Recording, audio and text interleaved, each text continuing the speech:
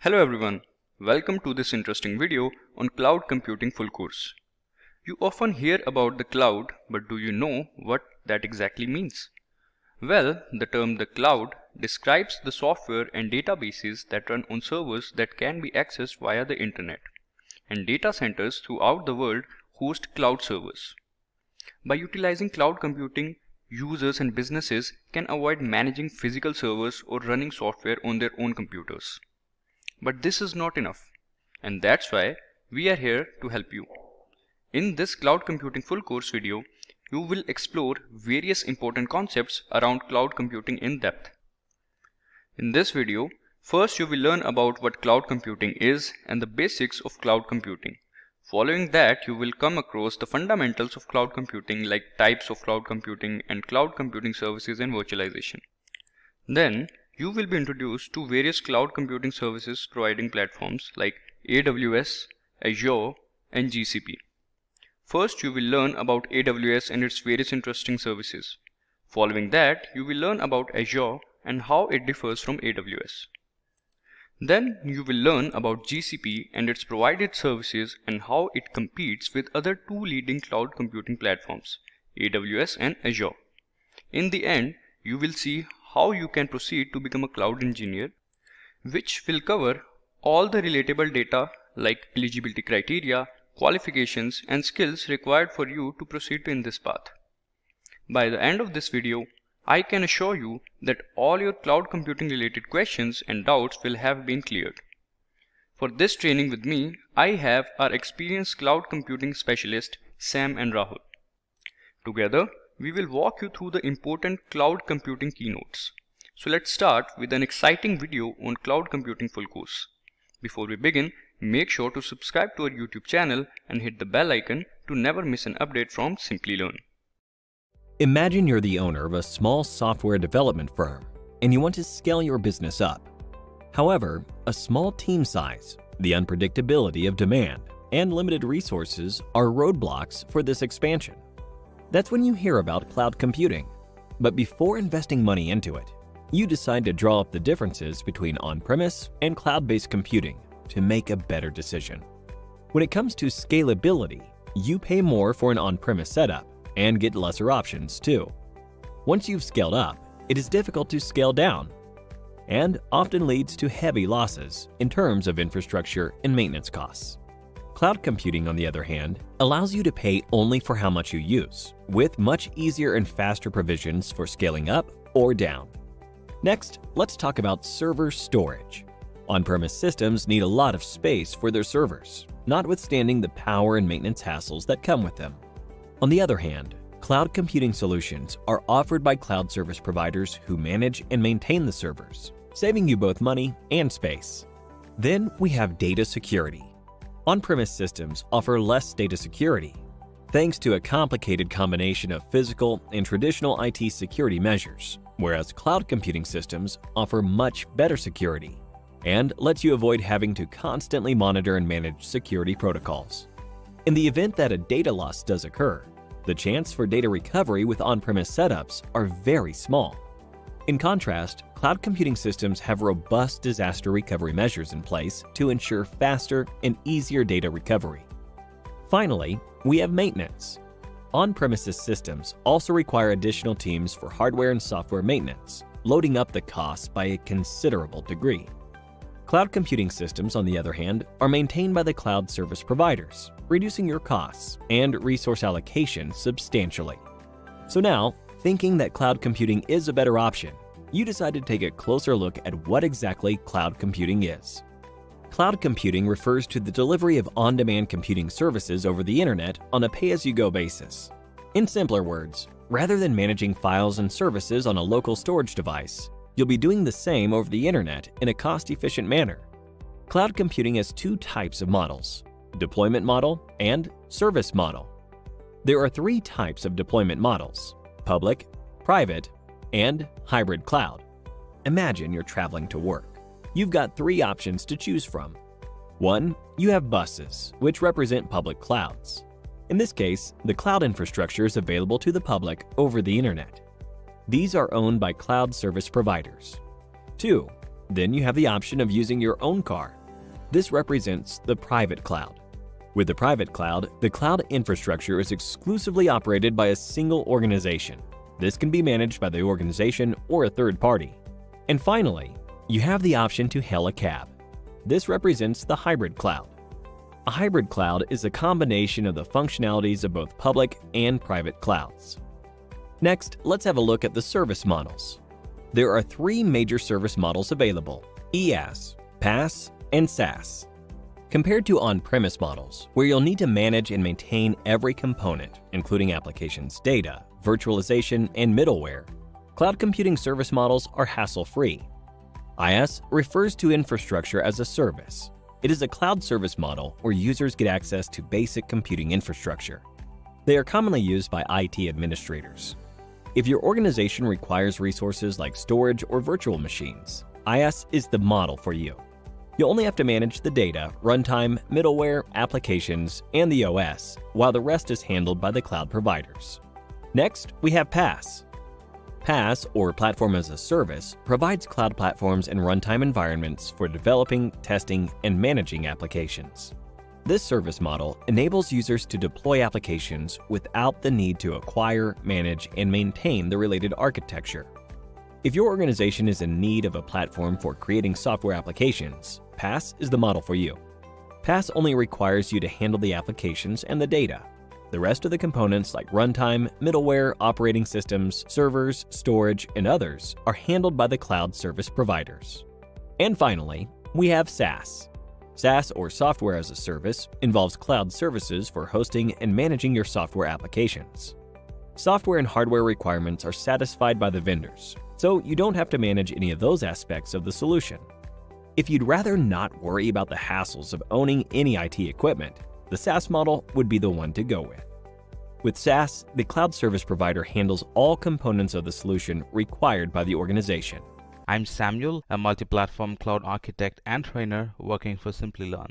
Let's dive deep into the topics we're going to discuss here. Why we needed cloud computing to begin with, and what is cloud computing and different types of cloud computings available at the moment. And we also are going to talk about dominant cloud providers available in the market at the moment. And we will touch a few topics or scenarios on lifecycle of a cloud computing solution. And we will be talking about how cloud computing is implemented in AWS. And there's nothing like visually seeing how things work in the cloud, right? So we're going to end it with a demo, and we're going to talk about products, or we're actually going to use products like EC2 and S3, EC2 being a virtual computer in the cloud and S3 being an object storage in the cloud.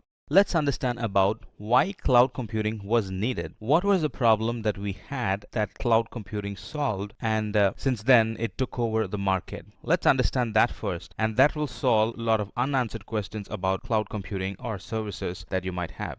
Here on the left, we have an owner of a business, and he wants to set up an DC or have an IT infrastructure for his company. So he called Paul, an IT educated person in his company, and consulted him about how to go about setting up an IT infrastructure. Now, Paul is the kind of guy who keeps himself updated about what's happening in the IT industry, and he frequently goes through learnings about the recent technology. So without missing a beat, Paul suggested, why not set up the environment in the cloud? But his manager was not sure about what is cloud, and more than trying to understand what cloud is, he was curious about the benefits of cloud over having an DC locally. So Paul started to explain the very same thing I'm going to explain to you now. Let's start with the expenditure or the billing model. With cloud, the billing model is pay as you go type, meaning we use less and pay less, and we use more and we pay less per unit. On the other hand, in on-premises, we can't expect that. We pay everything upfront, and there is an additional operating cost, and it never lets us to dynamically scale. In on-premises, a lot of space is required for seating the servers, but in the cloud, not such space requirement is needed for the organization. In on-premises, we also need a dedicated team to manage the hardware and software, but in the cloud, no such dedicated team is needed for most of the services. They all get managed by the provider. And even if we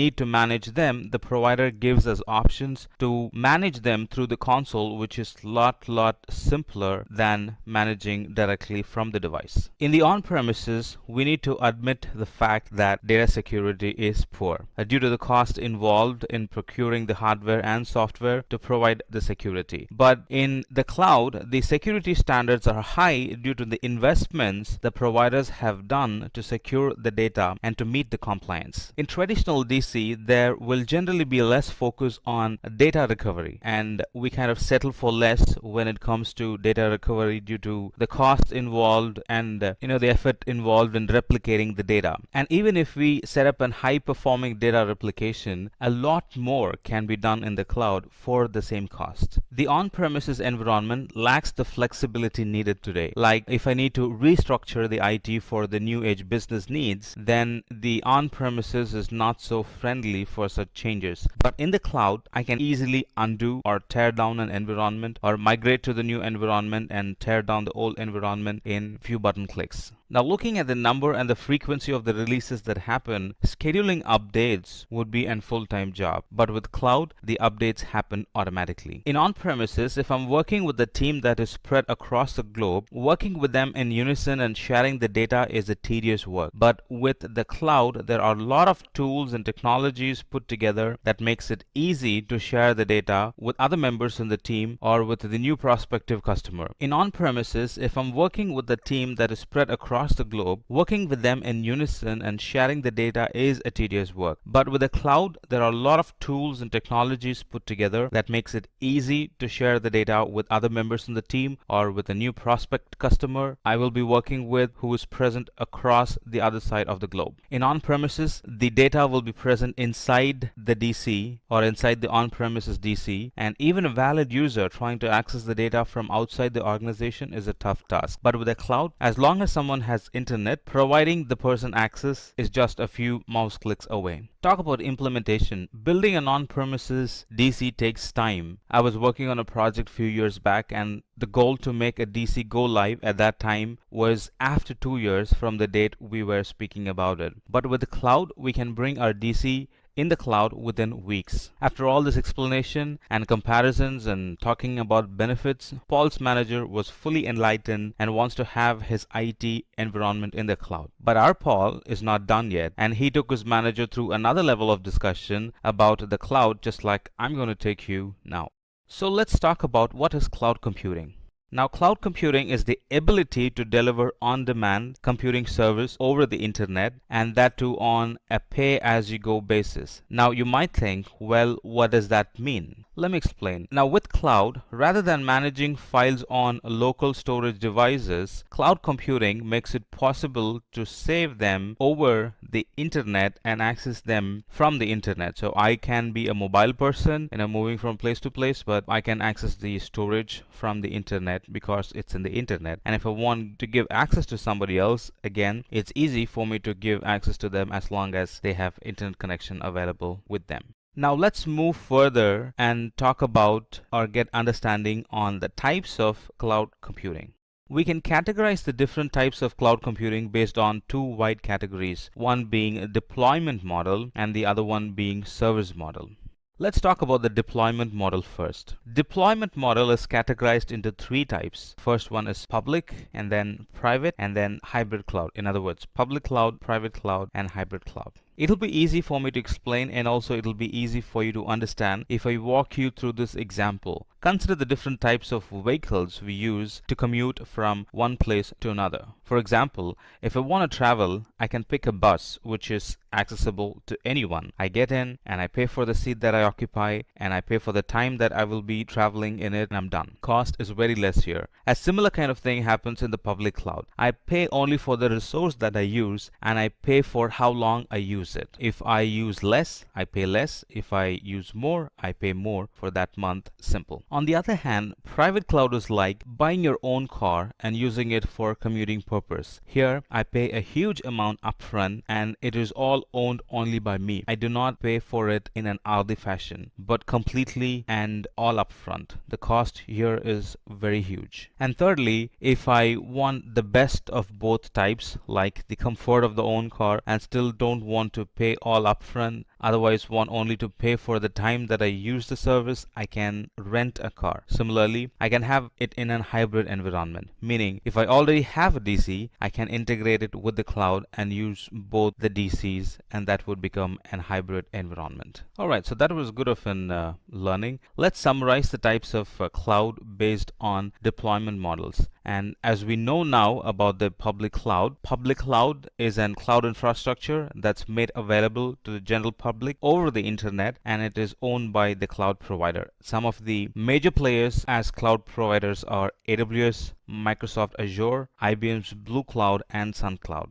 And private cloud? Now this cloud infrastructure is exclusively operated by a single organization. It can be managed by organizations or third party and may exist on premises or off premises, doesn't matter, but the point here is this is exclusively operated for a single organization. And some companies that provide private cloud are AWS and VMware. And hybrid cloud gives the best of both public and the private cloud. For example, the federal agencies, they opt for private clouds for storing and developing personal data, and they use public cloud to share the non-sensitive data with the general public or with other government departments.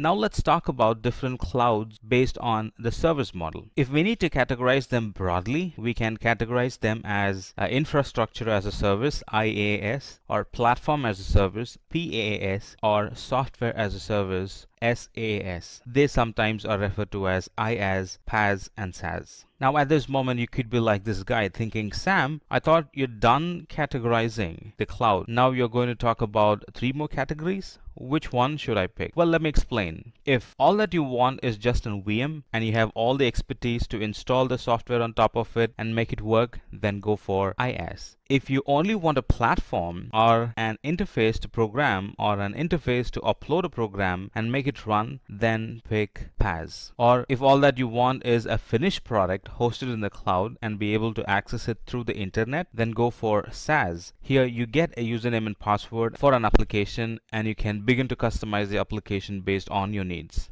Alright, let's talk about IaaS in a bit more detail. IaaS, it gives basic computing infra. It's based on a pay for what you use model. And some of the cloud providers who are big players are AWS, Azure, and Google. And here the users generally will be IT admins. In PaaS, the provider gives you a platform or a runtime environment for developing, testing, and managing application. It's platform ready. You buy the platform, you upload your code, and you start working on it. And it allows the software developers to deploy applications without running the underlying infrastructure. And as you might have guessed by now, the interesting candidates who would use PaaS is software developers. And in SaaS, everything is managed by the vendor, be it the hardware or the software. It's managed by the vendor, and we pay for the service and we pay for it through a pay-as-you-go subscription model. And as you might have guessed, the end users here would be end customer itself. Alright, let's put together everything in the same page and compare and contrast the different types of service models. In this chart, it explains the difference between the 4 models, starting from on-premises to IaaS and then PaaS and SaaS. It is self-explanatory that the resources managed by us are huge in on-premises and little less in IaaS, and further less or reduced in PaaS, and nothing to manage when it comes to SaaS.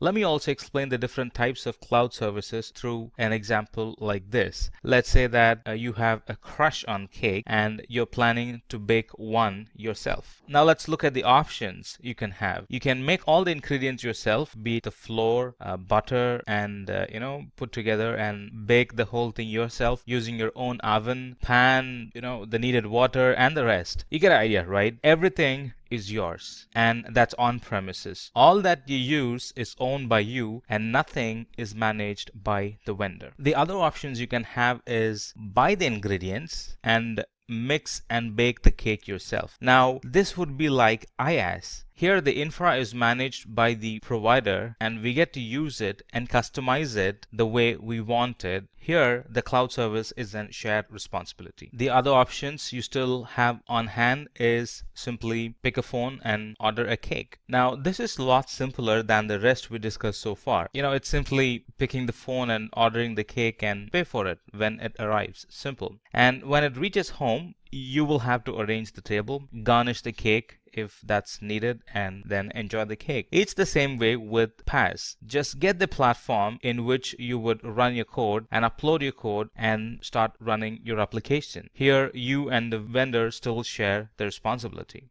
You still have one more option left, that is simply go out and dine. This is a lot simpler, that it requires no effort from us at all. You buy the fully finished and garnished cake and pay for it and walk out. No responsibility on making the cake. It's the same way with SaaS. We buy the finished product and pay for the finished application. As next thing, let's talk about the different cloud providers. Amazon Web Services, AWS, is a cloud computing service provided by Amazon. It provides a mix of infrastructure as a service, IaaS, platform as a service, PaaS, and packaged software as a service called SaaS offerings. Microsoft Azure, formerly known as Windows Azure, is a cloud computing service by Microsoft, and it sort of specializes in using cloud for building, testing, deploying, and managing the applications through the servers throughout a global network that Microsoft manages. It also provides software as a service, platform as a service, infrastructure as a service, and it supports lots of different programming languages and tools and frameworks, including both Microsoft and third-party software and systems. IBM Cloud is a cloud computing service offered by IBM. IBM Cloud includes infrastructure as a service, software as a service, platform as a service. Now, the difference is here it offers through public, private, and hybrid cloud delivery models. VMware, on the other hand, is a subsidiary of Dell Technologies and provides cloud computing and platform virtualization software and services. It was the first commercially successful company to virtualize the x86 architecture. Google Cloud Platform, on the other hand, is offered by Google. It's a suite of cloud computing services that run on the same infrastructure that Google uses internally for its end-user products such as the Google search and the YouTube we are familiar with. Alongside a set of managed tools, it also provides cloud services including computing services, data storage services, data analytics, and machine learning services. DigitalOcean, on the other hand, is headquartered in New York City with data centers worldwide. DigitalOcean provides developers cloud services that help to deploy and scale applications that run simultaneously on multiple computers. As of January 2018, DigitalOcean was the third largest hosting company in the world in terms of web-facing computers. Let's talk about cloud computing in AWS. Amazon Web Services, AWS, is a cloud computing service provided by Amazon, and these services are accessible over the internet. And because AWS provides infrastructure as a service, it's a flagship offering, we can create and deploy any type of application in the cloud on top of the IaaS that Amazon provides. And the best part here is the subscriptions are pay-as-you-go type. You use less and pay less, and only for what you have used. You use more, pay more, but still less per unit for the service used. Attractive, isn't it? Now let's talk about the life cycle of the cloud computing solution. The very first thing in the life cycle of a solution or a cloud solution is to get a proper understanding of the requirement. I didn't say get the requirement, but said get a proper understanding of the requirement. It is very vital because only then we will be able to properly pick the right service offered by the provider. Getting a sound understanding, the next thing would be to define the hardware. Meaning choose the compute service that will provide the right support where you can resize the compute capacity in the cloud to run application programs. Getting a sound understanding of the requirement helps in picking the right hardware. One size does not fit all. There are different services and hardwares for different needs you might have, like EC2 if you're looking for IaaS, and Lambda if you're looking for serverless computing, and ECS that provides containerized service. So there are a lot of hardwares available. Pick the right hardware that suits your requirement. The third thing is to define the storage. Choose the appropriate storage service where you can back up your data, and a separate storage service where you can archive your data locally within the cloud or from the internet. And choose the appropriate storage. There is one separately for backup called S3, and there is one separately for archival, that's for Glacier. So you knowing the difference between them really helps in picking the right service for the right kind of need. Define the network that securely delivers data, video, and applications. Define and identify the network services properly. For example, VPC for network, Route 53 for DNS, and direct connection for private P2P line from your office to the AWS data center. Set up the right security services, IAM for authentication and authorization, and KMS for data encryption at rest. So there are a variety of security products available. We got to pick the right one that suits our need. And there are a variety of deployment and automation and monitoring tools that you can pick from. For example, CloudWatch is for monitoring, autoscaling is for being elastic, and CloudFormation is define the management process and tools. You can have complete control of your cloud environment if you define the management tools which monitors your AWS resources and or the custom applications running on AWS platform. There are a variety of deployment, automation, and monitoring tools you can pick from, like CloudWatch for monitoring, autoscaling for automation, and CloudFormation for deployment. So knowing them will help you in defining the lifecycle of the cloud computing solution properly. And similarly, there are a lot of tools for testing a process like CodeStar and CodeBuild and CodePipeline. These are tools with which you can build, test, and deploy your code quickly. And finally, once everything is said and done, pick the analytics service for analyzing and visualizing the data using the analytics services, where we can start querying the data instantly and get a result. Now, if you want to visually view the happenings in your environment, you can pick Athena, and other tools for analytics are EMR, and which is Elastic MapReduce, and Cloud Search. Alright, enough of theory, and let's have a quick look at how two services in AWS, EC2 and S3, work together and benefits us. Here are two IT professionals talking to each other. One says, I have an application which takes a lot of storage and works only on Linux system, which I do not have at the moment. And the other one is a smart guy, and he immediately replies that he could use S3 to store data and retrieve data, and use EC2 for all his compute needs. And then the curious conversation builds up, and the first person wants to know what is EC2 and S3. And the second guy starts to explain that AWS EC2 is a web service that provides a secure and resizable compute capacity in the cloud. And EC2, it can also be used to launch as many virtual servers as we need. And about S3, he explains AWS S3 is a simple storage service provided by AWS. And about S3, he explains further, saying that using Amazon S3, we can store and retrieve any amount of data at any time on the web. Alright, so the very first thing is to have an AWS account. So create an AWS account. And second thing is to create an AWS S3 bucket and upload the files there. The files that EC2 server is going to pull from will get stored in S3 as first thing. Alright, so the first thing is to create an S3 bucket. So let's create an S3 bucket and let's call it as website bucket. And these names will have to be unique. So let's see if this bucket name is available. It says bucket name already taken or already exist. So let me top it up with SL, meaning Simplilearn. Alright, so we were able to create a bucket, and in that bucket let me upload a content. That basically is going to be my index file that's going to go and sit in my web server. So let me also make it public and view it. Alright, so this is the content that I have stored in my S3, and this is the content I'm going to push to my EC2 server. Alright, second step, create an AWS S3 bucket and upload files. We're done with that.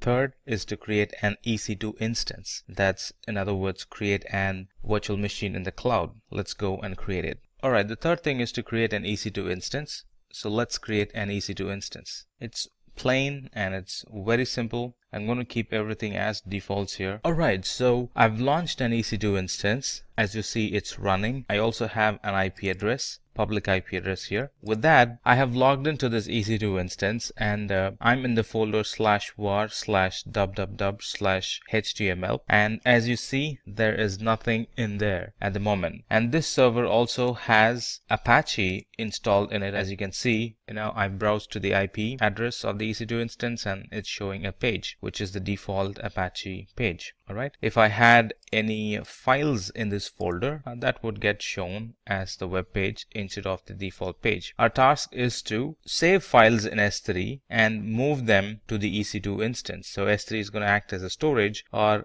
a repository or a source code control in this example. Alright, so let's do that. Alright, the third step is to create your EC2 instance, and that's what we have done. And the EC2 instance has no files in it. And the fourth step is to synchronize the source code bucket with the EC2 instance. Let's do that. The actual command to do that would be AWS S3 sync, and then the name of the bucket from which we're going to pull the code, and the folder in which we're going to put the code or the data. Alright, so it has downloaded something. Look at that. And now if we go back to the test page and do a refresh, there you go. It's showing the page that it pulled from S3. So here I can use S3 as the source code control bucket, and any information that I put in there will get reflected in EC2 instance once I do a sync every day. And that's how I use S3 as my storage for EC2. Alright, finally we were able to synchronize S3 bucket and the EC2 instance. And we were also able to view the results in the web browser of the EC2 instance. The data was copied from S3 to the EC2 instance, and that we were able to view from the web browser. Alright, so what did we learn? We learned about what is cloud computing, understood the basics of cloud computing. We understood about the types of cloud computing based on deployment models and service model. And then we understood how cloud computing is with AWS, how AWS is a cloud computing service provider and the benefits of using AWS over other providers. We also looked at lifecycle of the cloud computing solution, and finally we did a demo on AWS EC2 and S3, and we saw how EC2 is dependent on S3, or how we can use S3 to be dependent on EC2 and sort of act as an storage for the compute instance. So to understand what exactly virtualization is, let's take a look at an example. So meet Jake. He works as a software developer in an IT firm, and he often has to work on different projects involving multiple operating systems. According to the requirements of the project, during which you often come across cases where the managing of data becomes problematic due to the compatibility issues with the different operating systems, which makes it hard for the completion of the project. So, what can Jake do to overcome such a problem? Well, to overcome such a problem, he decided to use the way of virtualization. But what is virtualization, and how does it help us? Well, let's take a look. To begin with, we'll take a look at what exactly virtualization is and how it can help us. Then we'll understand what virtual machines are. After that, we learn about the role and different types of hypervisor that are involved during the process of virtualization. After that, we learn what different types of virtualizations are available and how differently they affect our systems. And lastly, we will see what benefits virtualization provides us with. To begin with, we'll understand what virtualization is. Virtualization is nothing but utilizing a software to create a virtual layer over the hardware, which allows the system hardware to be used more efficiently and allows appropriate return for a hardware cost. The software hypervisor also allows the elements of the system, like storage, memory, processor, etc., to be distributed among multiple separate and secure virtual computers known as virtual machines. To understand the situation of virtualization much better, let's take a look at an example. This is a system installed with the Windows operating system, which is officially known as the host OS, where the virtualization software known as the hypervisor will run. And then using the hypervisor software, we can have multiple instances of different OS, including Unix, Mac, and Linux, which are known as virtual systems or guest OS. The working of the virtualization is only possible by using a software known as a hypervisor. And later in the video, we will also learn about the working and different types of hypervisor involved. Now that we have understood what virtualization is, let's take a look at what a virtual machine is. So, as the name suggests, virtualization is nothing but an emulation or a virtual representation of a physical operating system on a hardware device. The virtual machines are also known as guest OS, whereas a physical system that they run on is also known as the host OS. Now, let's take a look at the software that makes the virtualization possible. Hypervisor is a software layer that manages the virtual machines. It forms an interface between the physical system and the virtual machine, which ensures the proper access of the resources. It also manages the virtual machines so that they don't interfere with each other's resources. Let's take a look at what different types of hypervisors are there. The first type of hypervisor is known as the Type 1 hypervisor, or the bare metal hypervisor. This type of hypervisor directly interacts with the hardware system and user resources. The other type of hypervisor is known as the Type 2 hypervisor, which runs as an application on the host operating system, and the hypervisor also coordinates with the virtual machine for resource management. Let's take a look at the Type 1 hypervisor. They run directly on top of the host operating system and utilize the hardware resources. And that is why they're also known as the bare metal hypervisor. They take up the place of the host operating system and works as the own operating system. And since this type of hypervisor works directly on the hardware system, they are highly efficient. Now that we understand Type 1 hypervisor, let's take a look at the Type 2 hypervisor. This type of hypervisor doesn't directly work on the operating system hardware, but instead it works as an application in the host operating system where they are suitable for running individual systems. Users can also have different multiple OS installed in the physical system by using this type of hypervisor. Due to the application-based working of the Type 2 hypervisor, they are also known as virtual machine monitors, or in short, VMMs. Now that we understand what different types of hypervisors there are, let's take a look at what types of virtualizations are present. The first type of virtualization is the desktop virtualization, then the network virtualization, storage virtualization, and lastly, the application virtualization. Let's take a look at them one by one.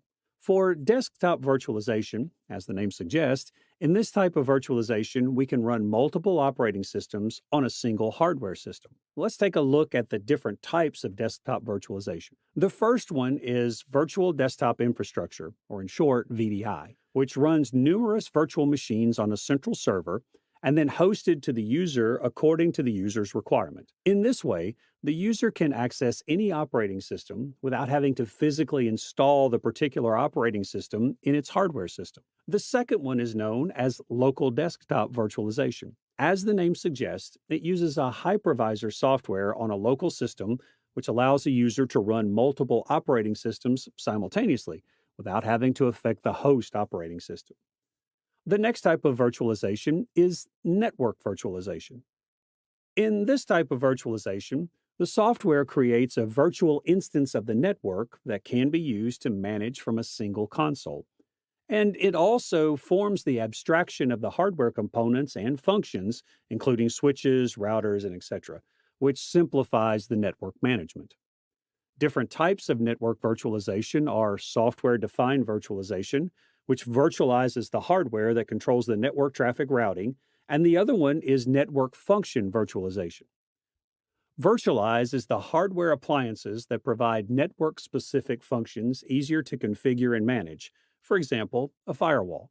Let's take a look at the third type of virtualization, known as the storage virtualization. This virtualization enables all the storage devices on the system to be accessed and be managed as a single storage unit. The storage virtualization collects all the storage into a single pool from which they can allot another virtual machine on the same network as required. And this makes it easier to assign storage for multiple virtual machines with maximum efficiency. And the last virtualization that we'll discuss is the application virtualization. In this type of virtualization process, the application runs directly without the need of installing it into the system as they run on a virtual environment. Different types of application virtualization the local application virtualization, and this type of application runs on the host device, but runs in a different virtual environment, but not in the hardware. The second one is application virtualization. And in this, the application is on the server side and it sends some of the components to the host device according to the requirement. And last is the server-based application virtualization. This application runs directly on the server side and sends only the interface to the client system. Now, let's take a look at the benefits of virtualization. The first one is resource efficiency. As the name suggests, before virtualization, each application server used its own hardware resources, which were being underused. But with having multiple virtual machines, maximum utilization of the hardware capacity occurs. Then we have minimum downtime, which refers to the crashes of operating systems and applications, which can cause a halt in the user productivity. By using virtualization, the admin can run multiple similar virtual machines simultaneously and change over the working instances in case of a crash instead of having multiple dedicated servers. And then we have time management. Buying, installing, and configuring a new system is not only costly, but also a waste of time.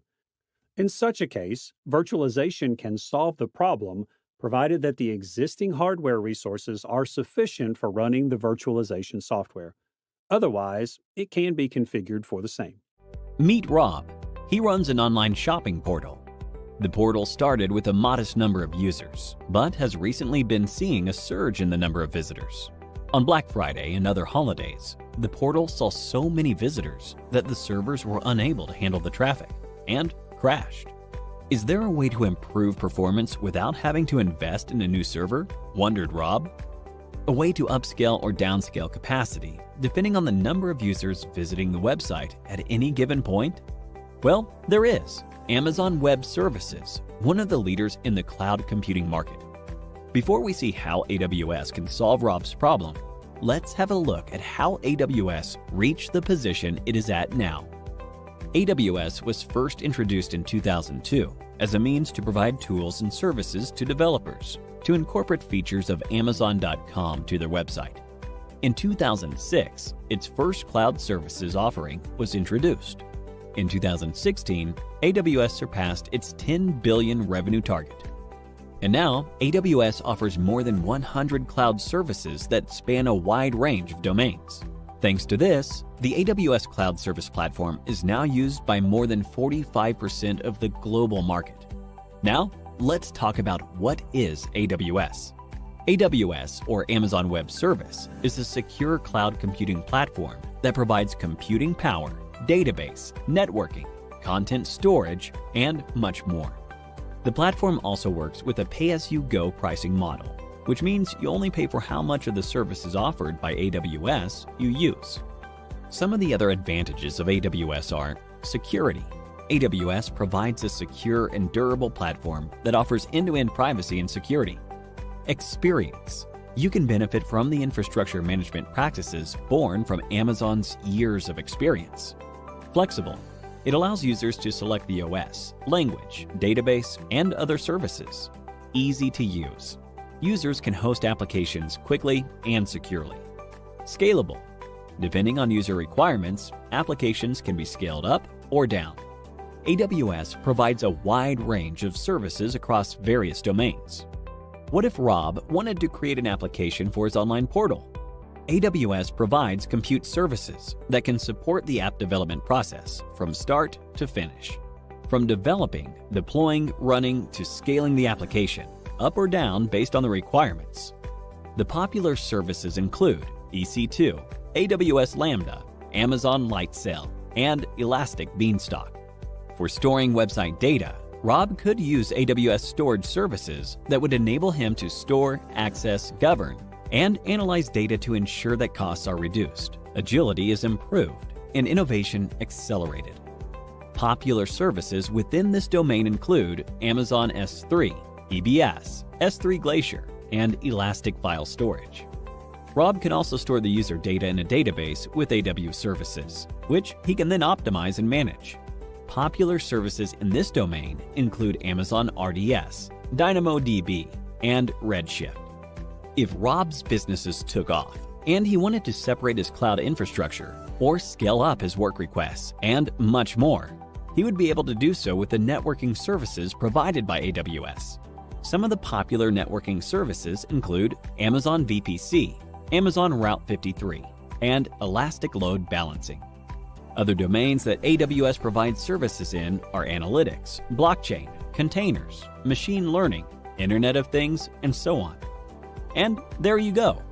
That's AWS for you in a nutshell. AWS. Let me start the session with this scenario. Let's imagine how life would have been without Spotify. For those who are hearing about Spotify for the first time, Spotify is an online music service offering, and it offers instant access to over 16 million licensed songs. Spotify now uses AWS Cloud to store the data and share it with their customers. But prior to AWS, they had some issues. Imagine using Spotify before AWS. Let's talk about that. Back then, users were often getting errors because Spotify could not keep up with the increased demand for storage every new day. And that led to users getting upset and users canceling the subscription.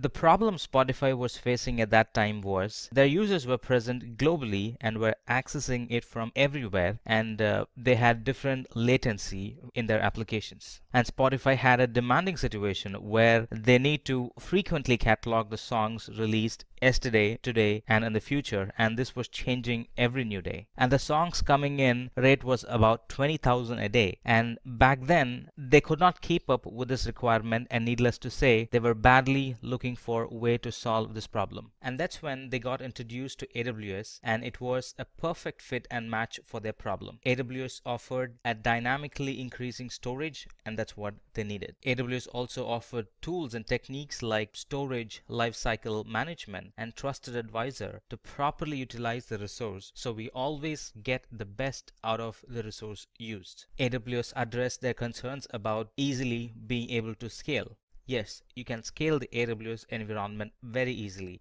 How easily, one might ask? It's just a few button clicks. And AWS solved Spotify's problem. Let's talk about how it can help you with your organization's problem. Let's talk about what is AWS first, and then let's bleed into how AWS became so successful and the different types of services that AWS provides, and what's the future of cloud and AWS in specific. Let's talk about that. And finally, we'll talk about a use case where you will see how easy it is to create a web application with AWS. Alright, let's talk about what is AWS. AWS, or Amazon Web Services, is a secure cloud service platform. It is also pay-as-you-go type billing model where there is no upfront or capital cost. We'll talk about how soon the service will be available. Well, the service will be available in a matter of seconds. With AWS, you can also do identity and access management, that is, authenticating and authorizing a user or a program on the fly. And almost all the services are available on demand, and most of them are available instantaneously. And as we speak, Amazon offers 100 plus services, and this list is growing every new week. Now that would make you wonder how AWS became so successful. Of course, it's their customers. Let's talk about the list of well-known companies that has their IT environment in AWS. Adobe uses AWS to provide multi-terabyte operating environments for its customers. By integrating its system with AWS Cloud, Adobe can focus on deploying and operating its own software instead of trying to deploy and manage the infrastructure. Airbnb is another company. It's an community marketplace that allows property owners and travelers to connect each other for the purpose of renting unique vacation spaces around the world. And the Airbnb community users' activities are conducted on the website and through iPhones and Android applications. Airbnb has a huge infrastructure in AWS, and they're almost using all the services in AWS and are getting benefited from it. Another example would be Autodesk. Autodesk develops software for engineering, designing, and entertainment industries using services like Amazon RDS or Relational Database Service and Amazon S3 or Amazon Simple Storage Service Autodesk can focus on deploying or developing its machine learning tools instead of spending that time on managing the infrastructure. AOL, or American Online, uses AWS, and using AWS they have been able to close data centers and decommission about 14,000 in-house and co-located servers and move mission critical workload to the cloud and extend its global reach and save millions of dollars on energy resources. Bitdefender is an internet security software firm, and their portfolio of softwares include antivirus and anti-spyware products. Bitdefender uses EC2, and they're currently running few hundred instances that handle about 5 terabytes of data, and they also use Elastic Load Balancer to load balance the connection coming in to those instances across availability zones, and they provide seamless global delivery of service because of that. The BMW Group, it uses AWS for its new connected car application that collects sensor data from BMW 7 series cars to give drivers dynamically updated map information. Canon's Office Imaging Products division benefits from faster deployment times, lower cost, and global reach by using AWS to deliver cloud-based services such as mobile print. The Office Imaging Products division uses AWS, such as Amazon S3 and Amazon Route 53, Amazon CloudFront, and Amazon IAM for their testing, development, and production services. Comcast, it's the world's largest cable company and the leading provider of internet service in the United States. Comcast uses AWS in a hybrid environment. Out of all the other cloud providers, Comcast chose AWS for its flexibility and scalable hybrid infrastructure. Docker is a company that's helping redefine the way developers build, ship, and run applications. This company focuses on making use of containers for this purpose. And in AWS, the service called the Amazon EC2 Container Service is helping them achieve it. The ESA, or European Space Agency, although much of ESA's work is done by satellites, some of the program's data storage and computing infrastructure is built on Amazon Web Services. ESA chose AWS because of its economical pay-as-you-go system as well as its quick startup time. The Guardian newspaper uses AWS, and it uses a wide range of AWS services including Amazon Kinesis, Amazon Redshift that power an analytic dashboard which editors use to see how stories are trending in real time. Financial Times, FT, is one of the world's largest leading business news organization, and they used Amazon Redshift to perform their analysis. A funny thing happened. Amazon Redshift performed so quickly that some analysts thought it was malfunctioning. They were used to running queries overnight, and they found that the results were indeed correct, just as much faster. By using Amazon Redshift, FT is supporting the same business functions with costs that are 80% lower than what was before. General Electric, GE, is at the moment as we speak migrating more than 9,000 workloads including 300 disparate ERP systems to AWS while reducing its data center footprint from 34 to 4 over the next 3 years. Similarly, Harvard Medical School, HTC, IMDb, McDonald's, NASA, Kellogg's, and a lot more are using the services Amazon provides and are getting benefited from it. And this huge success and customer portfolio is just the tip of the iceberg. And if we think why so many adapt AWS, and if we let AWS answer that question, this is what AWS would say. People are adapting AWS because of the security and durability of the data, and end-to-end privacy and encryption of the data and storage. Experience. We can also rely on AWS way of doing things by using the AWS tools and techniques and suggested best practices built upon the years of experience it has gained. Flexibility. There is a greater flexibility in AWS that allows us to select the OS, language, and database. Easy to use. Swiftness in deploying. We can host our applications quickly in AWS, be it a new application or migrating an existing application into AWS. Scalability. The application can be easily scaled up or scaled down depending on the user requirement. Cost saving. We only pay for the compute power, storage, and other resources you use, and that too without any long-term commitments. Now let's talk about the different types of services that AWS provides. The services that we talk about fall in any of the following categories you see, like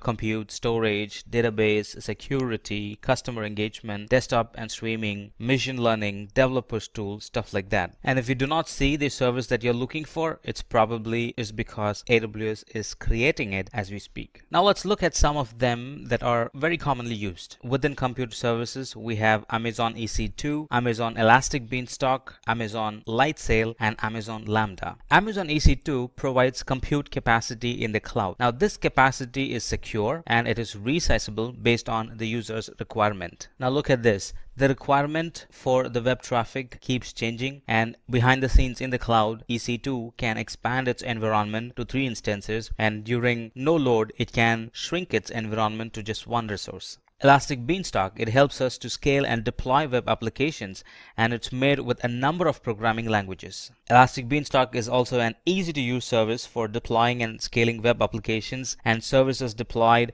be it in Java, .NET, PHP, Node.js, Python, Ruby, Docker, and a lot other familiar services such as Apache, Passenger, and IIS. We can simply upload our code, and Elastic Beanstalk automatically handles the deployment from capacity provisioning to load balancing to auto scaling to application health monitoring. And Amazon Lightsail is a virtual private server which is easy to launch and easy to manage. Amazon Lightsail is the easiest way to get started with AWS for developers who just need a virtual private server. Lightsail includes everything you need to launch your project quickly on a virtual machine, like SSD based storage, a virtual machine, tools for data transfer, DNS management, and a static IP, and that too for a very low and predictable price. AWS Lambda has taken cloud computing services to a whole new level. It allows us to pay only for the compute time, no need for provisioning and managing servers. And AWS Lambda is a compute service that lets us run code without provisioning or managing servers. Lambda executes your code only when needed and scales automatically from few requests per day to thousands per second. You pay only for the compute time you consume. There is no charge when your code is not running. Let's look at some storage services that Amazon provides, like Amazon S3, Amazon Glacier, Amazon EBS, and Amazon Elastic File System. Amazon S3 is an object storage that can store and retrieve data from anywhere. Websites, mobile apps, IoT sensors, and so on can easily use Amazon S3 to store and retrieve data. It's an object storage built to store and retrieve any amount of data from anywhere. With its features like flexibility in managing data and the durability it provides and the security that it provides, Amazon Simple Storage Service or S3 is a storage for the internet. And Glacier is a cloud storage service that's used for archiving data and long-term backups. And this Glacier is an secure, durable, and extremely low-cost cloud storage service for data archiving and long-term backups. Amazon EBS, Amazon Elastic Block Store, provides block store volumes for the instances of EC2. And this Elastic Block Store is highly available and a reliable storage volume that can be attached to any running instance that is in the same availability zone. EBS volumes that are attached to the EC2 instances are exposed as storage volumes that persist independently from the lifetime of the instance. And Amazon Elastic File System or EFS provides an elastic file storage which can be used with AWS Cloud Service and resources that are on premises. And Amazon Elastic File System, it's simple, it's scalable, it's an elastic file storage for use with Amazon Cloud Services and for on-premises resources. It's easy to use and offers a simple interface that allows you to create and configure file systems quickly and easily. Amazon File System is built to elastically scale on demand without disturbing the application, growing and shrinking automatically as you add and remove files, so your application have the storage they need and when they need it. Now let's talk about databases. The two major database flavors are Amazon RDS and Amazon Redshift. Amazon RDS, it really eases the process involved in setting up, operating, and scaling a relational database in the cloud. Amazon RDS provides cost-efficient and resizable capacity while automating time-consuming administrative tasks such as hardware provisioning, database setup, patching, and backups It sort of frees us from managing the hardware and sort of helps us to focus on the application. It's also cost effective and resizable, and it's also optimized for memory, performance, and input and output operations. Not only that, it also automates most of the services like taking backups, monitoring, stuff like that. It automates most of those services. Amazon Redshift. Amazon Redshift is a data warehousing service that enables users to analyze the data using SQL and other business intelligence tools. Amazon Redshift is an fast and fully managed data warehouse that makes it simple and cost-effective to analyze all your data using standard SQL and your existing business intelligence tools. It also allows you to run complex analytic queries against petabyte of structured data using sophisticated query optimizations. And most of the results, they generally come back in seconds. Alright, let's quickly talk about some more services that AWS offers. There are a lot more services that AWS provides, but we're going to look at some more services that are widely used. AWS Application Discovery Services help enterprise customers plan migration projects by gathering information about their on-premises data centers. Planning a data center migration can involve thousands of workloads. They are often deeply interdependent. Server utilization data and dependency mapping are important early first step in migration process. And this AWS Application Discovery Service collects and presents configuration, usage, and behavior data from your servers to help you better understand your workloads. Route 53, it's a network and content delivery service. It's an highly available and scalable cloud domain name system or DNS service. And Amazon Route 53 is fully compliant with IPv6 as well. Elastic Load Balancing, it's also a network and content delivery service. Elastic Load Balancing automatically distributes incoming application traffic across multiple targets such as Amazon EC2 instance, containers, and IP addresses. It can handle the varying load of your application traffic in a single availability zone and also across availability zones. AWS Auto Scaling, it monitors your application and automatically adjusts the capacity to maintain steady and predictable performance at a lowest possible cost. Using AWS Auto Scaling, it's easy to set up application scaling for multiple resources across multiple services in minutes. Auto scaling can be applied to web services and also for DB services. AWS Identity and Access Management, it enables you to manage access to AWS services and resources securely. Using IAM, you can create and manage AWS users and groups and use permissions to allow and deny their access to AWS resources. And moreover, it's a free service. Now let's talk about the future of AWS. Well, let me tell you something. Cloud is here to stay. Here's what in store for AWS in the future. As years pass by, we're going to have a variety of cloud applications born like IoT, artificial intelligence, business intelligence, serverless computing, and so on. Cloud will also expand into other markets like healthcare, banking, space, automated cars, and so on. As I was mentioning some time back, lot or greater focus will be given to artificial intelligence. And eventually, because of the flexibility and advantage that cloud provides, we're going to see a lot of companies moving into the cloud. Alright, let's now talk about how easy it is to deploy a web application in the cloud. So the scenario here is that our users like a product and we need to have a mechanism to receive input from them about their likes and dislikes and give them the appropriate product as per their need. Alright, though the setup and the environment, it sort of looks complicated, we don't have to worry because AWS has tools and technologies which can help us to achieve it. Now we're going to use services like Route 53, services like CloudWatch, EC2, S3, and a lot more, and all these put together are going to give an application that's fully functionable and an application that's going to receive the information like using the services like Route 53, CloudWatch, EC2, and S3. We're going to create an application and that's going to meet our need. So back to our original requirement, all I want is to deploy a web application for a product that keeps our users updated about the happenings and the new comings in the market. And to fulfill this requirement, here is all the services we would need. EC2 here is used for provisioning the computational power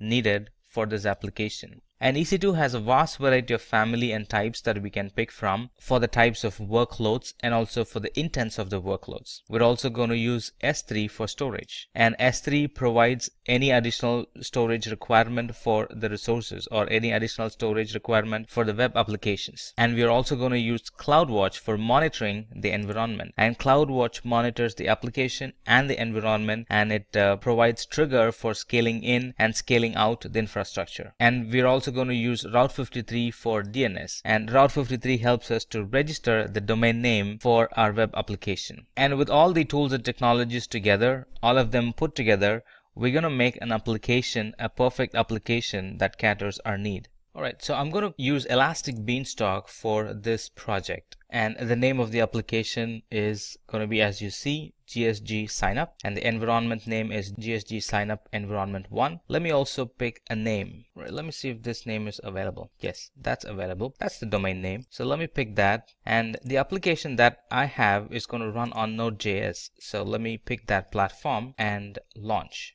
Now, as you see, Elastic Beanstalk, this is going to launch an instance. It's going to launch the monitoring setup or the monitoring environment. It's going to create a load balancer as well, and it's going to take care of all the security features needed for this application.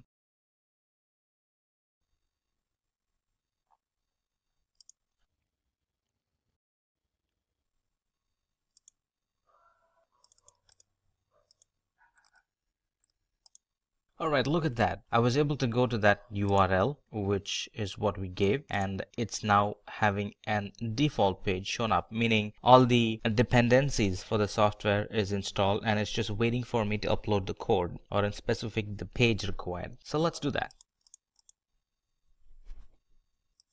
Let me upload the code. I already have the code saved here.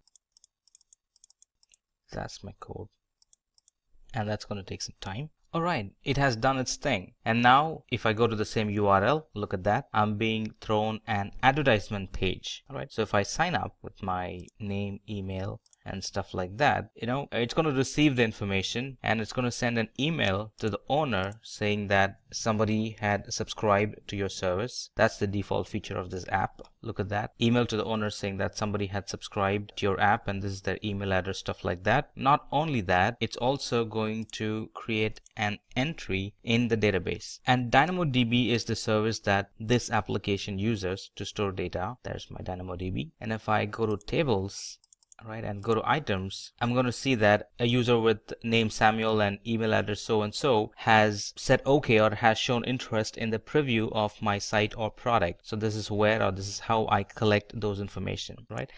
And some more things about the infrastructure itself is it is running behind an load balancer.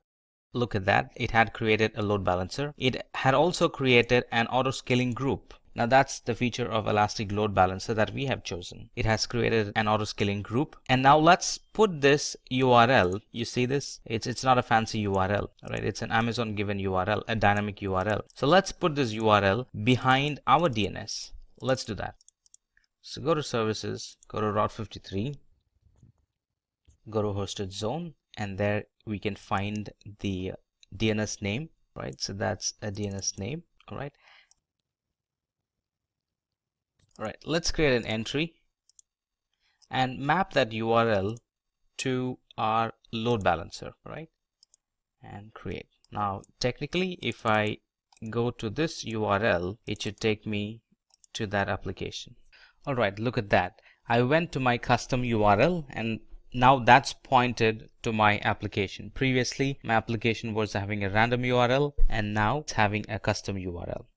So what did we learn? We started the session with what is AWS. We looked at features and tools, technologies, products that AWS provides. And we also looked at how AWS became very successful. Again, we looked into the benefits and features of AWS in depth. And we also looked at some of the services that AWS provides in random. And then we picked particular services and we talked about them like EC2, Elastic Beanstalk, Lightsail, Lambda, storage, stuff like that. Then we also looked at the future of AWS, what AWS holds in the store for us. We looked at that, and then finally we looked at a lab in which we created an application using Elastic Beanstalk, and all that we had to do was a couple of clicks and boom, an application was there available that was connected to the database, and that was connected to the simple notification system, that was connected to CloudWatch, that was connected to storage, stuff like that. What's in it for you? I would be covering up what is AWS, the Amazon Web Services, what are the benefits of using AWS as a cloud, and the different AWS services. That would include compute service, storage service, database service, networking service, security service, management tool service, developer tool service, likewise. And then I would be covering up demo on those essential AWS services. Let's look into what is AWS. AWS is a broadly adapted cloud platform which offers several on-demand operations like compute power, database storage, content delivery, etc. And that helps corporate scale and grow. AWS services can be used to create and deploy any application in the cloud. For example, it provides services over the internet just like World Wide Web, and AWS is the largest cloud platform available that you can use for either creating the application, creating the databases, likewise the other features also you can use simultaneously. Now, what are the benefits of AWS?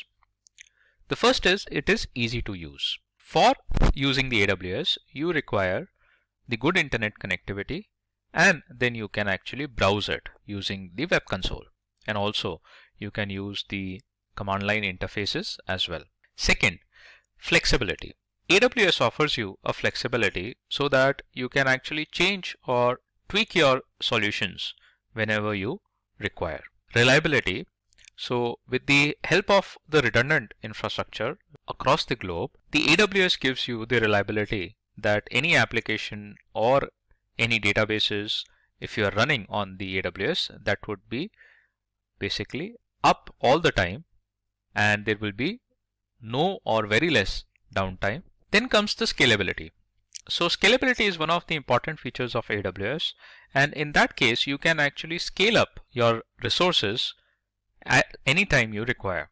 So for example, if any of your application is overutilized and you require more resources to run your application, you can do that on the fly. Then comes cost effectiveness. So AWS is a very cost effective platform because here whatever the service that you use, that is charged on a per hour usage only. So you don't have to pay the complete cost like you do when you procure the infrastructure in the data centers. You don't have to basically pay for the complete package or usage of the service. You just have to pay for whatever time duration that you have actually used that service and the associated charges with it. And that makes the AWS a very cost-effective solution. Then comes the security. So AWS is a secure platform, and a lot of measures have been taken so that the security can be enhanced and upgraded in the AWS.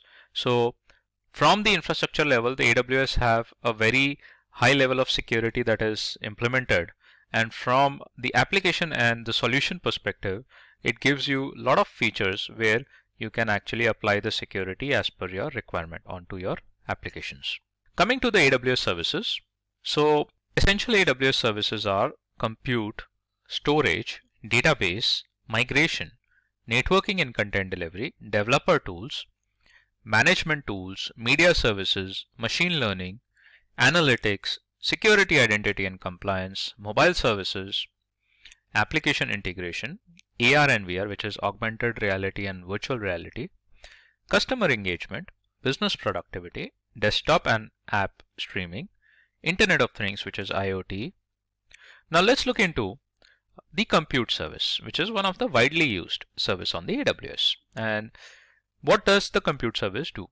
These services help developers build, deploy, and scale an application in the cloud platform, that is EC2, Lambda, Elastic Container Service, Elastic Load Balancer, Lightsail, and Elastic Beanstalk.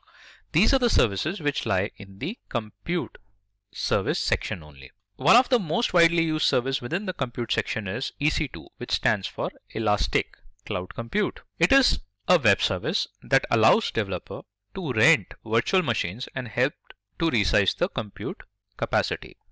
So here what you can do is you can run the virtual machines, and you have the privileges to select the type of operating system that you want should be running on your instances or on your virtual machines. And likewise, later you can customize as per your requirement. Lambda is a serverless compute service. It is also responsible to execute code for a specific application. So those who are from the development background, they can focus more on creation of a code. They don't have to create a server, manage it. Instead, they can use a Lambda where they can deploy their code directly onto the Lambda server. Then comes the storage service. Now, couple of storage services are S3 Glacier, EBS, which is Elastic Block Storage, Storage Gateway. Now, AWS provides Web Data Storage Service for archiving data. Also, its main advantage is disaster data recovery with high durability. Let's look into some of the essential storage services, and one of the most widely used storage services is S3, which stands for Simple Storage Service. In the Simple Storage Service, what you need to do is you have to create a bucket, and in that bucket you have to put the files in it. So S3 gives open cloud-based storage service which is utilized for online data backup. Then comes the EBS, which is an elastic block storage. Now you can understand EBS as a virtual hard drive also, which attaches with the EC2, and it provides high availability storage volume for persistent data. It is mainly used by Amazon EC2 instances. Then you have the database services. AWS Database Domain Service offers cost-efficient, highly secure and scalable database instances in the cloud. And some of the database services are RDS, which is a relational database service, DynamoDB, the non-relational or NoSQL or NoSQL database service, Elasticache, and Amazon Redshift. Now, one of the essential database service is the DynamoDB. It is a flexible NoSQL database service which offers fast and reliable performance with no scalability issues. It is fast, reliable, highly scalable, and suitable for small scale applications like mobile applications, gaming applications, or anything with respect to the Internet of Things devices. There, the DynamoDB is most widely used or suitable. Then comes the relational database service, that is the RDS, which is a structured database service. It is a managed distributed relational database cloud service that helps developers to operate and scale database in a simple manner. So RDS has different vendors platform with respect to the database usage, and that includes the PostgreSQL, MySQL, then you have Oracle, Microsoft, or MS SQL, and they have their own customized database as well, that is called as the Amazon Aurora. Along with that, they have a Maria database or MariaDB as well. So these are a couple of vendors that give their database engines that you can use on the RDS. Now coming to the networking services, it offers a highly secure cloud platform and helps in connecting your physical network to your private virtual network with high transfer speed. Now, some of the services in the networking and content delivery are VPC, which is a virtual private cloud, a very important service in order to make your applications or services more secure. Route 53, which is a DNS mapping service. Direct Connect, which directly connects with the AWS services and with your data centers. And the CloudFront, that is basically a content delivery service. Now coming to the VPC or a virtual private cloud, it helps a developer to deploy AWS resources such as Amazon EC2 instances in a private virtual cloud, so that you can actually make your EC2 isolated or make it more secure, and even you can make it for a public access also. Depends on the administrator that how they want to customize it.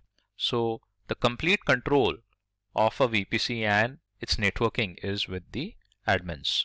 Then comes the Route 53 service.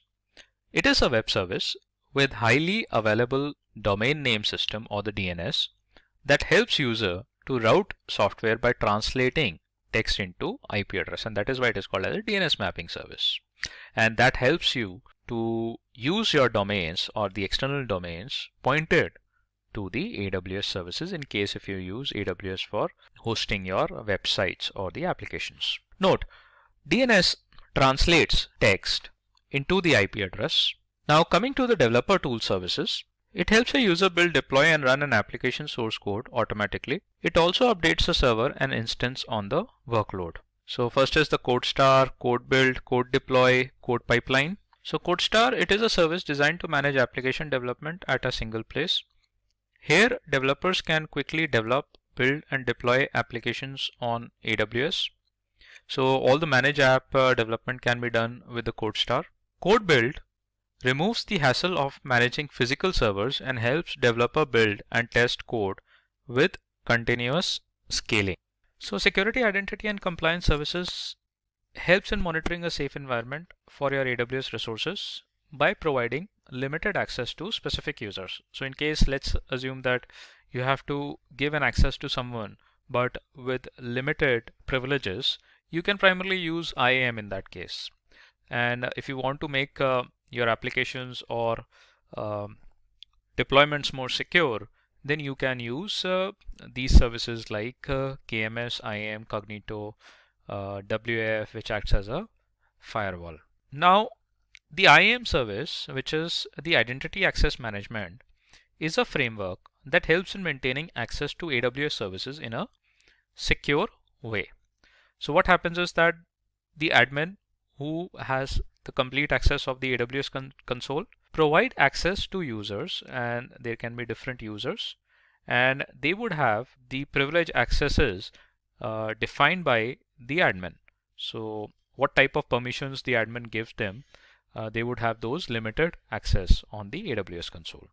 KMS enables users to create and manage the encryption keys that are used for encrypting data. Coming to management tool services, with the help of management tools using this service, an individual can optimize costs, minimize risk, and automate all the resources running on the AWS infrastructure efficiently. So with the management tools, you can monitor the resources application, its tools and the utilizations, and along with that you can scale up, scale down the resources likewise. With the help of the management tools, you can also do the auditing task. So one of the essential service in the management tool service is the CloudWatch. It is a monitoring tool for AWS resources and customer applications running on AWS platform. So let's assume that you have used EC2, DynamoDB, S3, RDS, and you want to monitor those resources. You can use the CloudWatch that can give you the results. Coming to the CloudFormation, this service helps you in monitoring all your AWS resources at one place so that you can spend minimum time in managing those resources and maximum time on developing the application. So with the help of the CloudFormation, you can deploy the entire solution with the help of creation of a template. You just need to create one template and you have to deploy it. The rest of the things will be done by the AWS, and hence it is a kind of an automation task only. Now let's look into the demo of some of the essential services. So we'll start with the EC2, and I have already logged in into my AWS account. So where exactly you can find the EC2? Just click on the services. Under the compute section, you can find the EC2. EC2 stands for Elastic Cloud Compute Service, primarily used for creating the virtual machines. So I'll click on this service and quickly I'll show you how the virtual machine is created and how we can basically access it. So I would be creating one virtual machine or an instance with the Windows operating system.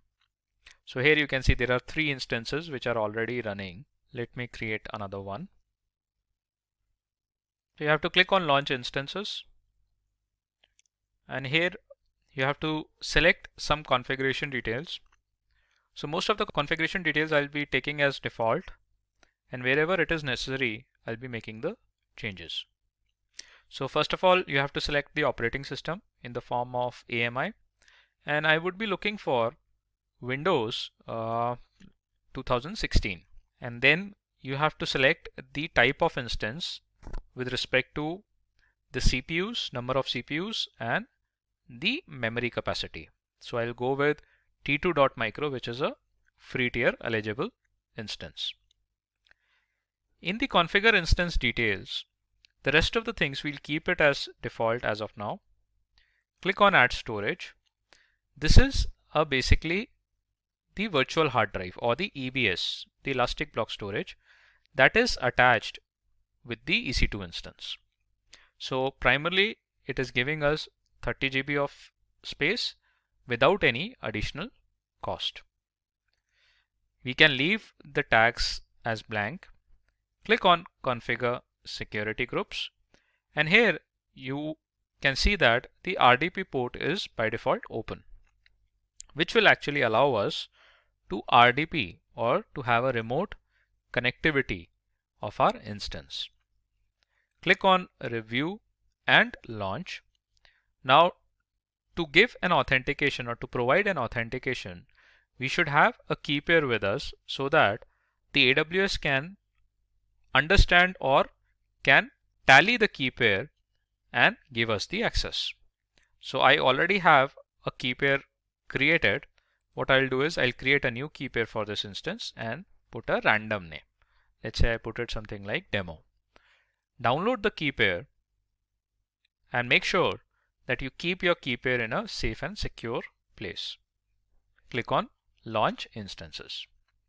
Now you will see that there is an instance ID that has been created, which is a number, alphanumeric number, that is randomly given by the AWS.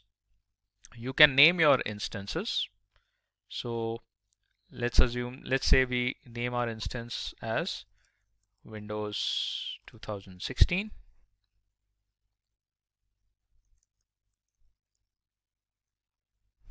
Click on Save. And the AWS deploys our instance on a respective infrastructure. It gives us the IP addresses, the public IP and the private IP, which is an internal IP. And we have to access the instance from the public IP only. So now to access that instance, we have to open up the RDP, put the public IP, click on Connect, and when it asks you for the authentication, you put a username as administrator, and the password you have to generate by providing the key. So click on Connect, and then you have to click on RDP client. Here you have to get a password. So click on Get Password, browse, and when you click on browse, you have to provide demo.pem file. So it should be in the download section here itself. Just provide that key pair and it is going to give you the password in the encrypted format.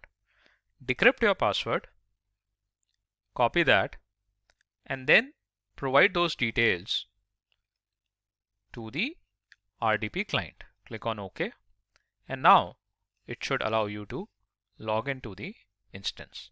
Let's wait for the windows to appear.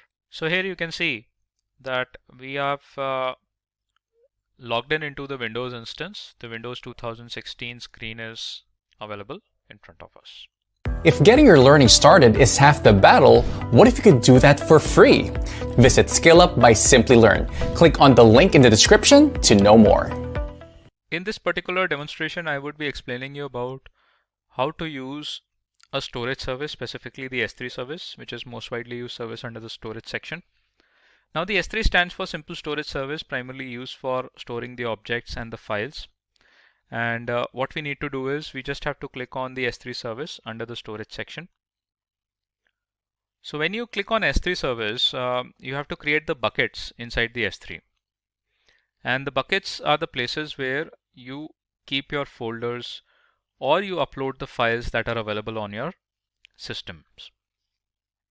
So here if you'll notice that the S3 service is a global service. That means it is irrespective of the region. And the buckets when you create, they are created in a specific region. Now what is the benefit? The benefit is that if you create a bucket in different regions, all those buckets in different regions can be viewed from a single dashboard. And you don't have to change the region again and again to view the S3 buckets. So what you need to do is you have to click on Create Bucket, and here you have to specify the name of the bucket. So let's say I put something like Demo AWS, and that's the bucket name I am going to select. Now make sure that the bucket name starts with a lowercase and it should be always unique. Now why it should be unique? Because since S3 is a global service, so it may be that somebody else could be using the name that you have provided. So it should be always unique, otherwise it will not be allocated. Now you have to select a region, and that would be, let's say I go with the Ohio region. And in the bucket settings, you can basically change and configure these settings according to your requirement. By default, when you create a bucket, it blocks all the public access from the bucket. So when you have all public access blocked, no object can be viewed from the S3 bucket from a public network or by anyone else.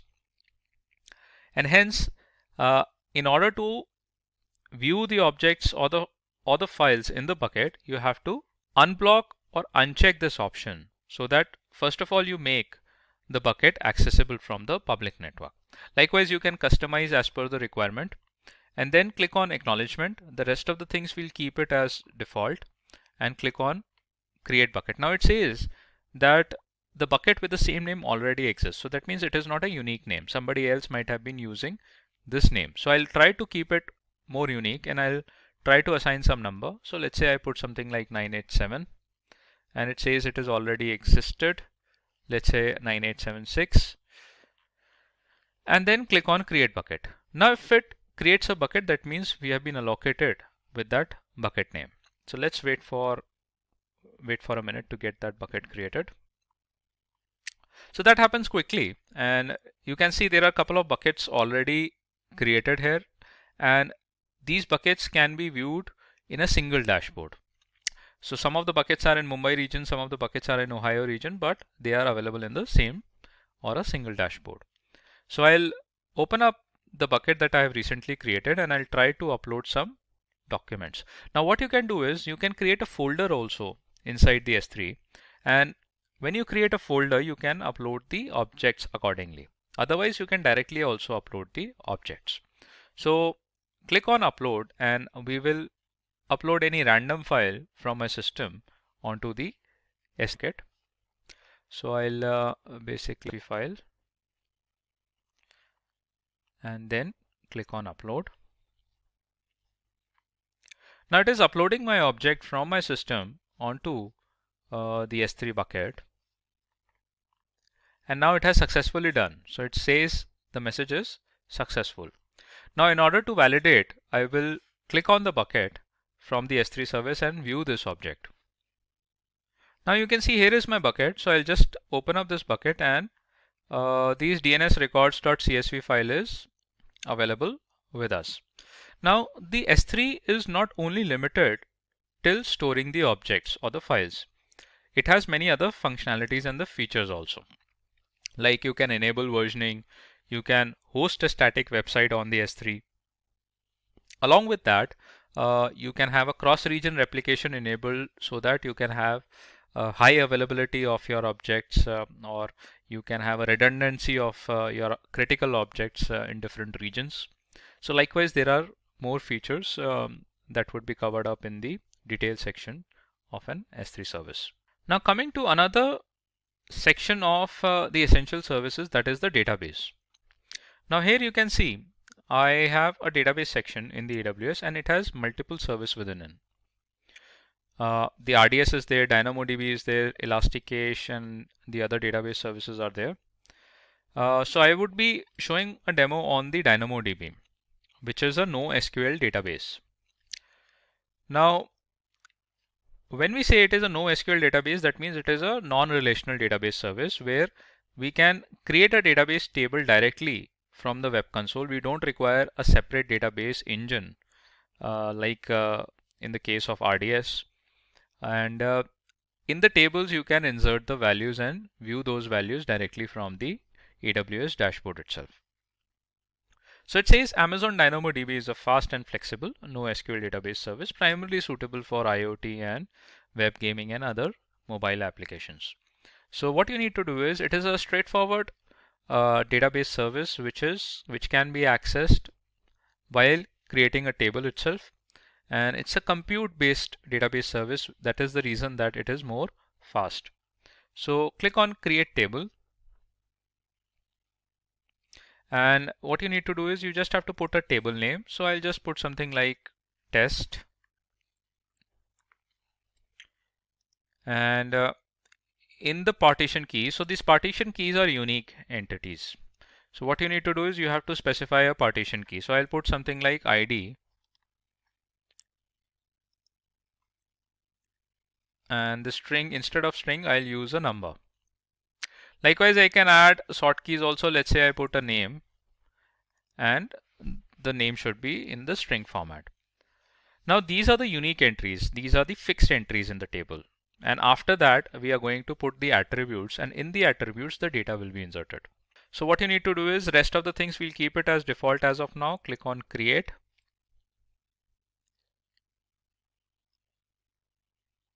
And here you can see the table has been created. The test table has been created. Now if I click on the items, so you would see that it has the sort keys available, the ID and the sort key associated with that, that is the name. But it does not have any entry because we have not added any value or the attributes.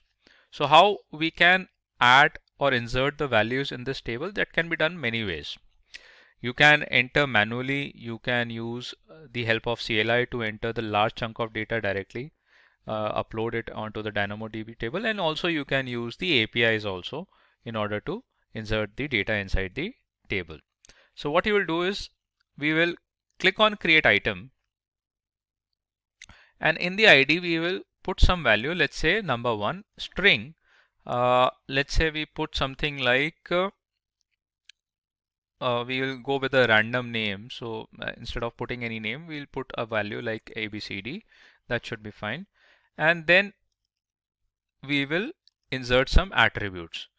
So let's say I put string as rank, and I'll put something like rank 2, and then click on save. So here you will see, just refresh the database table, close it and open it up again. Click on the items. Now here you can see the ID 1, name is ABCD, got the rank 2. Likewise, you can click on create items. Let's say the serial number or the ID 2. Name, let's say we put something like, we can go with XYZ, any random thing. Put it up as number rank. And let's say this particular value got a rank 3. Likewise, you can add some more items. String, let's say you put something like HJK, and you put a rank, let's say it's a rank number 1 holder, rank 1 holder, right?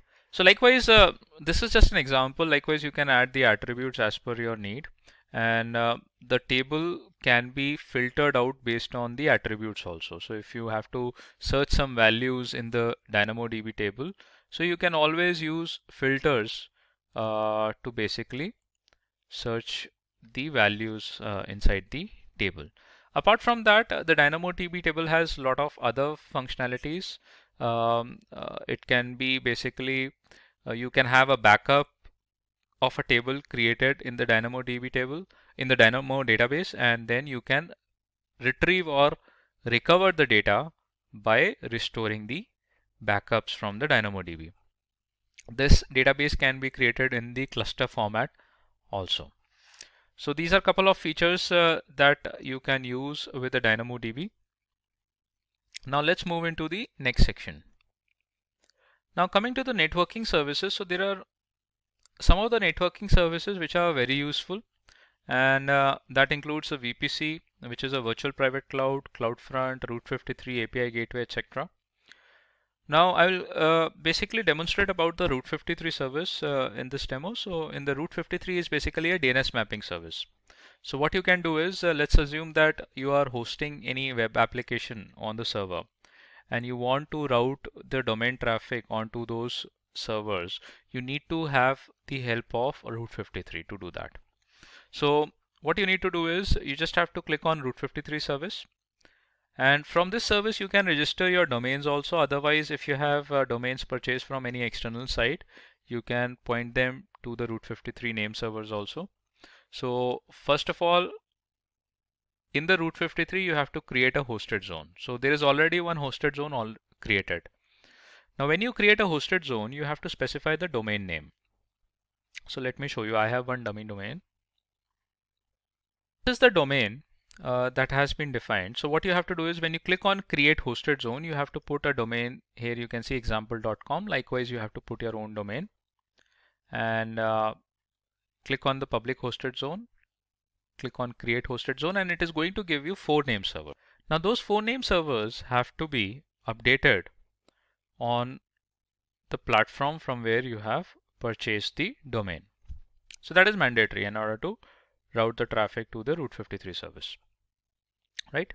So here you can see I already have a hosted zone created for a domain and it has given me 4 name servers.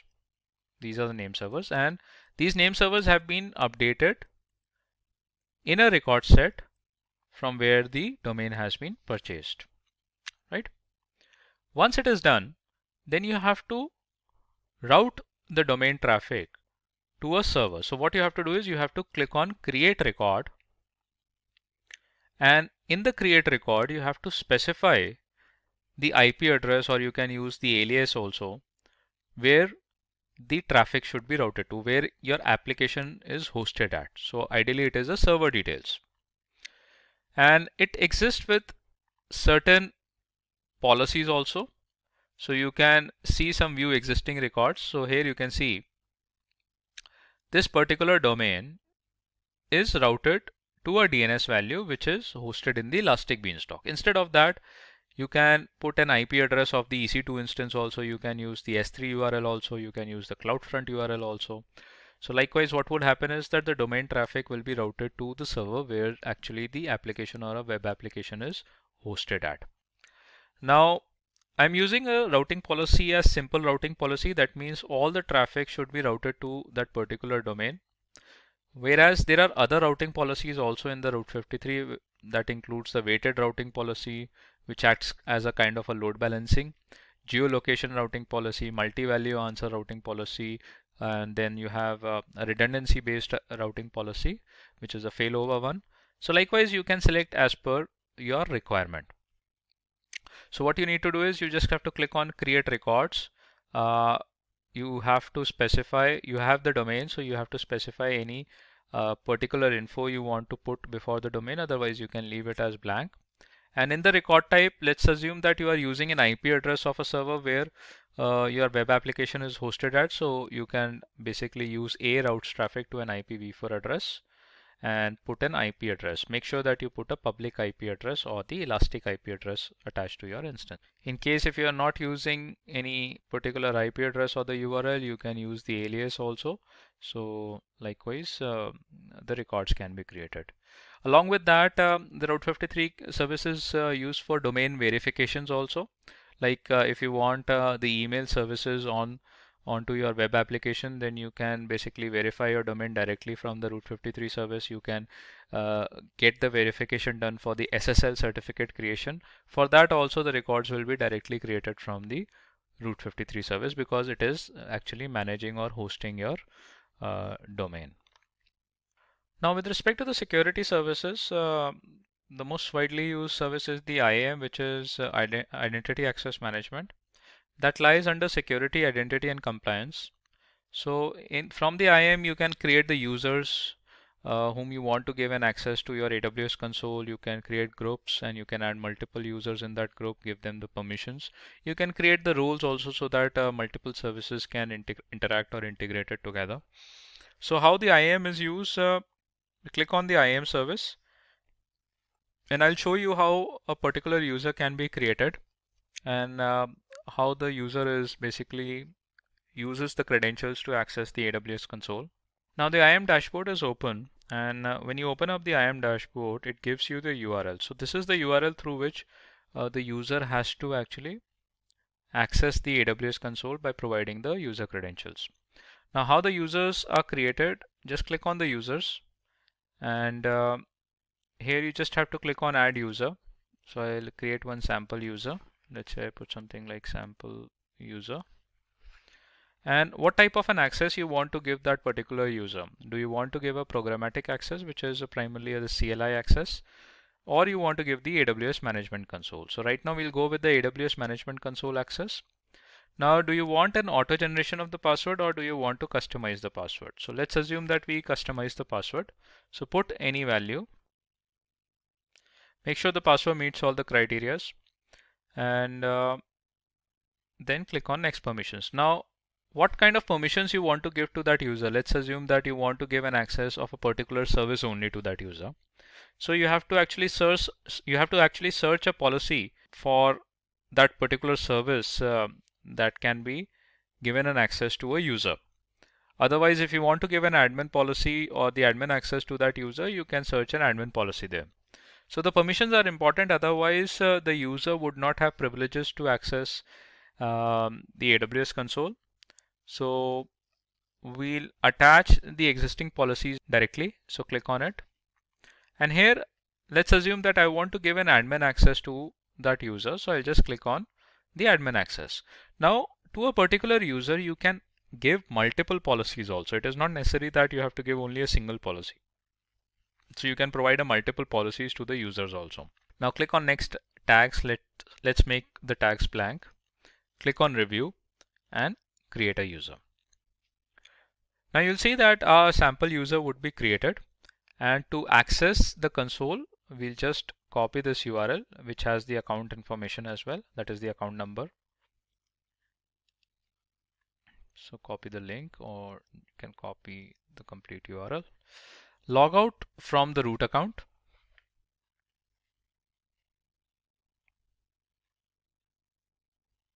And then paste the URL that was copied from the console. And then we have to give the user credentials.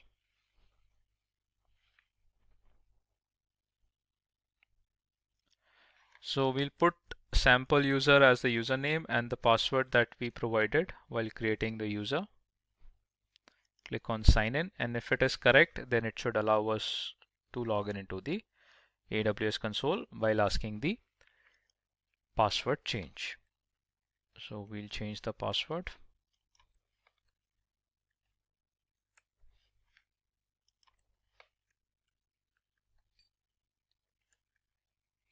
Confirm password change. And now it should allow us to log in into the root accounts AWS console with the admin privileges. Now the next service is the monitoring services, and under the monitoring services, primarily the CloudWatch, the CloudTrail, the CloudFormation, these are some of the services that are most widely used. Now the CloudWatch is a service which is primarily used for monitoring the metrics, primarily of the servers. Like for example, if you create an EC2 instance and you want to basically watch out for the metrics associated with the CPU utilization, or the storage utilization, the network in, network out, all those information you can get it from the CloudWatch. Now CloudWatch is not only related to monitoring the metrics, it can generate the alarms also, and here you can get the events also generated, which or the events that can be created, which can trigger the Lambda function as well.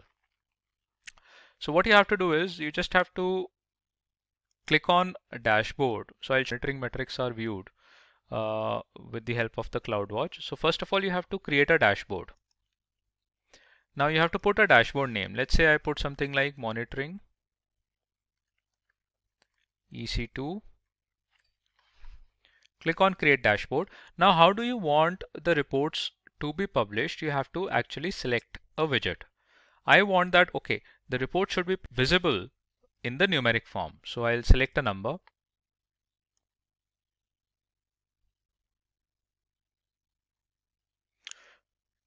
Now click on the dashboard that was created, and let's again add the widget.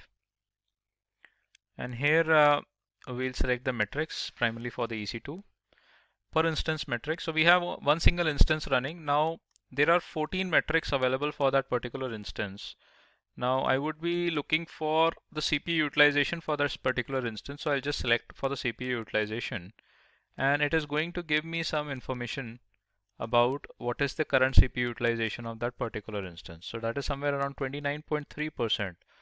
The CPU utilization has been done for the single instance that is running in my EC2 dashboard. So likewise, you can add some more metrics and view them in this particular dashboard, and the CloudWatch will keep on publishing the data at a refresh interval of 5 minutes. That is the default value. Microsoft Azure. Now, before we begin, let's talk about what we'll be covering in this video. First, we'll talk about why you should be interested in cloud computing. What exactly is cloud computing? What is Microsoft Azure? Some of its services and the users of Azure. Now, let's start with why you should be interested in cloud computing. Now, let's say you have an idea for a revolutionary application. An idea that ticks both the boxes when it comes to good applications. One, it has great user experience. And two, it'll be highly profitable. Now, for it to be successful, you'll have to release it on the internet. People need to use it, they need to spread the word, and then it'll become truly famous. However, for that, you're going to need servers, storage, developers, a dedicated network, and application security to ensure your application works the way it does. Now, these are a lot of components, and that's where the problem lies. There are two major disadvantages to this approach. The initial setup is very expensive and risky, which means this requires a huge amount of capital upfront to ensure that it works properly. And the downside is, if your application does not become famous or it doesn't return as much as you expect it to, you're probably not going to get the money back, which means it provides a huge amount of risk. And then on the flip side, if it does become famous, your number of users have increased, which means that you'll have to buy more servers and storage systems to keep up with your demand. And this problem can be solved with the help of cloud computing. Now that you know why you should be interested in cloud computing, let's go into the details of what exactly is cloud computing. Now, cloud computing is basically a platform that gives you access to a number of computing resources. And this is possible with the help of the internet. Now, as a user, all you need to do is go to a cloud service provider through your laptop or your computer, through the internet, of course, connect to that cloud service provider, and then there you go. You have access to computing resources. Now, computing resources may include, serverless computing, virtual machines, storage, and so much more. Now, let's dig a little deeper.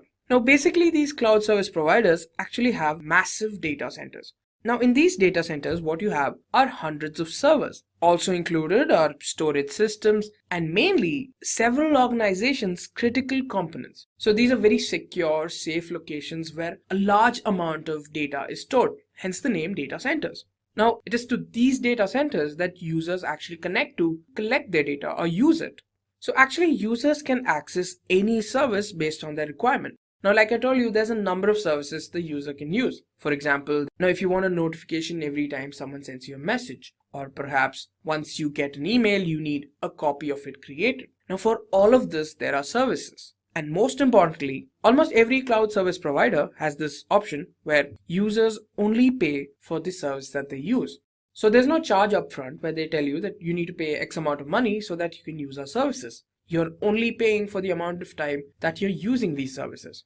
Now, cloud computing is used for a wide variety of reasons. Firstly, there's machine learning and data analysis. Now, basically, there are services that analyze your data and tell you how you can work with this data better. Then there's data storage and backup, streaming media content. For example, did you know that the shows that you watch on Netflix, actually all of them are in the cloud. So you're connected to the internet and you browse through Netflix and you get access to the videos. These are possible with the help of cloud service providers. There's creating and testing applications, automating software delivery, which is a component in DevOps, and hosting blogs and applications. So now, what is Azure? What's the big cloud service provider all about? So Azure is a cloud computing platform provided by Microsoft. Now, it's basically an online portal through which you can access and manage resources and services. Now, resources and services are nothing but, you can store your data and you can transform the data using services that Microsoft provides. Again, all you need is the internet and being able to connect to the Azure portal. Then you get access to all of their resources and their services. In case you want to know more about how it's different from its rival, which is AWS, I suggest you click on the top right corner and watch the AWS versus Azure video so that you can clearly tell how both these cloud service providers are different from each other. Now, here are some things that you need to know about Azure. It was launched in February 1st, 2010, which is significantly later than when AWS was launched. It's free to start and has a pay-per-use model, which means, like I said before, you need to pay for the services you use through Azure. And one of their most important selling points is that 80% of Fortune 500 companies use Azure services, which means that most of the bigger companies of the world actually recommend using Azure. And then Azure supports a wide variety of programming languages, the C#, Node.js, Java, and so much more. Another very important selling point of Azure is the amount of data centers it has across the world. Now, it's important for a cloud service provider to have many data centers around the world because it means that they can provide their services to a wider audience. Now, Azure has 42, which is more than any cloud service provider has at the moment. It expects to have 12 more in a period of time, which brings its total number of regions it covers to 54. Now, let's talk about Azure services. Now, Azure services have 18 categories and more than 200 services, so we clearly can't go through all of them. It has services that cover compute, AI and machine learning, integration, management tools, identity, DevOps, web, and so much more. You're going to have a hard time trying to find a domain that Azure doesn't cover. And if it doesn't cover it now, you can be certain they're working on it as we speak. So first, let's start with the compute services. First, virtual machine. With this service, what you're getting to do is to create a virtual machine of Linux or Windows operating system. It's easily configurable. You can add RAM, you can decrease RAM, you can add storage, remove it. All of it is possible in a matter of seconds. Now let's talk about the second service, cloud service. Now with this, you can create an application within the cloud, and all of the work after you deploy it, deploying the application that is taken care of by Azure, which includes, provisioning the application, load balancing, ensuring that the application is in good health, and all of the other things are handled by Azure. Next up, let's talk about Service Fabric. Now with Service Fabric, the process of developing a microservice is greatly simplified. So you might be wondering, what exactly is a microservice? Now a microservice is basically an application that consists of smaller applications coupled together. Next up, functions. Now with functions, you can create applications in any programming language that you want. Another very important part is that you don't have to worry about any hardware components. You don't have to worry what RAM you require or how much storage you require. All of that is taken care of by Azure. All you need is to provide the code to Azure and it'll execute it, and you don't have to worry about anything else. Now let's talk about some networking services. First up, we have Azure CDN, or the Content Delivery Network. Now the Azure CDN service is basically for delivering web content to users. Now this content is of high bandwidth and can be transferred or can be delivered to any person across the world. Now these are actually a network of servers that are placed in strategic positions across the world so that the customers can obtain this data as fast as possible. Next up, we have Express Route. Now with this, you can actually connect your on-premise network onto the Microsoft Cloud or any of the services that you want through a private connection. So the only communication that happens is between your on-premise network and the service that you want. Then you have Virtual Network. Now with Virtual Network, you can have any of the Azure services communicate with each other in a secure manner, in a private manner. Next, we have Azure DNS.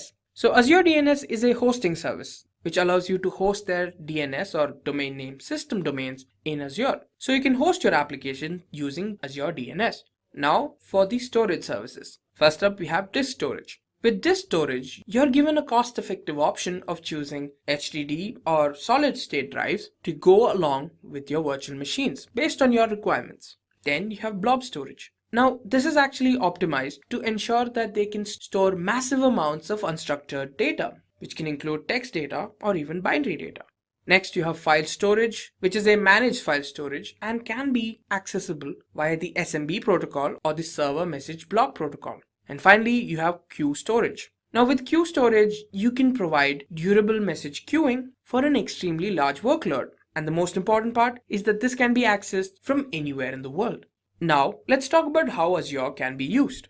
Firstly, for application development, it could be any application, mostly web applications. Then you can test the application, see how well it works. You can host the application on the internet. You can create virtual machines like I mentioned before. With the service, you can create these virtual machines of any size or RAM that you want. You can integrate and sync features. You can collect and store matrices, for example, how the data works, how the current data is, how you can improve upon it. All of that is possible with these services. And you have virtual hard drives, which is an extension of the virtual machines, where these services are able to provide you a large amount of storage where data can be stored. In a city not so far away, a CEO had plans to expand his company globally and called one of his IT personnel for an IT opinion. And this guy has been in the company for a long time and is very seasoned with the company's infra. And he nicely answered the questions with what he foresaw.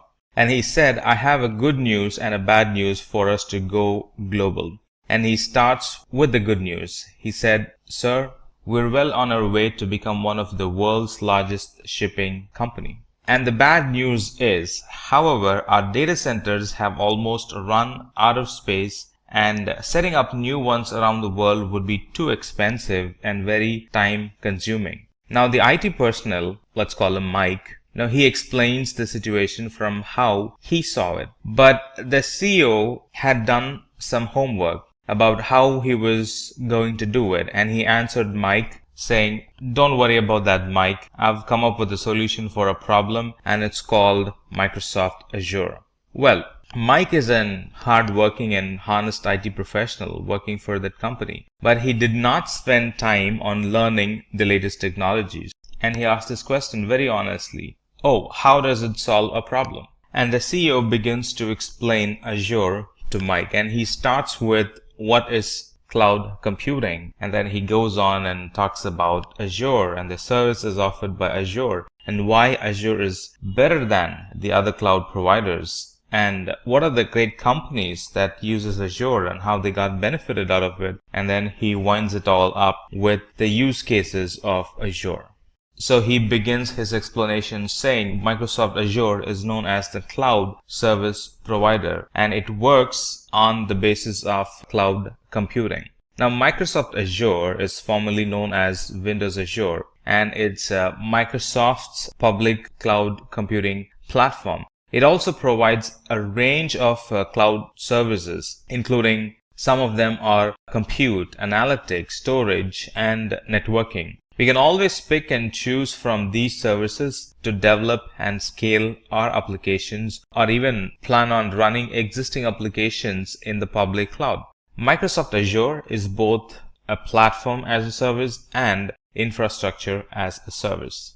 Let's now fade their conversation out and let's talk about what is cloud computing, Azure, services offered by Azure, how is Azure leading when compared to other cloud service providers, and what are the companies that are using Azure. Let's talk about that.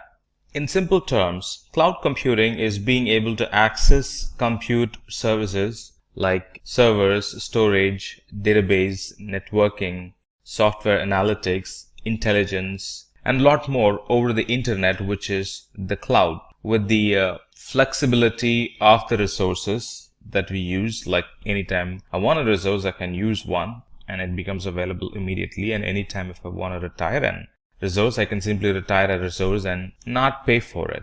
And we also typically pay only for the services that we use, and this helps greatly with our operating cost to run our infrastructure more efficiently and scale our environment up or down depending on the business needs and changes. And all the servers and storages and databases and networking, all that are accessed through the network of remote systems or remote computers hosted in the internet, typically in the provider's data center, which is Azure in this case. Now, we don't use any physical server or an on-premises server here. Well, we still use physical servers and VMs, hosted on a hardware or a physical server, but they're all in the provider's environment and none of them sit on premises or in our data center. We only access them remotely It looks and feels the same, except for the fact that they are in a remote location. We access them remotely, do all the work remotely, and when we're done, we can shut it down and not pay for them. So some of the use cases of cloud computing are creating applications and services. The other use cases are storing or using cloud for storage alone. If there is one thing that ever grows in our organization, is the storage. Every new day there is a new storage requirement, and it's very dynamic. It's very hard to predict, and if we go out and buy a big storage capacity upfront, until we use the storage capacity fully, the empty storages, we're wasting money on them. So instead, I can go for a storage which scales dynamically, that's in the cloud. Put storage or put data in the cloud and pay only for what you're storing. And for the next month, if you have deleted or flushed out some files or data, pay less for it. So it's a very dynamic storage in the cloud, and a lot of companies are getting benefited from storing data in the cloud because of its dynamic in nature and the cost that comes along with it, the cheap cost that comes along with it. And also they give a lot of the providers like Azure, they give data replication for free. They promise an SLA along with the data we store in the cloud. So there's an SLA attached to it. And they also provide data recoveries as well. If in case something goes wrong with the physical disk where our data is stored, Azure automatically makes our data available from the redundant or other places where it had stored our data because of the SLA they wanted to keep. The other use case for Azure is hosting websites and running blogs using the compute service. Be it storing music and letting your users stream the music, Azure is a good place to store music and stream the music with the benefit of CDN, Content Delivery Network, which allows us to stream video or audio files with great speed. With Azure, our audio or video application works seamlessly because they are provided to the client with very low latency, and that improves the customer experience for our application. Azure Compute Service is a good place for delivering software on demand. There are a lot of softwares, embedded softwares that we can buy using Azure, and everything on a pay-as-you-go service model. So anytime we need a software, we can go out and immediately buy the software for the next 1 hour or 2 hours, let's say, and use them and then return it back. We're not bound to any yearly licensing cost by that. Azure Computing Services has analytics available for us with which we can analyze, get a good visualization of what's going on in a network, be it logs, be it the performance, be it the metrics. Instead of looking at logs and searching logs and trying to do manual things over the heaps and heaps of logs that we have saved, Azure Analytics Services helps us to get a good visual of what's going on in the network. Where have we dropped? Where have we increased? Or what's causing? What's the major driver? What is the top 10 errors that we get in the server, in the application? Stuff like that. Those can be easily gathered from the Azure Analytic Services. Now, cloud is really a very cool term for the internet. A good analogy would be looking back anytime we look at a diagram. When we do not know how things are transferred, we simply draw a cloud, right? For example, a mail gets sent from a person in one country to a person in the other country. There are a lot of things happening in between from the time you hit the send button and the time the other person hits the read button, right? And the simple and the easiest way of putting it in a picture is simply draw a cloud, and on the one end, one person will be sending the email, and on the other end, the other person will be reading the email. So a cloud is a really cool term for the internet. Now that's some basics about cloud computing. Now that we've understood about cloud computing in general, let's talk about Microsoft Azure as a cloud service. Now, Microsoft Azure is a set of cloud services to build, manage and deploy applications on a network with the help of Microsoft Azure's frameworks. Now, Microsoft Azure is a computing service created by Microsoft basically for building, testing, deploying, and managing applications and services through a global network of Microsoft managed data centers. Now, Microsoft Azure provides SaaS, which is software as a service, and PaaS, which is platform as a service, and IaaS, infrastructure as a service, and they support many different programming languages, tools, and framework. And those tools and framework include both Microsoft specific and third-party software. Now let me pick and talk about a specific service. For example, management. Azure Automation provides a way for us to automate the manual, long running and frequently repeated tasks that are commonly performed tasks both in cloud and enterprise environment. It saves us a lot of time and increases the reliability, and it kind of gives a good administrative control and even schedules the task automatically to be performed on a regular basis. To give you a quick history of Microsoft Azure, it was launched on 1st February 2010, and it was awarded, or it was called an industry leader for infrastructure and platform as a service by Gartner. Now, Gartner is the world's leading research and advisory company. This Microsoft Azure supports a number of programming languages like C#, Java, and Python. All these cool services we get to use and pay only for how much we use. For example, if we use for an hour, we only get to pay for an hour, even the costliest system available. And if we use them for an hour, we only pay for that particular hour, and then we're done. No more billing on the resource that we have used. Microsoft Azure has spread itself more than 50 regions around the world. So it's quite easy for us to pick a region and start provisioning and running our applications probably from day one, because the infrastructure and the tools and technologies needed to run our application are already available. All that we have to do is commit the code in that particular region or build an application and launch it in that particular region, and they become live starting day one.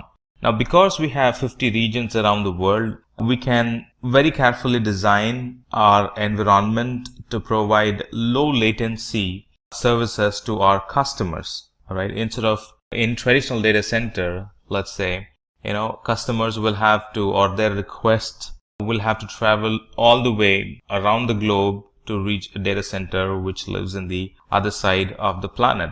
And this adds more latency to it, and it is really not feasible to build a data center near each customer location because of the cost involved. But with Azure, it's possible. Azure already has data centers around the world, and all that we have to do is just pick a data center, build an environment there. They're available starting day one, number one, and also the cost is considerably saved because we are using a public cloud instead of an physical infrastructure to serve those customers from a very local location. And the services that Azure is offering is ever increasing. As of now, as we speak, we have like 200 plus services offered, and they span through different domain or different platform or different technologies available within the Azure console portal. Now, we're going to talk about that later in this section, so hold your breath till we talk about it. But for now, just know that we have like 200 plus services offered by Azure. Let's now talk about different services in Azure, starting with artificial intelligence plus machine learning, where we have a lot of tools and technologies. So the wide variety of services available in Azure includes artificial intelligence plus machine learning plus analytic services to get to give us a good visual of how the data or how the application is performing, or the type of the category of data stored, and to read from the logs. And variety of compute services, different VMs with different size and different operating systems, different containers available, different type of databases available, a lot of developer tools that are available for us, an identity service to manage our users in the Azure cloud. And those users can be integrated or federated with, let's say, Google, Facebook, LinkedIn. So there are some external federation services. They can be used to integrate with our identity system, IoT services, IoT tools and technologies available, and management tools to manage the users. Creating identity is one, and then managing them on top of it is a totally different thing. And we have tools, technologies to manage the users. Cool services for data migration. Data migration is now made simple. Tools and technologies available for mobile application development, and I can plan my own network in the cloud with the networking services. I can implement my own security, both Azure provided and third-party security services on Azure cloud. That's now possible, and a lot of storage options available in the cloud. So these are just a glimpse of the big list of services available in Azure cloud. So that was a glimpse of what's available in the cloud. Let's talk about the services in specific. Let's take compute for example. Whenever we're building a new application or deploying existing ones, the Azure Compute Service provides the infrastructure we need to run and maintain our application. We can easily tap in the capacity that Azure Cloud Service has, and we can scale our compute requirement on demand.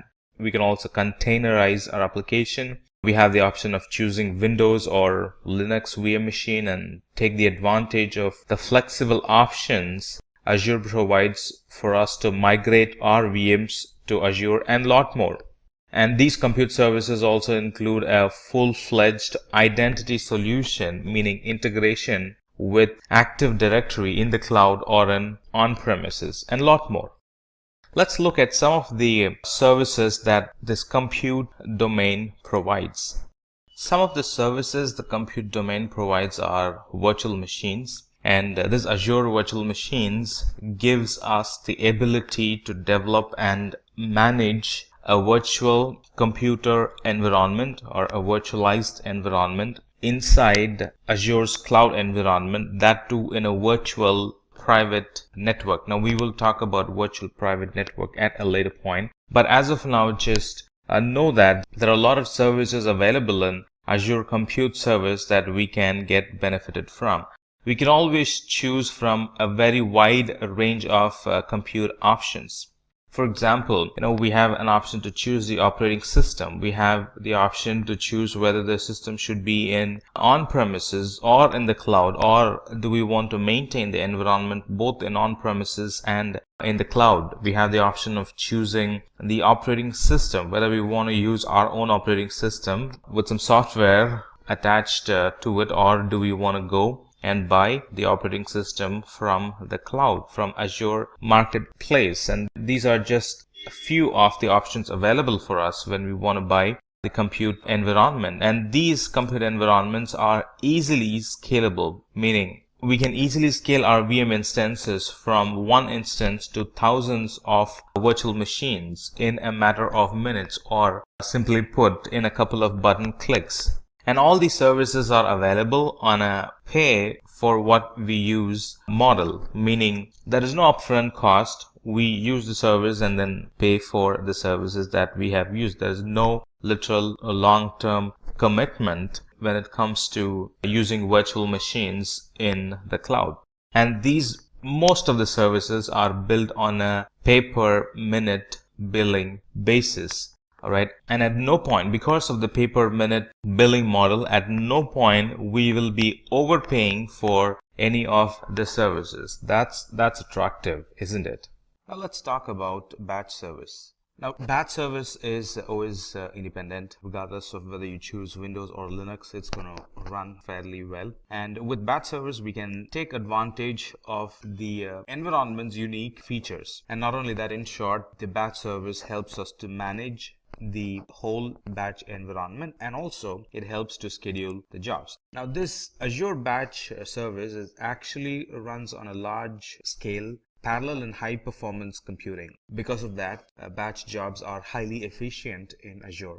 And when we run batch services, this Azure batch creates a pool of computer nodes and installs the needed applications that we want to run, and then it schedules jobs to those individual nodes in those pools. As a customer, there is no need for us to install a cluster, or there is no need for us to install a software that actually schedules the jobs, or even to manage or even to scale those infrastructure or the software, because everything is managed by Azure. And this batch service is a platform as a service. There is no additional charge for using this batch service except for, the only charges that we'll be paying is for the virtual machines that the service uses, and the storage that we will be using, of course, and the networking services that we will be using for this batch service. Let's summarize. This batch service, we have a choice of operating system that we can pick and use, and it scales by itself. Now the alternative for the batch would be queues, but in queues we'll have to pre-provision and pay for the infrastructure even if we're not using it. But with a batch, we only pay for what we use. And this batch service helps us to manage the application, manage the scheduling as a whole, as if they are just one thing. As next thing in the compute domain, let's talk about this Fabric service. Now this Fabric service is actually a distributed system platform that helps us to package, deploy, and manage a scalable and a very reliable microservice and containers. And what does it help? This Azure Fabric service helps us, or it helps the developers and administrators so they can avoid the complex infrastructure problems, and they can focus only on implementing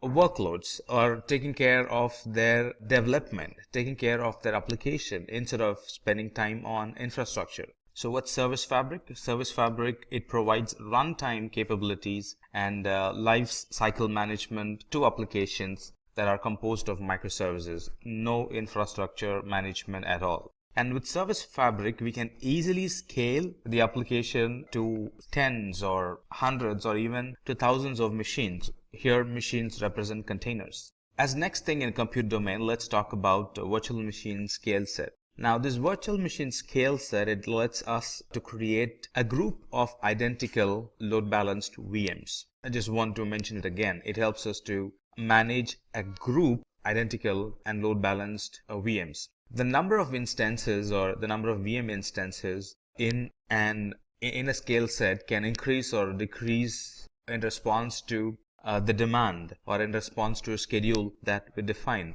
The resources needed on a Monday morning is not the same as that would be required on a Saturday or a Sunday morning. All right, and even within the day, the resources that would be needed in the beginning of the business hour is not the resources that would be needed at noon or after 8 or 9 in the evening. So the demands could actually vary in the environment, and this scale set helps us to take care of the varying demand or take care of the different infrastructure requirement at a different schedule throughout the day, throughout the week, throughout the month, or could be throughout the year as well. The scale set also allows us to provide high availability to our applications, and it helps us to centrally manage, configure, and update a large number of VMs as if they are just one thing. Now you might ask, well, virtual machines are enough. Why would we need a virtual machine scale set? Just like I said, this virtual machine scale set helps us with a greater redundancy and improved performance for our applications. And those applications can be accessed through a load balancer that actually distributes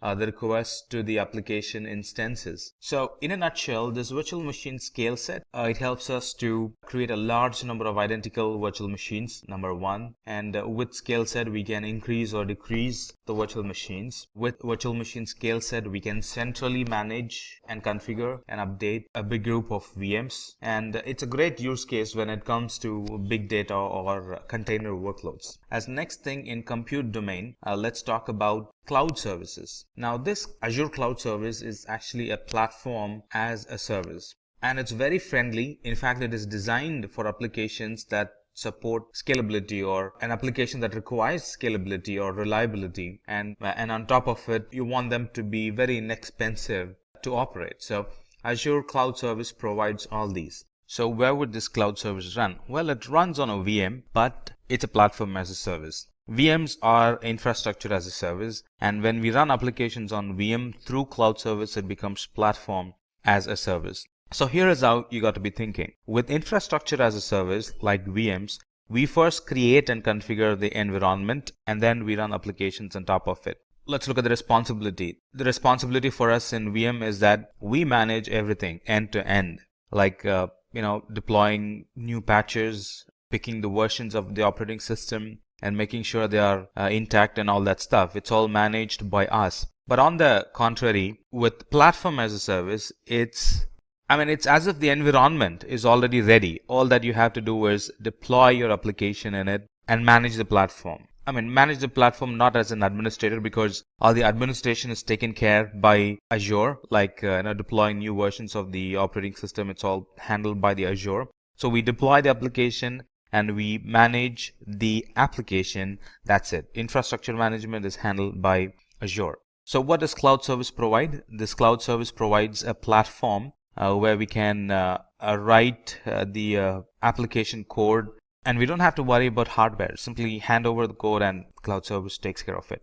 So no worry on the hardware at all. So responsibilities like patching, what do we do if something crashes? How do I update the infrastructure? How do I manage the maintenance or the downtime in the underlying infrastructure? All that dashboard we can benefit from when we use Azure Cloud Services, and that shows the key statistics all in one place. And we can also set up real-time alerts to warn when a service availability or a certain metrics that we are concerned about degrades. As next thing in compute domain, let's talk about functions. Now, functions are serverless computing. Many times, if you heard about Azure being serverless, a lot of time they are referencing, or the person who's talking to you is referencing to serverless computing or Azure Functions, which is a serverless computing service hosted on Microsoft Azure. The main motive of a function is to accelerate and simplify application development. Functions helps us to run code on demand without we need to pre-provision or manage any Azure infrastructure. So Azure Functions are script or a piece of code that gets run in response to an event that you want to handle. So in short, we can just write a code that you need for a problem at hand without actually worrying about the whole application or the infrastructure that will be running that code. And the best of all the best is when we use functions, we only pay for the time that our code runs. So what does functions provide, or what does Azure Functions provide? Azure Functions allow users to build applications using serverless simple functions with a programming language of our choice. So the current programming languages that are supported is C#, F#, Node.js, Java, and PHP. So here we really don't have to worry about provisioning or maintaining servers. If a code requires more resource, yes, Azure Functions handles or it provides the additional resources needed by the code. And the best part is we only pay for the amount of time the functions are running, not the resources, but the amount of time the function is running. As next thing, and moving to the new domain, let's talk about the container domain in Azure. Now the container domain or the container service, it allows us to quickly deploy a production ready Kubernetes or a Docker Swarm cluster. Now what's a container? A container is a standard unit of software that packages up code and all its dependencies so the applications run quickly and reliably from one computing environment to another. It could be testing to staging to development environment to staging to production, or from one production to another production, or on-premises to cloud, or one cloud to another cloud, vice versa. Now imagine we had an option not to worry about the VM and just focus on the application. Well, that's exactly what containers helps us achieve. So these container instances enable us to focus on applications and not worrying about managing VMs or not worrying about learning the new tools required to manage the VMs or even the deployment. And our applications that we create, they run in a container. And running in a container is what helps us to achieve all these, not being able to manage or not needing to manage the virtual machines. So these containers They can be deployed into the cloud using a single command if you're using a command line interface, and a couple of button clicks if we are using the Azure portal. And these containers are kept lightweight, but they are equally secure as virtual machines. Let's talk about container service as next thing. The container service, or sometimes called as Azure Kubernetes Service, it helps us to manage the containers. Container is one thing, and a service that's used to manage the container is another thing. Now, this Kubernetes service, or ACS, it helps us to manage the containers. So let's expand on this a bit. So this Azure Container Service, or ACS, it actually provides a way to simplify the creation, configuration, and management of a cluster of virtual machines that are pre-configured to run containerized applications on top of them. Deploying these containers might take like 15 to 20 minutes, or deploying the virtual machines that run containers in it might take 15 to 20 minutes. And once they are provisioned, we can actually manage them by using simple SSH tunnel into them. And this ACS, when it runs applications from Docker images. What does that mean? Docker images makes sure that the applications the container runs are fully portable. Images are portable. And ACS also helps us to orchestrate the container environment. Not only that, it also helps us to ensure that these applications that we run in containers can be scaled to thousands or even tens of thousands of containers. So in a nutshell, managing an existing application into a container and running it using AKS or ACS is really easy, or that's what it is all about, to make the application management or migration easy. Now, managing the container-based architecture, and we discussed that containers could be tens or even tens of thousands of containers. So managing them is made simple using this container services. And even training of model using a large data set in a complex and resource intensive environment, this AKS helps us to simplify that environment. Alright, as next thing in container domain, let's talk about container registry.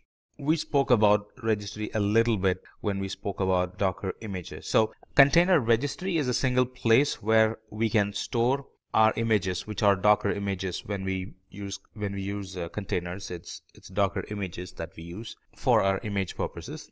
So these container images are a central registry that can be used to ease container development by easing the storage and management of container images. So there we can store all kind of images like Docker Swarm, or the images used in Docker Swarm are in Kubernetes. Everything can be stored in container registry in Azure. Now, anytime we store a container image, it provides us an option for geo replication. What that means is that we can efficiently manage a single registry replicated across multiple regions. Now, these geo replication, it actually enables us to manage global deployments, assuming we are having an environment that requires a global deployment. So it helps us to manage global deployments as one entity, because we are geo replicating. We would be updating, we would be editing one image, and that image gets replicated throughout the global replication centers we would have set up. And so just one editing would have actually edited the global images, and those global images would have provisioned the global application. So one edit, replication, and then provisioning of the applications global wide. And this replication also helps us network latency, because anytime an application needs to deploy, it does not have to rely on a single source which can be reached only through high latency network. Because we have global replications around the world, anytime the application wants to check back, it would check back the application which is in a very nearby location for the application itself. Global replication means that we are managing it as a single entity that's being replicated across the multiple regions in the globe. As next thing in our learning, let's talk about Azure databases. Now, this Azure databases are relational. In fact, they have many flavors in them. We're going to look at different flavors, SQL, NoSQL, cache type of database that Azure offers. So we're going to learn one at a time, or we're going to learn one by one. So this Azure SQL database is a relational database. In fact, it's a relational database as a service. It's managed by Azure. We don't get to do a lot of management in it. So it's a relational database as a service based on Microsoft SQL Server database engine. And this database is a high performance database. It is very reliable and it's very secure as well. And this high reliability, high performance, and for this high security, we really don't have to do anything. It comes along with it, and it's managed by Azure. And there are two things that I definitely need to mention about Azure SQL database. That is, it's an intelligent service, number one. It's fully managed by Azure, and it also has this one good thing, which is it has built-in intelligence that learns app patterns and adapts to maximize performance and reliability and data protection of the application. That's something that's not found in many of the other cloud providers that I'm aware of, so I thought I'll mention it.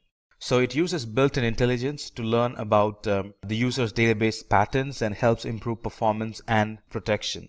And migration or importing data is very easy when it comes to Azure SQL database. So it can be readily or immediately used for analytic reporting and intelligent applications in Azure. As next thing, let's talk about Azure Cosmos DB. Now, Azure Cosmos DB is a database service that is for NoSQL type, and it's created to provide low latency and an application that scales dynamically or that scales rapidly. Now, this Azure Cosmos DB is a globally distributed service, and it's a multi-model database. This can be provisioned in a click of a button. That's all we got to do if we need to provision an Azure Cosmos DB in the Azure. It helps with scaling the database. We can elastically and independently scale throughput and storage across this database and in any of the Azure geographic regions. It provides a good throughput, it provides good latency, it provides good availability, and it provides Azure promises a comprehensive SLA that no other database can offer. That's the best part about Cosmos DB. So this Cosmos DB was built with global distribution in mind, and it's built with the horizontal scale in mind. And all this we can use by only paying for what we have used. And remember, the difference between Azure Cosmos DB and the SQL database is that Azure Cosmos DB supports NoSQL, whereas SQL doesn't. Alright, few other things about Azure Cosmos DB is it allows users to use key value graph, column, family, and document data. It also gives users a number of API options like SQL, JavaScript, MongoDB, and few others that you might want to check in the document at the time of reading. And the best part here is that all that we mentioned, we get to use only by paying for the amount of storage and throughput that are required. And the storage and the throughput can be elastically scaled based on the requirement of that R. Alright, let's talk about Redis cache.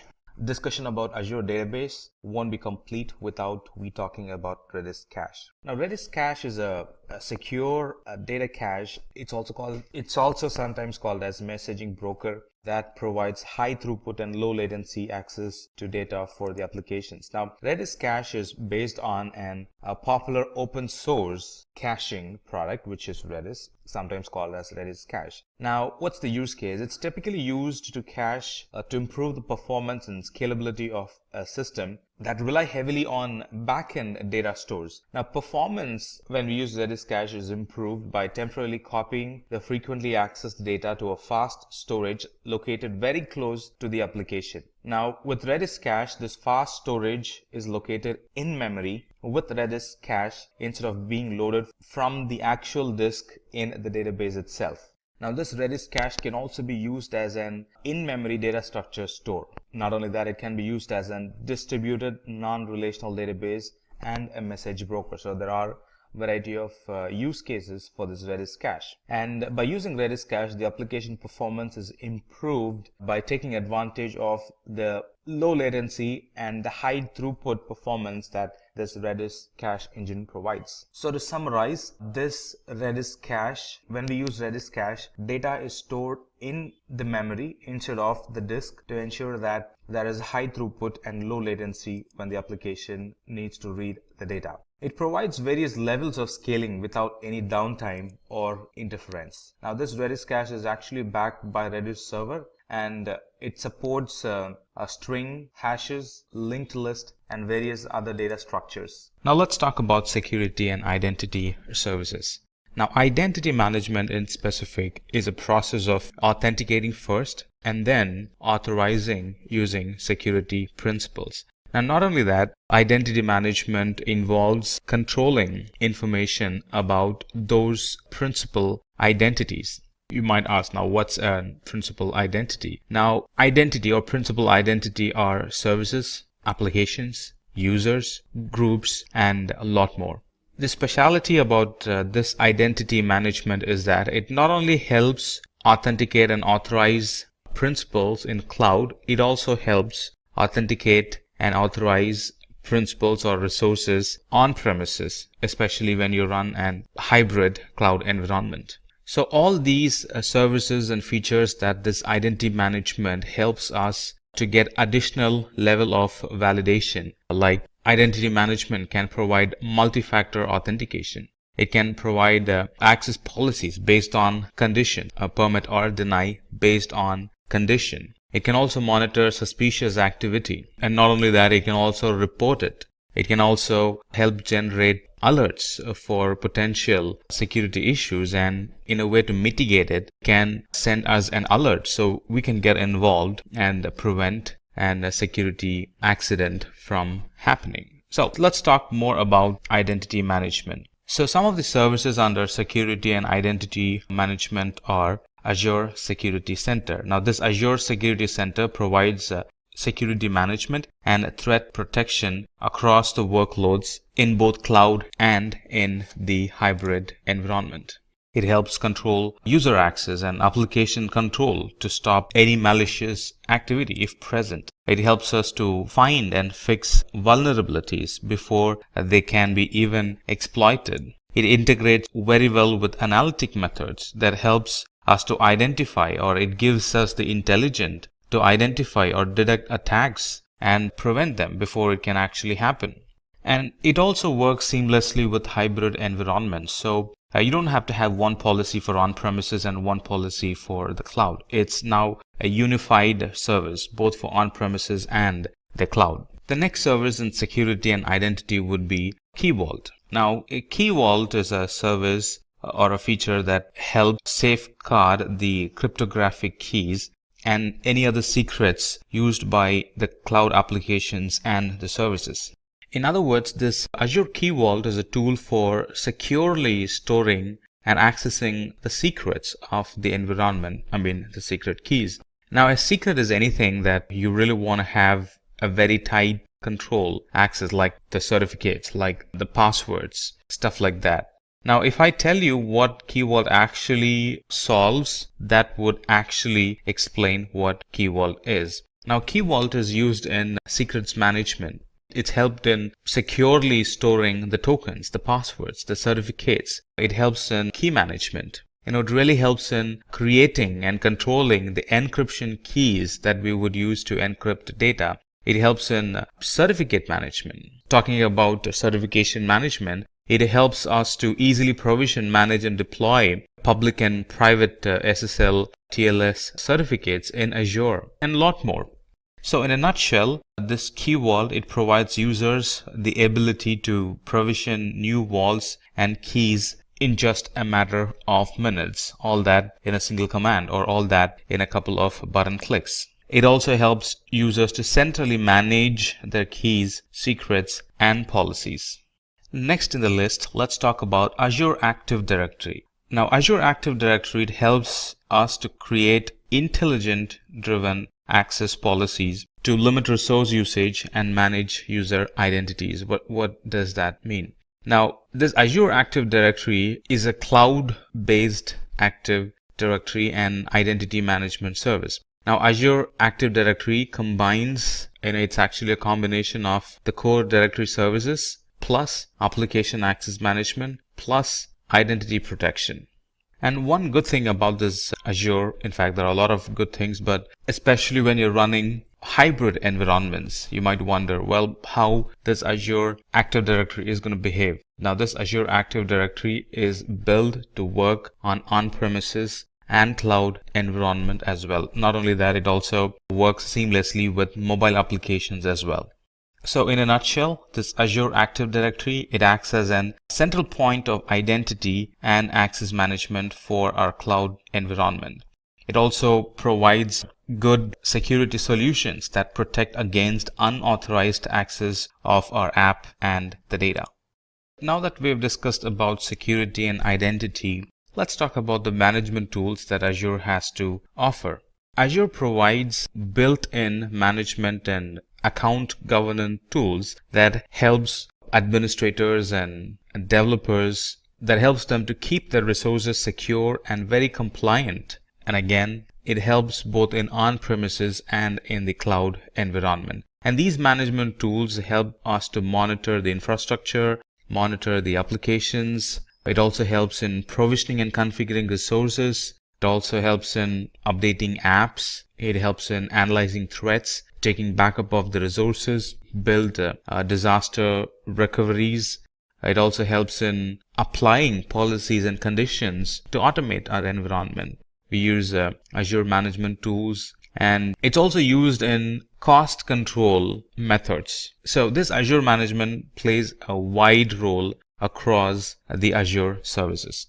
And in the management tools, first comes the Azure Advisor. Now this Azure Advisor, it acts as a guide to educate us about Azure best practices. It throws recommendations that we can select on the basis of the category of service, and it also provides the impact it can have, or the impact that would happen in our environment if we follow the recommendations given. And recommendations are, first one is the recommendations are kind of templatized, and it throws the templatized recommendations. Not only that, it also provides customized recommendations on the basis of the configuration, on the basis of our usage patterns. And these recommendations are not hard. It's not like something that it recommends and then just leaves us hanging there. These recommendations provided are very easy to follow, very easy to implement and see results. You can think of Azure Advisor as a very personalized cloud consultant that helps you to follow best practices to optimize our deployments. It kind of analyzes our resources, our configurations, our usage, and then it recommends a solution for us that really helps in improving the cost effectiveness, improving the performance, improving high availability, and improving security in our Azure environment. So with this Azure Advisor, we can get a proactive, actionable, and personalized best practice recommendations. Now, you don't have to be an expert. Just follow the Azure Advisor and your environment is going to be good. It also helps in improve the performance, security, high availability of our environment. And also it helps in bringing down the overall Azure spend. And the best part is it's a free service that analyzes our Azure usage and provides recommendations, how we can optimize our Azure resource to reduce cost. And reduce cost at the same time boost the performance, helps in strengthening the security and improve the overall reliability of our environment. Next in the list would be Network Watcher. Now this Network Watcher helps users identify and gain insights in the overall network performance and the health of the overall environment. Now these Azure Watchers provides enough tools to monitor, to diagnose, to view the metrics, and to enable or disable logs, which means generate and collect the logs for resources in the Azure Virtual Network. So with Network Watcher, you can monitor and diagnose issues in networking without even logging into the virtual machines. With just the logs, which are real time, we can actually come to a conclusion what could be wrong in a certain resource, in a VM or in a database, by just looking at the logs. And not only that, it's used for analytic or to gain some intelligence of what's happening in our network. We can gain a lot of insight to the current network traffic pattern using the security group flow logs that this Network Watcher offers. It also helps in investigating VPN connectivity issues using detailed logs. Now, you might or might not know that VPN troubleshooting requires both parties, or it involves two parties. The person, the network administrator on this side and the network administrator on the other side. And they will have to check logs in their end, and we'll have to check logs in our end, stuff like that. But with the Network Watcher, it kind of takes it to the next level. The logs itself, we could easily identify which side is having the issue and suggest an appropriate fix. And the next in the list would be Microsoft Azure Portal.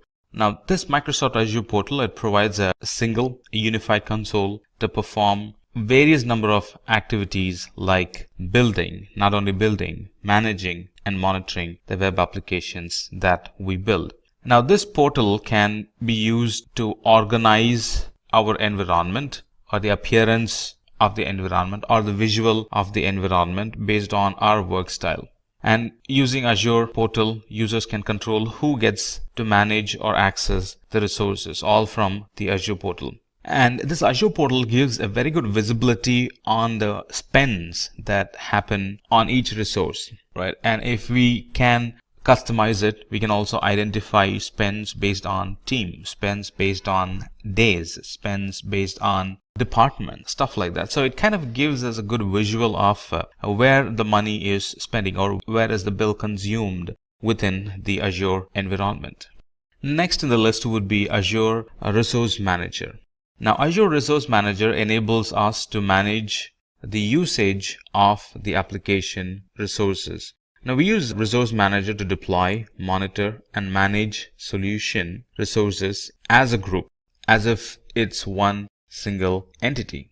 Now, the infrastructure of our application is typically made of various components, which includes virtual machine, storage, virtual network, web app, database servers, some other third-party services that we might use in our environment.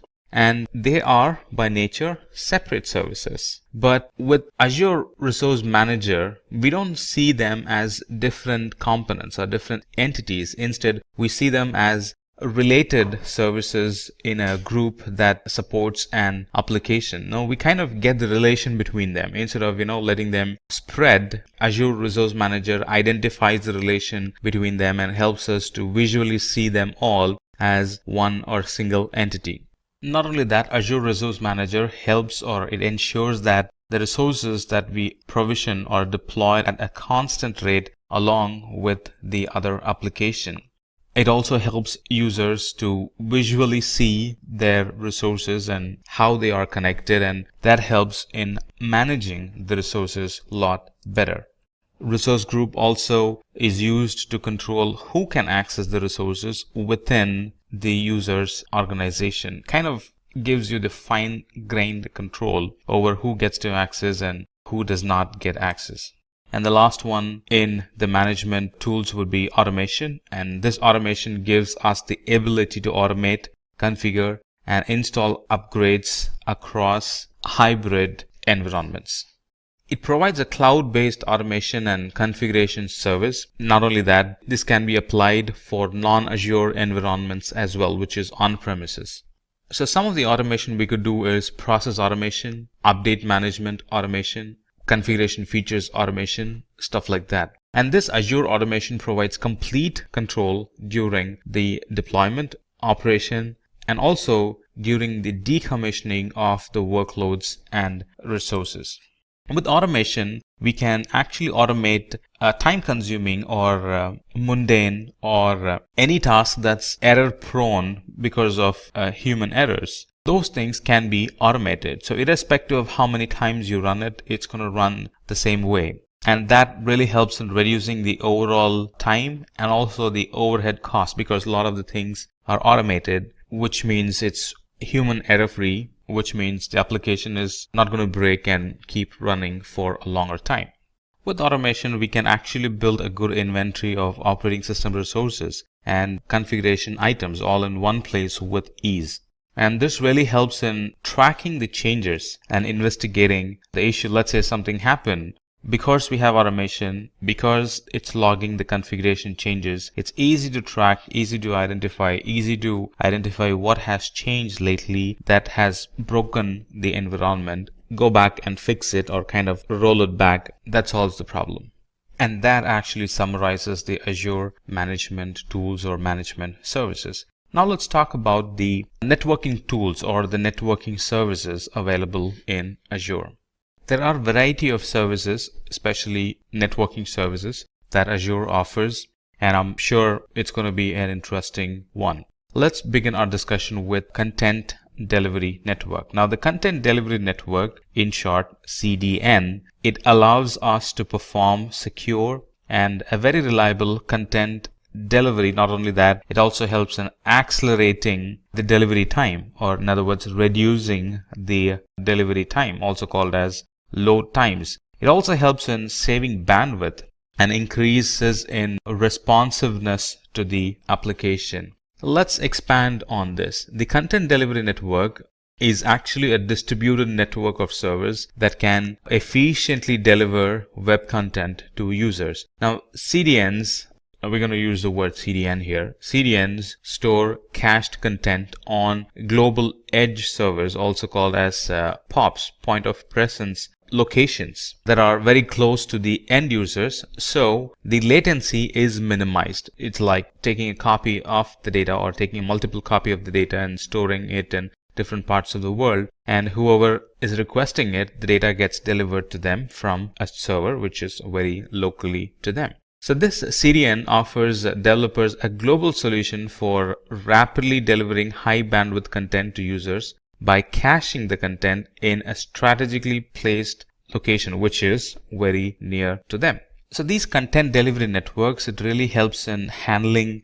That's one advantage you get for content delivery network, that's we can handle spikes and heavy loads very efficiently. And we can also run analytic against the logs that gets generated in content delivery network, which helps in gaining good insight on the workflow and what would be the future business need for that application. And this, just like a lot of other services, this is on a pay as you go type. So you use the resource first and then you only pay for what you have used.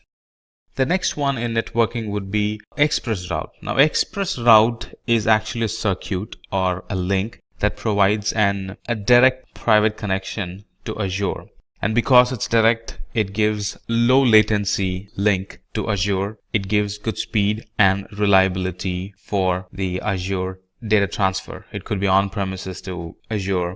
So it gives very good speed. It gives increased reliability and low latency for that connection. Let's expand on this a bit. Now, this ExpressRoute is a service that actually provides a private connection between Microsoft data center and infrastructure in our premises or in a different co-location facility that we might have. Now, these ExpressRoutes do not go over the public internet. And because they don't go over the public internet, they offer a high security, reliability, and speed and low latency compared to the connections which are in the internet. Because it's fast, because it's reliable, because it has low latency, it can be used as an extension of our existing data center. Users are not going to feel the difference whether they are accessing services from an on-premises or in the cloud environment, because latency is minimized as much as possible. Users are really not going to see the difference. And because it's a private line and not a public internet line, it can be used to build hybrid applications without compromising privacy or the performance. Now, these virtual private cloud, these ExpressRoutes can be used for taking backups. If assume a backup going through the internet, that would be a nightmare. if we use express route for backups, that's going to be fast. And imagine recovering a data through the internet, from the cloud, through the internet to the on-premises in a time of disaster. That would be the worst nightmare. So these express routes can be used not only to backup, but also to recover the data because it provides good speed, low latency. Recovering the data is going to be a lot sooner. The next product or service we're going to discuss in networking is Azure DNS. Now, Azure DNS allows us to host domain name in Azure, and these domain names come with an exceptional performance and availability. Now, Azure DNS is used to set up and manage DNS zones and records for our domain name in the cloud. Now, this Azure DNS is a service for DNS, just like the name says, and it provides name resolution by using Azure's infrastructure. And by using this domain, we can actually manage the DNS ourselves through the Azure portal with the same credential. Imagine having a DNS provider which does not even belong in our IT. Imagine that environment. We would have a separate portal to manage the DNS environment. Now, those are gone. And now we can actually manage the DNS in the very same Azure portal where we use the rest of the other services. And this Azure DNS very much integrates with other DNS service providers. It uses a global network of name servers to provide fast response to DNS queries. And these domains are having additional availability compared to the other domain service providers' availability promises. These are going to have more availability than the rest because most of the servers are maintained by Microsoft, and it helps resolve sooner. It helps resyncing. Let's say a server fails, it kind of helps resyncing with the rest of the servers. So all the Microsoft's environment, all the Microsoft's global network of name servers kind of ensures that our domain names are resolved properly, not only properly, but also are available most of the time. All right, next in the list in networking services is virtual network. I'm sure this is going to be very interesting, and I'm sure you're going to like it. So this networking or virtual networking in Azure, it actually allows us to set up our own private cloud in the public cloud. It gives us an isolated and highly secure environment for our application. Let's expand on this. So this Azure Virtual Network helps us to provision Azure virtual machines, and it helps us to securely communicate with other on-premises and internet networks.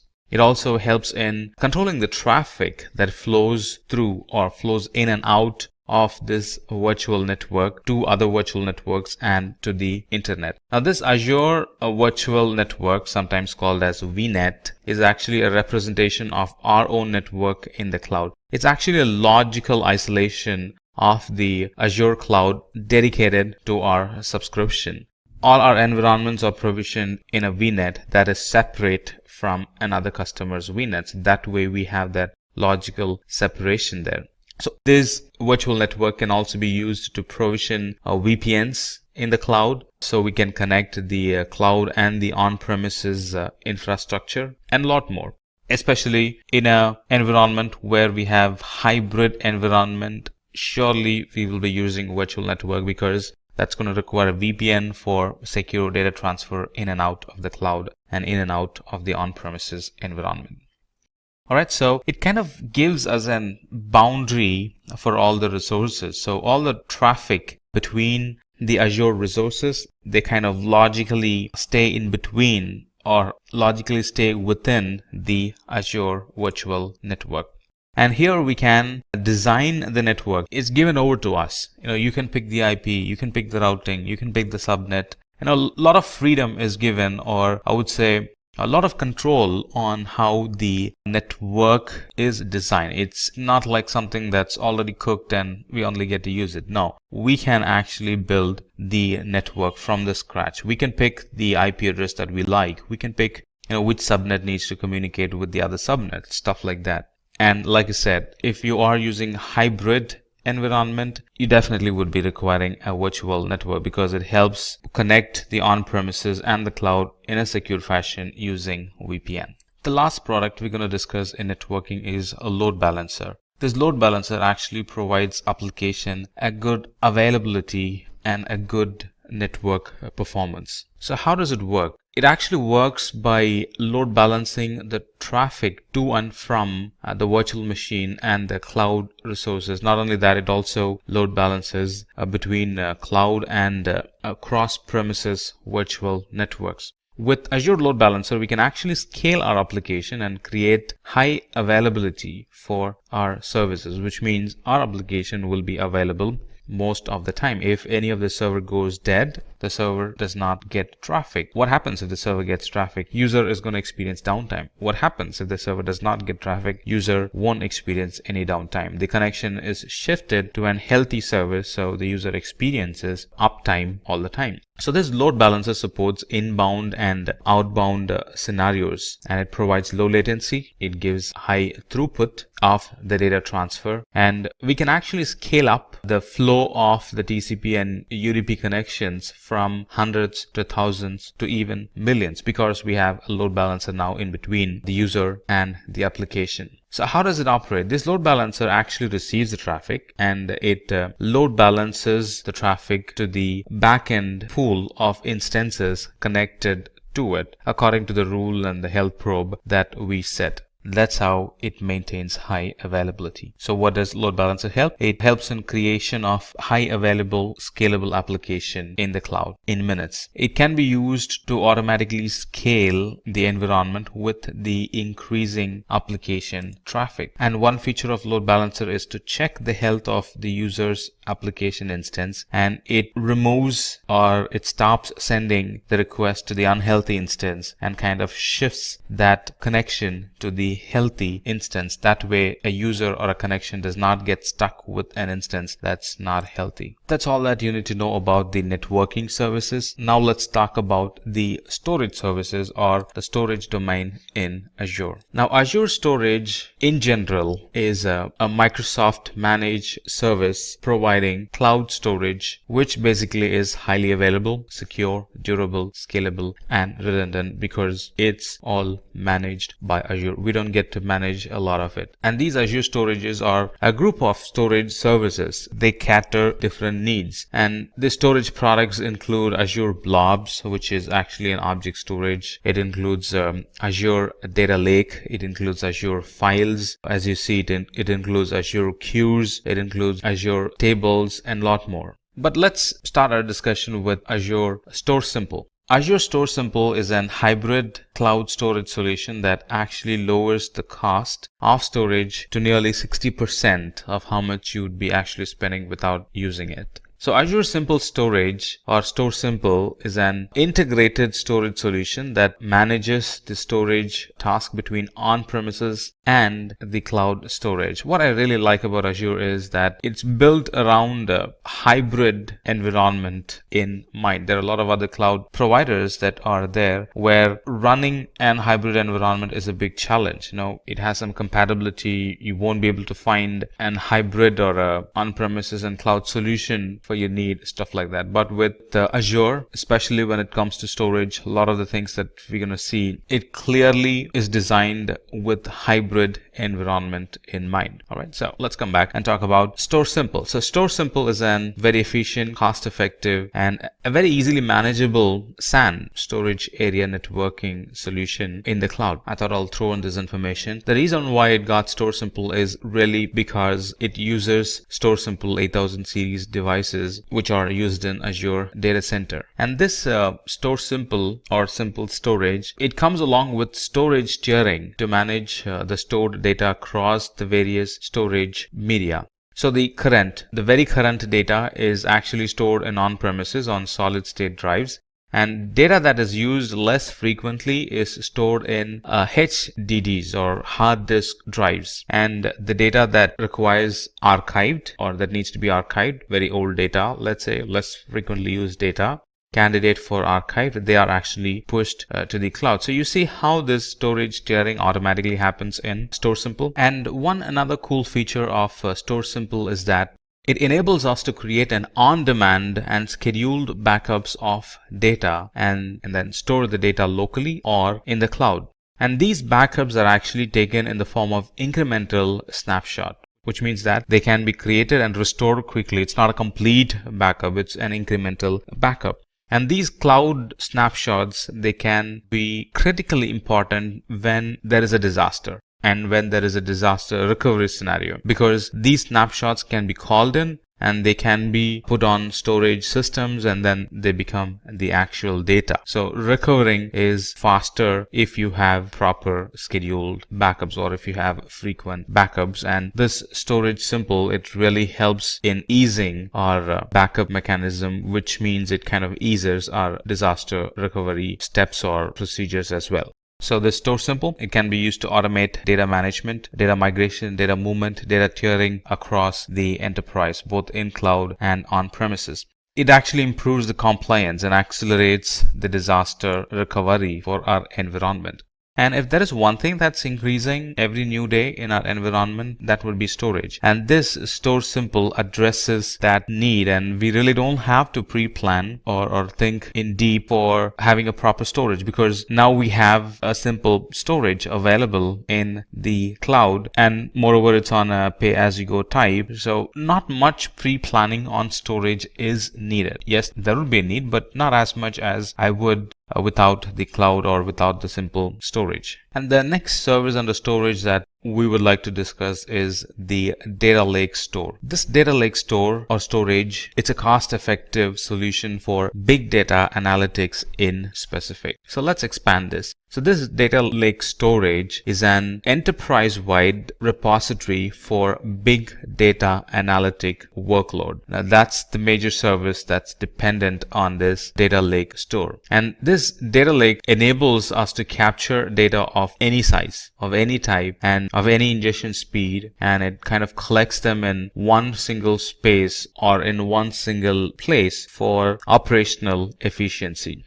Operational efficiency and for analytic purpose. Hadoop in Azure is very dependent on this Data Lake Storage. And this Data Lake Store is designed with performance for analytics in mind. So anytime you think of, or anytime you're using analytic in the cloud, or anytime you're using Hadoop in the cloud in Azure, we are definitely using, or we will be to the most part, or the normal procedure or the right storage to pick would be Data Lake Store in Azure. It's designed with security in mind. So anytime we use Azure storage, we can be rest assured that we are using storage from within a data center which has, or which was built with security in mind. So this data store also uses Azure Blob Storage behind the scenes for global scale, durability, and for performance. Let's talk about blob storage. Now, blob storage provides large amount of storage and scalability. Now, this blob storage is the object storage solution for Azure Cloud. Let's expand a bit on blob storage. Azure Blob Storage is Microsoft offering for object storage. Now, this blob storage is optimized for storing massive amount of unstructured data, which could be text or binary data. It's designed and it's optimized for rapid reads. If I explain to you on what scenarios we would be using blob storage, that might help you get a good understanding of what blob storage is. So it's designed, as of now it's being used in many IT environments to serve images or documents directly to the browser. It helps in storing files for distributed access. A lot of fetchers can fetch data from Azure Blob Storage. And it's currently helping users stream video and audio. It's currently being used for writing log files. It's currently being used to store data as backup and restore at a later point in times of disaster recovery. It also is used as an archiving storage in a lot of cloud IT environments. It's widely used in storing analytic data, not only storing but also running analytic query against the data stored in it. So that's a wide use case for blob storage. Not only that, in addition to all that we mentioned, it also supports versioning. So anytime somebody updates an data, a new version gets created, which means at any point I can roll back as and when needed. And it provides a lot of flexibility on optimizing the user's storage need. It also supports tiering of the data. So based on need, when I actually explore, I would find a lot of options I can pick from that suits to my unique storage environment or unique storage need. And like I said, it stores unstructured data, and this unstructured data is available for customers through REST-based object storage environment. The next product in storage service would be queue storage. Now, queue storage provides durable queues for large volume cloud services. It's a very simple and a cost-effective, durable messaging queue for large workloads. Let's expand this queue storage for a moment. Now, this queue storage is a service for storing large amount of messages that can be accessed from anywhere in the world through HTTP and HTTPS calls. A single queue or a single queue message can be up to like 24 KB in size, and a single queue can contain millions of such 24 KB in size messages. And how much can it hold? It can hold up to the total capacity of the storage account itself. So that's kind of easy to translate. How much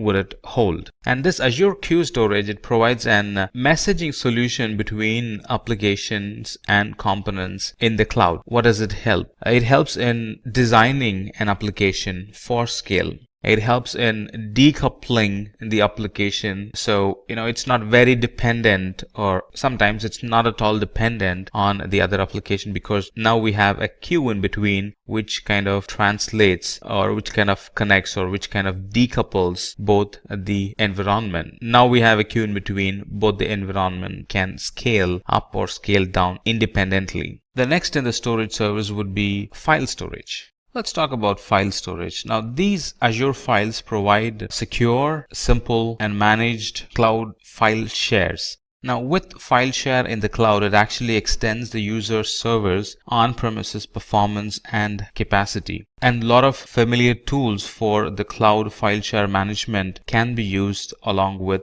the file storage that we're talking about. So let's expand a bit on file storage. Now, this Azure Files or Azure File Storage offers a fully managed file shares in the cloud that can be accessed via the SMB protocol, Server Message Block Protocol. Now, this Azure file shares can be mounted concurrently by cloud or in on-premises deployments. A lot of operating systems are compatible with it. Windows are compatible, Linux is compatible, Mac OS is compatible. In addition to all this being able to run on-premises and on the cloud, or being able to access from on-premises and on the cloud, it can also offer cache for caching the data and keeping it locally, so it's immediately available when needed. So that's some additional feature, I would say that's some advanced feature that it offers compared to the other file shares available in the market. Let's talk about table storage. Now,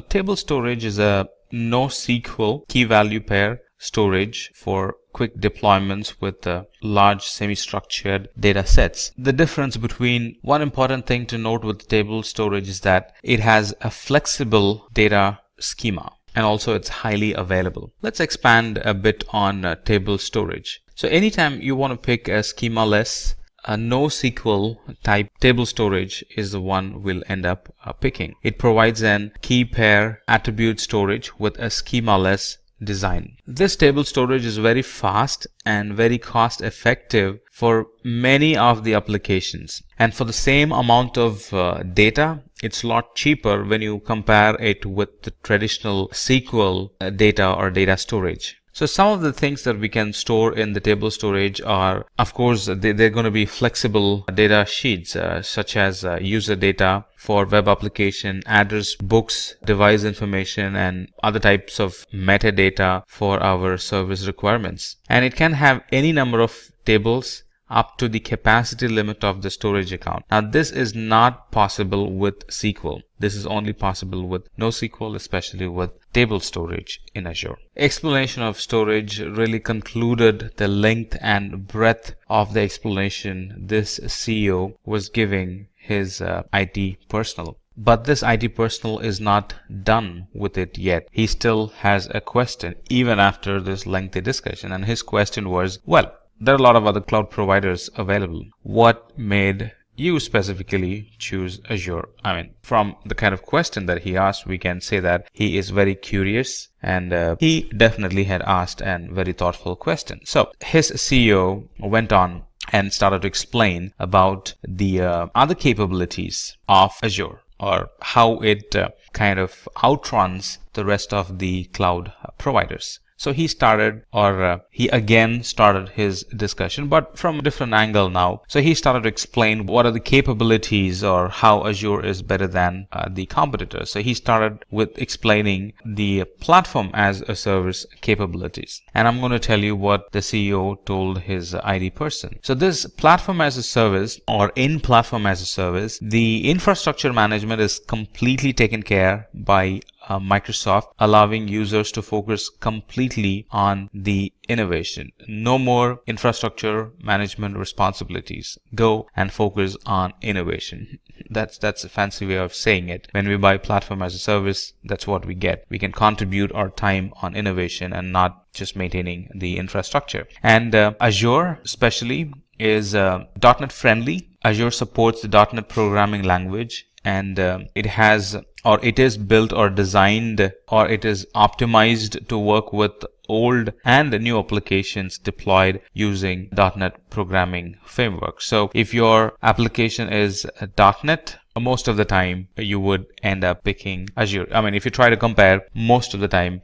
you would end up picking Azure as your cloud service provider. And the security offerings that Azure offers is it's designed based on the security development lifecycle, which is an industry-leading assurance process. When we buy services from Azure, it assures that the environment is designed based on security development lifecycle. And like I mentioned many times in the past, and I would like to mention it again, Azure has well thought about the hybrid environments, which a lot of other cloud providers have failed. So it's very easy to set up an hybrid environment, to migrate the data or not to migrate the data and still run a hybrid environment. They work seamlessly with Azure, because Azure provides seamless connection across on-premises data centers and the public cloud. It also has a very gentle learning curve. If you look at the documentation, it's picture rich, and the documentations are neat and clear. It would encourage you to learn more. It would encourage you to think and imagine and try easily get a grasp of how services work. So it has a very gentle learning curve. Azure allows the utilization of technologies that several businesses have used for years. So there is a big history behind it.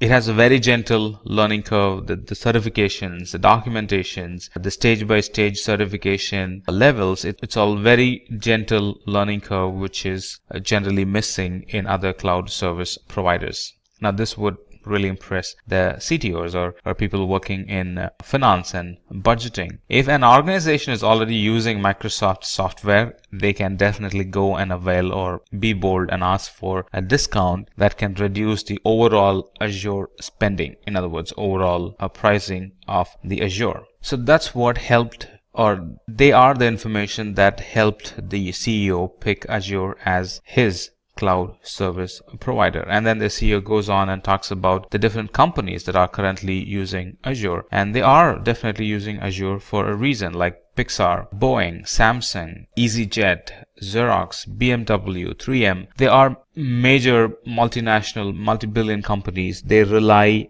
run, operate their IT in Azure. And this CEO has a thought that his IT person is still not very convinced unless and until he shows him a visual of how easy things are in Azure. So he goes on and explains about a practical application of Azure, which is what exactly I'm going to show you as well. All right, a quick project on building an Azure app using, or building a .NET application in Azure Web App and making it connect to an SQL database will solidify all the knowledge that we have gained so far. So this is what we're going to do.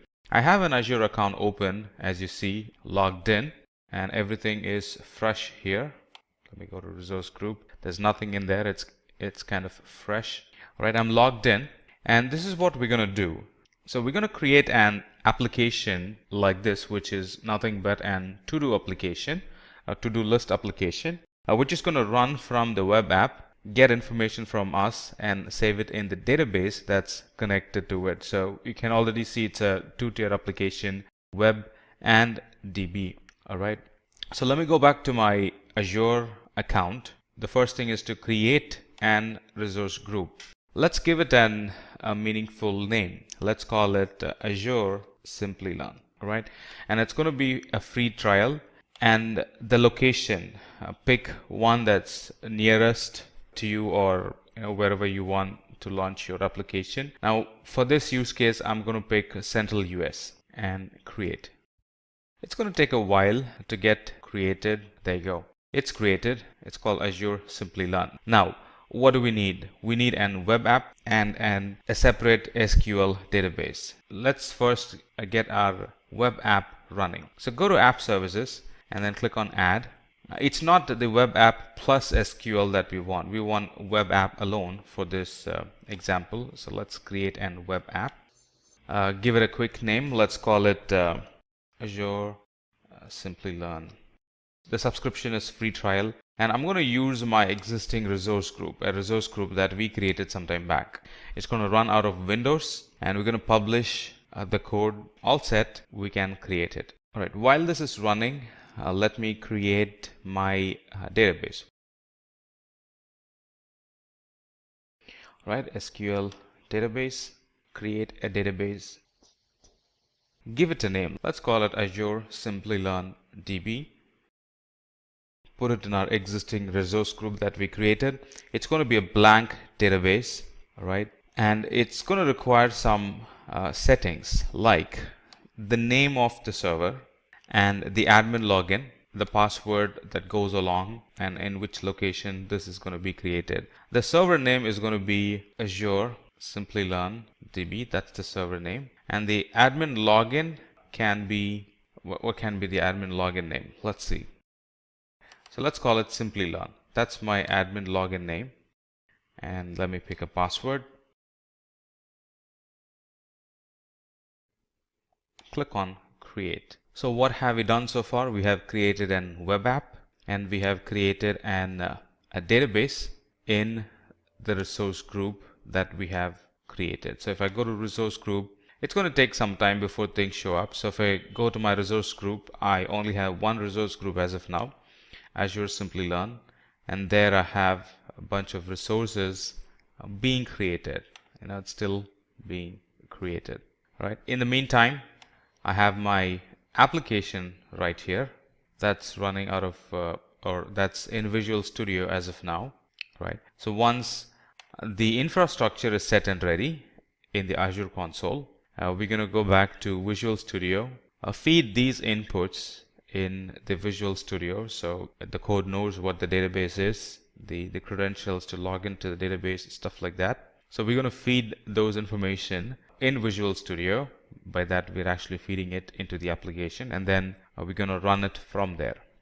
Deploying this application takes quite a while. We really got to be patient. Right, now we have all the resources that we need for the application to run. Here's my database, and here's my app service. There's one more thing we need to do, that is create an firewall exception rule. So one more thing needed is to create an firewall exception rule, right? So the application is going to run from my local desktop, and it's going to connect to the database, right? So let's add an exception rule by simply adding the client IP. It's going to pick my IP, the IP of the laptop I'm using as of now, and it's going to create an exception to access the database. So that's done. Now we can go back to our Visual Studio. I already have a couple of apps running, or a couple of configurations pushed from Visual Studio. I'm going to clean that up. If you're doing it for the first time, you may not need to do this. Alright, so let's start from the scratch. This is very similar to how you would be doing in your environment. All right, so we're going to select an existing Azure app service. Now before that, I have logged in. As you can see, I have logged in with my credentials. So it's going to pull few things automatically from my Azure account. So in this case, I'm going to use an existing Azure app. So select existing and then click on publish.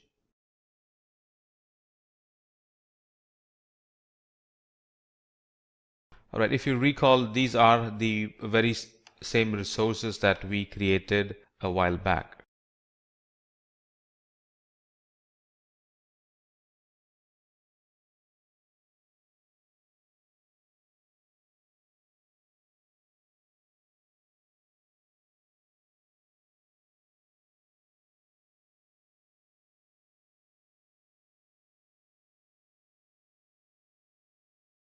All right, we have clicked on save and it's running, kind of validating the code, and it's going to come up with an URL. Now initially the URL is not going to work because we haven't mapped the application to the database. So that would be the next thing.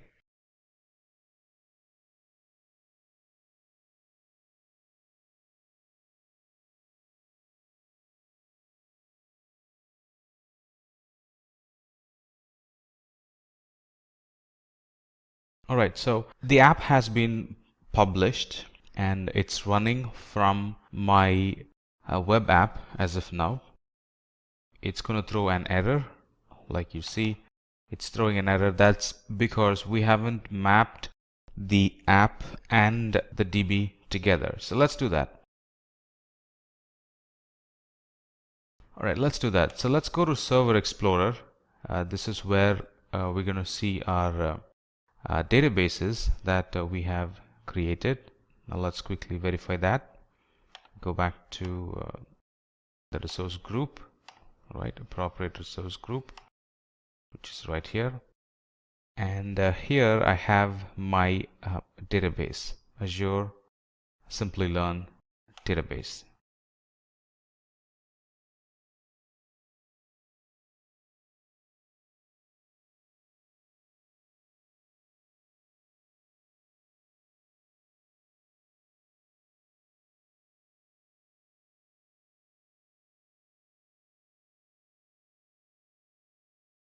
Right, it has some issues connecting to my database. Give me a quick moment.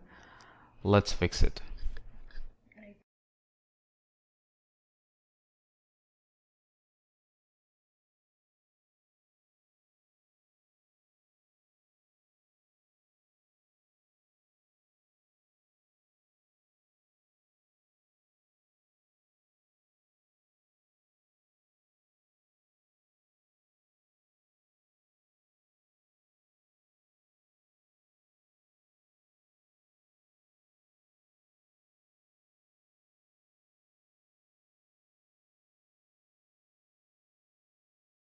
All right, so we'll have to map the database into this application.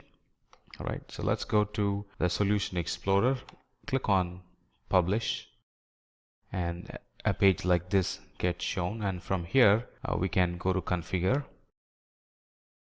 Here is our web app, all right, with all its credentials. Let's validate the connection, number 1. All right, and then click on Next. This is my DB connection string, right, which the app is going to use to connect to my DB. Now, if you recall, our DB was Azure Simplilearn DB, and that's not being shown here. So let's fix that. Right, so let's fix that. Click on Configure, and here let's put our DB servers URL. Now before that, let's change this to SQL Server. All right, and then in here put the DB's URL. So go back to Azure. Here is my DB or server's name. Put that here. Right, the username to connect to the server, that's right here. Put that in, and the password to connect to the server, let's put that in. right? It's trying to connect to our Azure portal or the Azure infrastructure, and here is my database. If you recall, it's Azure SLDB. That's the name of the database. Let's test the connection. Connection is good. Click on OK. So now it's showing up correctly. Azure Simplilearn DB. That's the name of the database that we created. Now it's configured.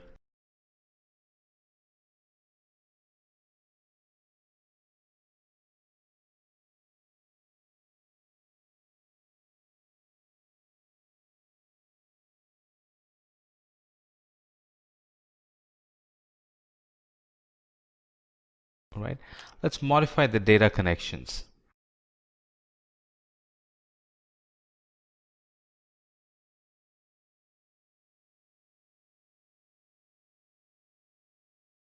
Right. Let's map it to the appropriate database again. All right. So our name of the database is Azure Simplilearn DB, and then it's going to be SQL Server. That's the data source. The username is Simplilearn, and the password is what we have given in the beginning. All right, let's validate the connection. It's good. Click OK. Now we're all set and ready to publish our application again. Now the application knows how to connect to the database. We have educated it with the correct connection strings, the DNS name, the username, and the password for the application to connect to the database. So Visual Studio is building this project, and once it is up and running, we'll be prompted with an URL to connect, and anytime we put or we give inputs to the URL, that's going to receive the input and save it in the database.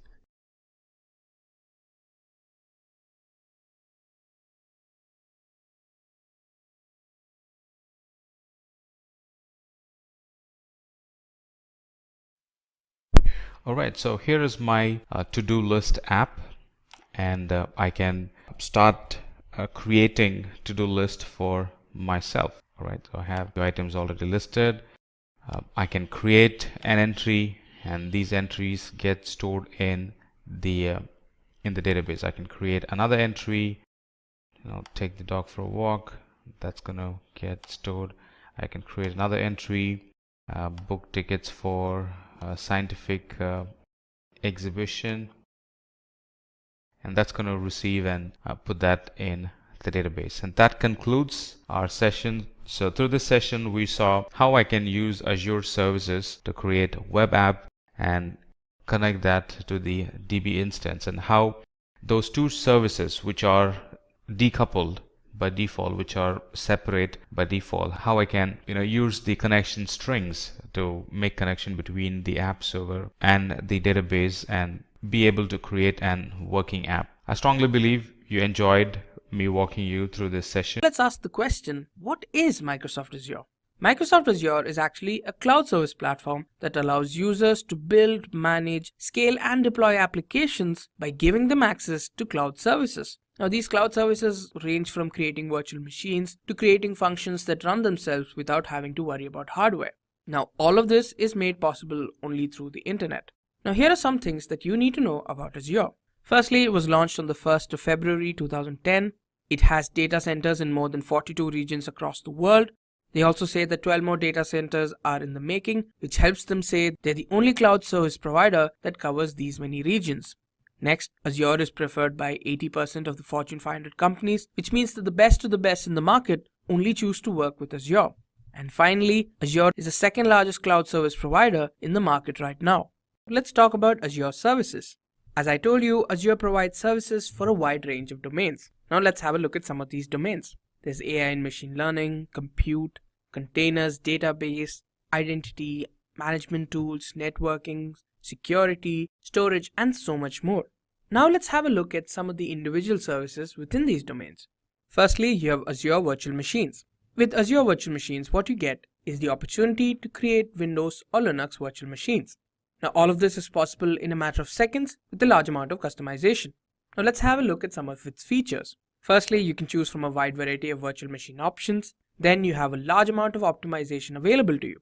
For example, what size of operating system do you want? How much size do you want allocated to it? What version of the system is it? And so much more. Then it provides low cost and per minute billing. Now, Azure provides you per minute billing, which means that you're only charged for how much time you use the service. And finally, you have enhanced security and protection for your virtual machines. Next, we have Service Fabric. Now, with Service Fabric, you have a platform which enables you to create microservices. Now, this also makes the process of application lifecycle management a whole lot easier. As a direct result, you can create applications with a faster time to market. It supports Windows, Linux, on-premises, or other clouds, and it enables you to do a tremendous amount of scaling up depending on your requirement. And finally, we have functions. Now, with functions, you can build applications with the help of serverless computing. Here, the users only pay for the amount of resources that they've used. You can create applications in any language that you want, and the only thing you need to worry about is the code of the application. Everything other than that, that is the hardware requirements, are taken care of by Azure. Now, let's have a look at the networking services. Firstly, we have the Azure CDN, or the Content Delivery Network. With Azure CDN, what you get is the ability to deliver your content with reduced load times, fast responsiveness, and less bandwidth. Now, CDN can be integrated with several other Azure services so that the process can move at a faster rate. It can handle heavy loads and traffic spikes with ease.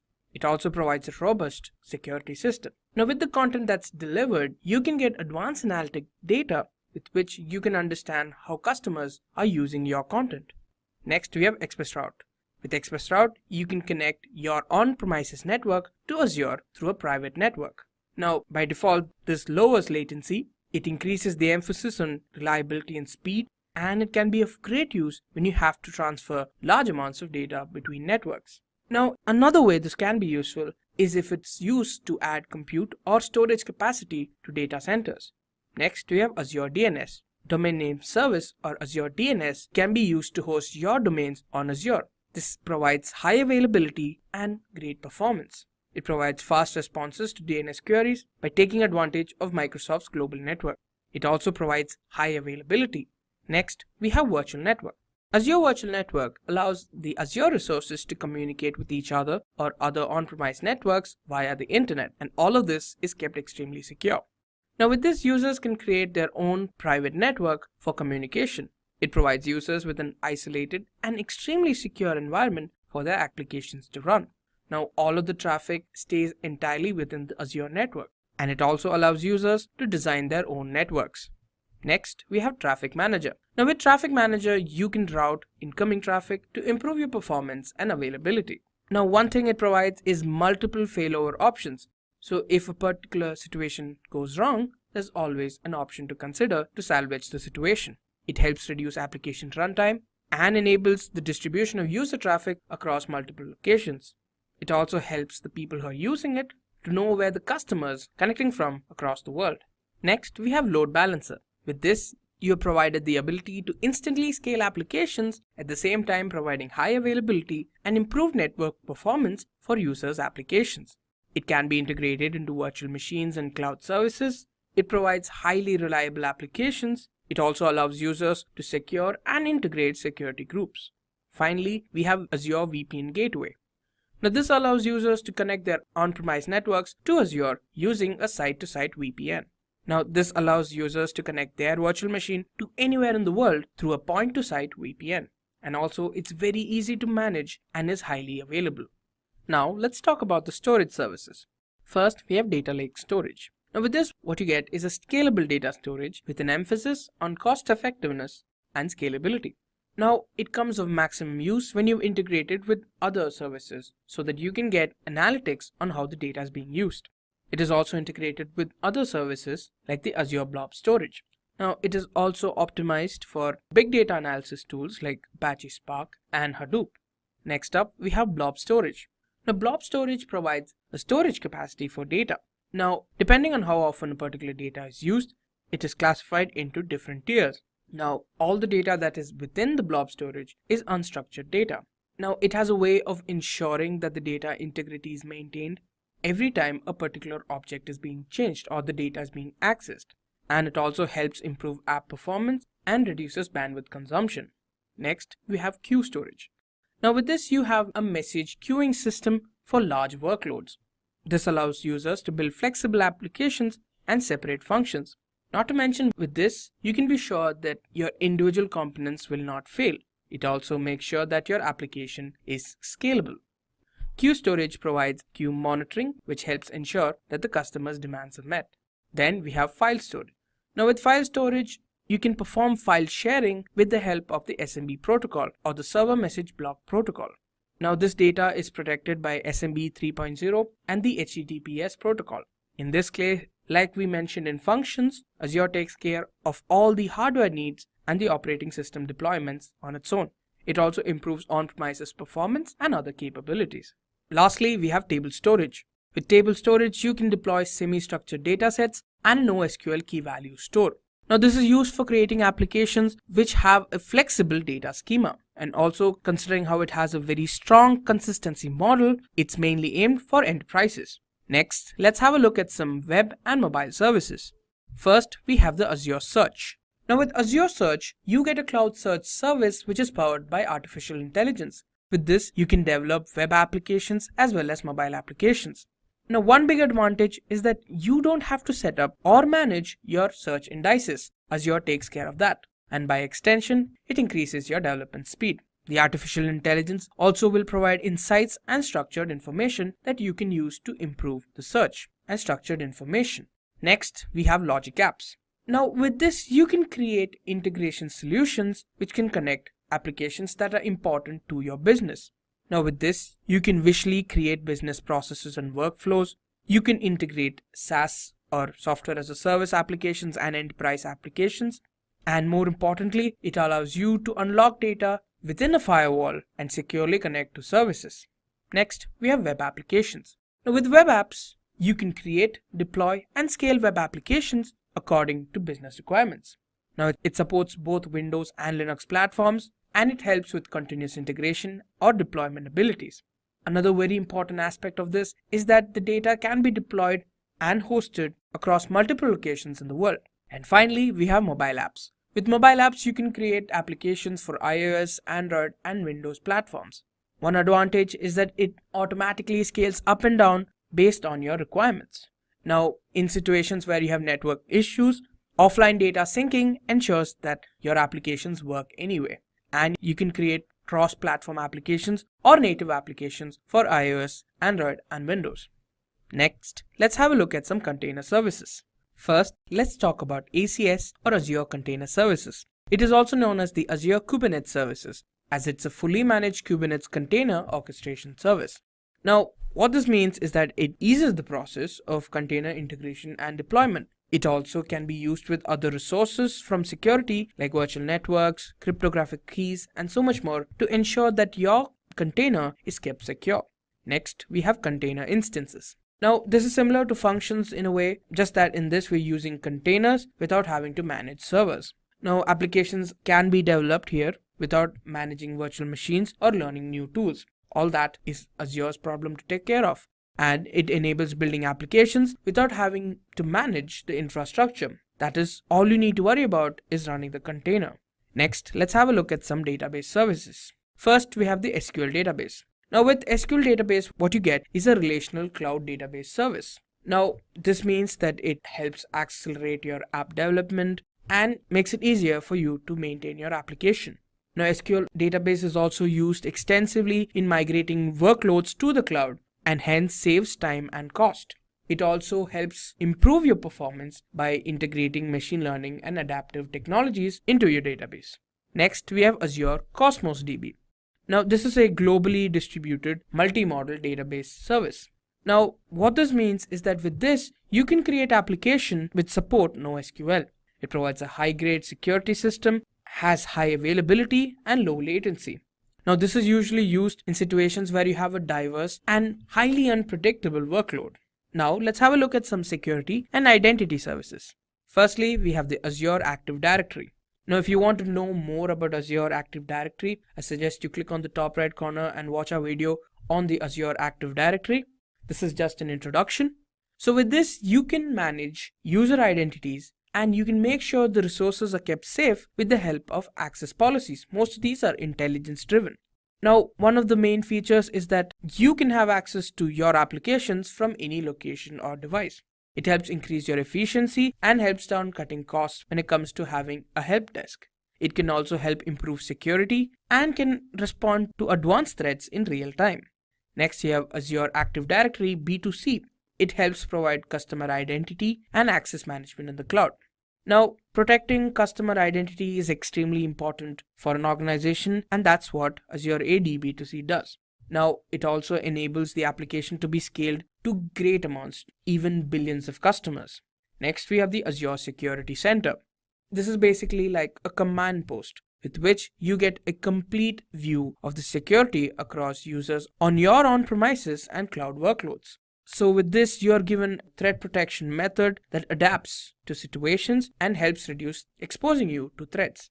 It also has rapid threat response and makes the process of finding and fixing vulnerabilities a whole lot easier. Next up, let's talk about monitoring and management services. So first, let's have a look at Azure Advisor. Now, Azure Advisor is basically a guide for the best practices when it comes to Azure. Now, when you follow these, it improves performance, security, cost, and increases availability. Now, it also learns from how you use the services on your configuration and usage pattern, and the adjustments that it suggests can be implemented very quickly and easily. Next, we have Network Watcher. Now, with this, you can monitor, diagnose, and understand the working of your network. Now, you can monitor your network without actually having to log in to your virtual machine. Now, you can also use something known as network security flow logs to understand the traffic pattern, how much traffic is coming towards you, how much you are giving, and so much more. It also helps diagnose VPN problems that you might have with detailed logs. And finally, you have the Azure Resource Manager. Now, with this, you can ensure that the resources that you have are managed and deployed at a consistent rate. Now, this makes it extremely easy for you to manage and visualize your resources that are used in your applications or some other requirements, and you can control who can access your resources as well as perform actions on it. Today, I'm joined by two giants of the cloud computing industry. They'll be going head to head with each other to decide who amongst them is better. It's going to be one hell of a fight. Now, let's meet our candidates. On my left, we have AWS, who's voiced by Apeksha. Hi guys. And on my right, we have Microsoft Azure, who's voiced by Anjali. Hey there. So today, we'll be deciding who's better on the basis of their origin and the features they provide, their performance in the present day, and comparing them on the basis of pricing, market share and options, free tier, and instance configuration. Now, let's listen to their opening statements. Let's start with AWS. Launched in 2006, AWS is one of the most commonly used cloud computing platforms across the world. Companies like Adobe, Netflix, Airbnb, HTC, Pinterest, and Spotify have put their faith in AWS for their proper functioning. It also dominates the cloud computing domain with almost 40% of the entire market share. So far, nobody's even gotten close to beating that number. AWS also provides a wide range of services that covers a great number of domains. Domains like compute, networking, storage, migration, and so much more. Now, let's see what Azure has to say about that. Azure was launched in 2010 and is trusted by almost 80% of all Fortune 500 companies. The best of the best companies in the world choose to work only with Azure. Azure also provides its services to more regions than any other cloud service provider in the world. Azure covers 42 regions already, and 12 more are being planned to be made. Azure also provides more than 100 services spanning a variety of domains. Now that the opening statements are done, let's have a look at the current market status of each of our competitors. This is the performance round. Here we have the stats for the market share of AWS, Azure, and other cloud service providers. This is for the early 2018 period. Amazon Web Services takes up a whopping 40% of the market share, closely followed by Azure at 30% and other cloud services adding 30%. This 40% indicates most organizations' clear interest in using AWS. We are number one because of our years of experience and trust we've created among our users. Sure, you're the market leader, but we are not very far behind. Let me remind you, more than 80% of the Fortune 500 companies trust Azure with their cloud computing needs. So it's only a matter of time before Azure takes the lead. The rest of the 30% that is in AWS or Azure accounts to the other cloud service providers like Google Cloud Platform, Rackspace, IBM SoftLayer, and so on. Now for our next round, the comparison round. First, we'll be comparing pricing. We'll be looking at the cost of a very basic instance, which is a virtual machine of 2 virtual CPUs and 8 GBs of RAM. For AWS, this will cost you approximately $0.0928 per hour. And for the same instance in Azure, it'll cost you approximately $0.096 per hour. Next up, let's compare market share and options. As I mentioned before, AWS is the undisputed market leader when it comes to the cloud computing domain, taking up 40% of the market share. By 2020, AWS is also expected to produce twice its current revenue, which comes close to $44 billion. Not to mention, AWS is constantly expanding its already strong roster of more than 100 services to fulfill the shifting business requirements of organizations. All that is great, really, good for you. But the research company Gartner has released a magic quadrant that you have to see. You see, the competition is now neck to neck between Azure and AWS. It's only a matter of time before Azure can increase from its 30% market share and surpass AWS.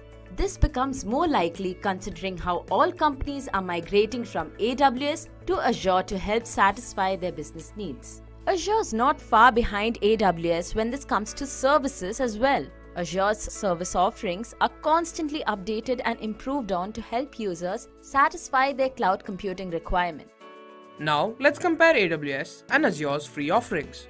AWS provides a significant number of its services for free, helping users get hands-on experience with the platform, products, and services. The free tier services fall under 2 categories: services that will remain free forever and the others that are valid only for 1 year. The always free category offers more than 20 services, for example Amazon SNS, SQS, CloudWatch, etc. And the valid for a year category offers approximately 20 services, for example Amazon S3, EC2, Elasticache, etc. Both types of services have limits on their usage, for example storage, number of requests, compute time, etc. But users are only charged for using services that fall under the valid for a year category after a year of their usage. Azure provides a free tier as well. It also provides services that belong to the categories of free for a year and always free. There are about 25 plus always free services provided by Azure. These include App Service, Functions, Container Service, Active Directory, and lots more. And as of the valid for a year, there are 8 services offered. There's Linux or Windows virtual machines, blob storage, SQL database, and few more. Azure also provides the users with credits of $200 to access all their services for 30 days. Now this is a unique feature that Azure provides, where its users can use their credits to utilize any service of a choice for the entire month. Now let's compare instance configuration. The largest instance that AWS offers is that of a whopping 256 GBs of RAM and 16 virtual CPUs. The largest that Azure offers isn't very far behind either, 224 GBs of RAM and 16 virtual CPUs. And now for the final round. Now each of our contestants will be shown facts and they have to give explanations for these facts. We call it the rapid fire round. First, we have features in which AWS is good and Azure is better.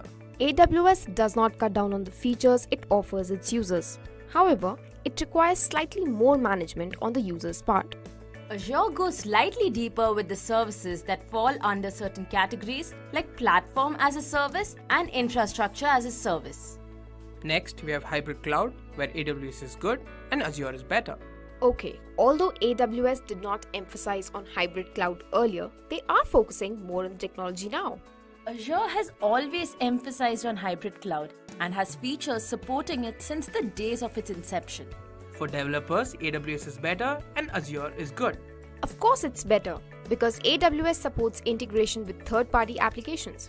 Well, Azure provides access to data centers that provide a scalable architecture. For pricing, both AWS and Azure are at the same level.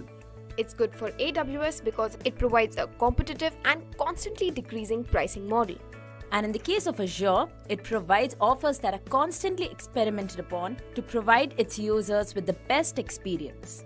And that's it. Our contestants have finished giving their statements. Now, let's see who won. Surprisingly, nobody. Each cloud computing platform has its own pros and cons. Choosing the right one is based entirely on your organization's requirements. Imagine you're the owner of a small software development firm and you want to scale your business up. However, a small team size, the unpredictability of demand, and limited resources are roadblocks for this expansion. That's when you hear about cloud computing. But before investing money into it, you decide to draw up the differences between on-premise and cloud-based computing to make a better decision. When it comes to scalability, you pay more for an on-premise setup and get lesser options too. Once you've scaled up, it is difficult to scale down and often leads to heavy losses in terms of infrastructure and maintenance costs. Cloud computing, on the other hand, allows you to pay only for how much you use, with much easier and faster provisions for scaling up or down. Next, let's talk about server storage. On-premise systems need a lot of space for their servers, notwithstanding the power and maintenance hassles that come with them. On the other hand, cloud computing solutions are offered by cloud service providers who manage and maintain the servers, saving you both money and space. Then we have data security. On-premise systems offer less data security, thanks to a complicated combination of physical and traditional IT security measures, whereas cloud computing systems offer much better security and lets you avoid having to constantly monitor and manage security protocols. In the event that a data loss does occur, the chance for data recovery with on-premise setups are very small. In contrast, cloud computing systems have robust disaster recovery measures in place to ensure faster and easier data recovery. Finally, we have maintenance. On-premises systems also require additional teams for hardware and software maintenance, loading up the costs by a considerable degree. Cloud computing systems, on the other hand, are maintained by the cloud service providers, reducing your costs and resource allocation substantially.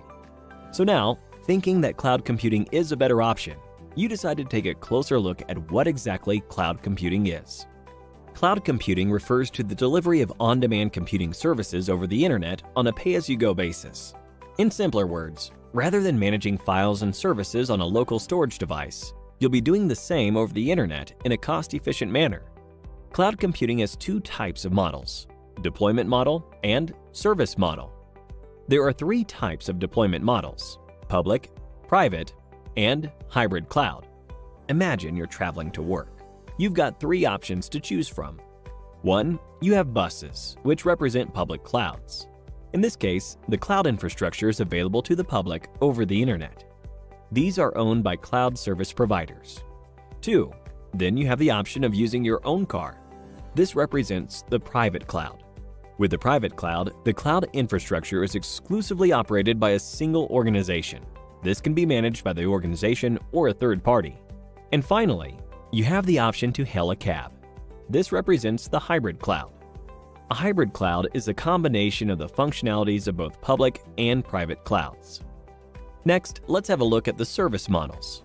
There are three major service models available: IaaS, PaaS, and SaaS. Compared to on-premise models, where you'll need to manage and maintain every component, including applications, data, virtualization, and middleware, cloud computing service models are hassle-free. IaaS refers to infrastructure as a service. It is a cloud service model where users get access to basic computing infrastructure. They are commonly used by IT administrators. If your organization requires resources like storage or virtual machines, IaaS is the model for you.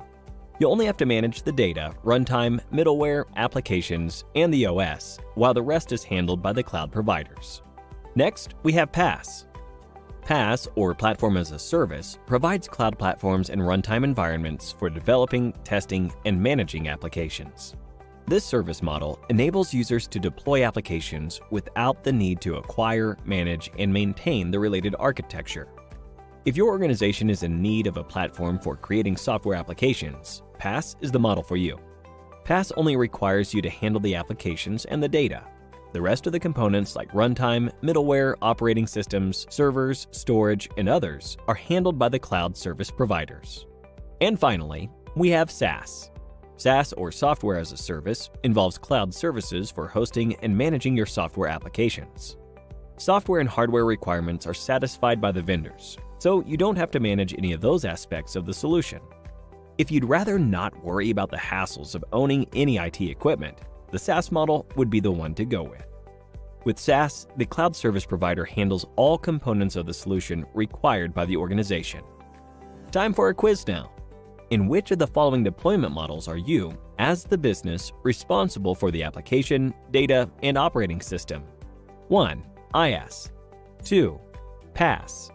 3. SaaS. 4. IaaS and PaaS. Let us know your answer in the comment section below. In this session, we learn about Google Cloud Platform, wherein we will learn about what is cloud computing, why Google Cloud Platform, what is GCP, that is Google Cloud Platform, Google Cloud Platform domains, about a use case, that is Ferrero use case, and also a quick demo on using services from Google Cloud Platform. So when we talk about Google Cloud Platform, we also need to know what is cloud computing. So cloud computing is the use of hardware and software components to deliver a service to a network. Users can access these files and applications and services provided by a cloud provider from any device that has access to internet. In short, cloud computing is a way where cloud provider provides access to different services such as resources. And when we talk about resources here, we talk about computing, we talk about memory, we talk about processing power, we talk about storage, and we also talk about different services which cloud providers make available for the users. Now that allows us for automatic software integration, backup and restoring data, unlimited storage capacity, having a reliable use of different services, and having a cost-efficient solution. Now, we know that cloud computing's models, there are different service models. So you have platform as a service, you have infrastructure as a service, and you have software as a service. And these are the prominent models which are offered by different cloud providers such as Google Cloud, such as Google, you have Amazon, you have Azure, and also some organizations build their own private clouds using open source OpenStack. Let's focus more on Google Cloud Platform and what it has to offer and how it is gaining popularity in the market with different organizations which would want to work on a cloud platform or which would want to work on an infrastructure which is modernized. So when we talk about cloud computing, this is one of the approach which organizations can take to instantaneously benefit from modernization using different services, different platforms, and also newer technologies for their various requirements such as scalability or dynamic businesses. Before we get into Google Cloud Platform, it is also good to understand where you can find some useful resources about Google Cloud Platform. And here you have a website which is from your Google Cloud. So this is cloudacademy.com/library/Google. And here you can create a free account. Now that would give you just 7 days trial, but that has a lot of videos which talk about your Google Cloud Platform and essentials, and it has various certification related videos which you can access. And then after 7 days after you have tried, you can obviously go for a paid account where you can take detailed learning from here. Now this is your training library which shows your different cloud providers such as Amazon, Microsoft Azure, GCP, and then you have various other topics which are specifics to organization.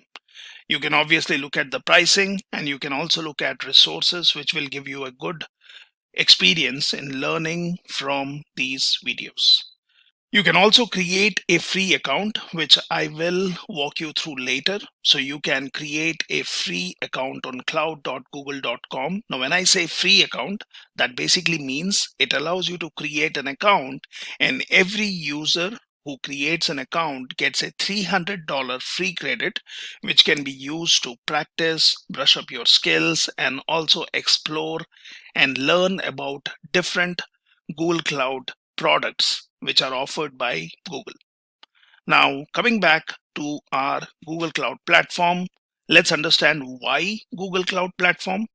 So Google Cloud Platform is popular for many reasons. Now, let us see a few of most important reasons why it stands out. When you talk about pricing, pricing is one of the significant factors that make Google Cloud stand out among the other cloud providers. It offers a monthly pricing plan, which is billed according to monthly usage. And when we talk about billing here, the billing can be in hours, it can be in minutes, and it can also be in seconds. There are different options when you talk about your pricing, which can be found from your Google Cloud web page. Now, pricing could be based on preemptive machines. Pricing could be based on reserved instances or reserved resources. I'll show you the link where you can find more details on pricing part of it. So Google Cloud really has various pricing options which help customers in their different requirements, whether they would go for any of the service models such as infrastructure as a service, platform as a service, or even software as a service. One more attractive thing about Google Cloud pricing is that it provides committed use discounts. For example, under this scheme, you can purchase a specific amount of virtual CPU cores and memory for up to 57% discount off regular prices if you commit usage for either 1 or 3 years. Now, this is just one option. There are various such options which you can learn about from the Google Cloud's page, and that really suits different customers for their different requirements.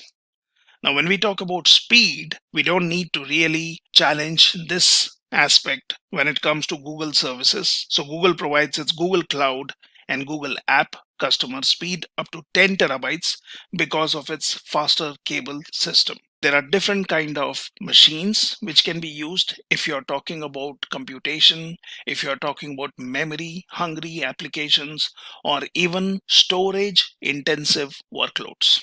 All in all, speed is one of the defining characteristics of Google Cloud services.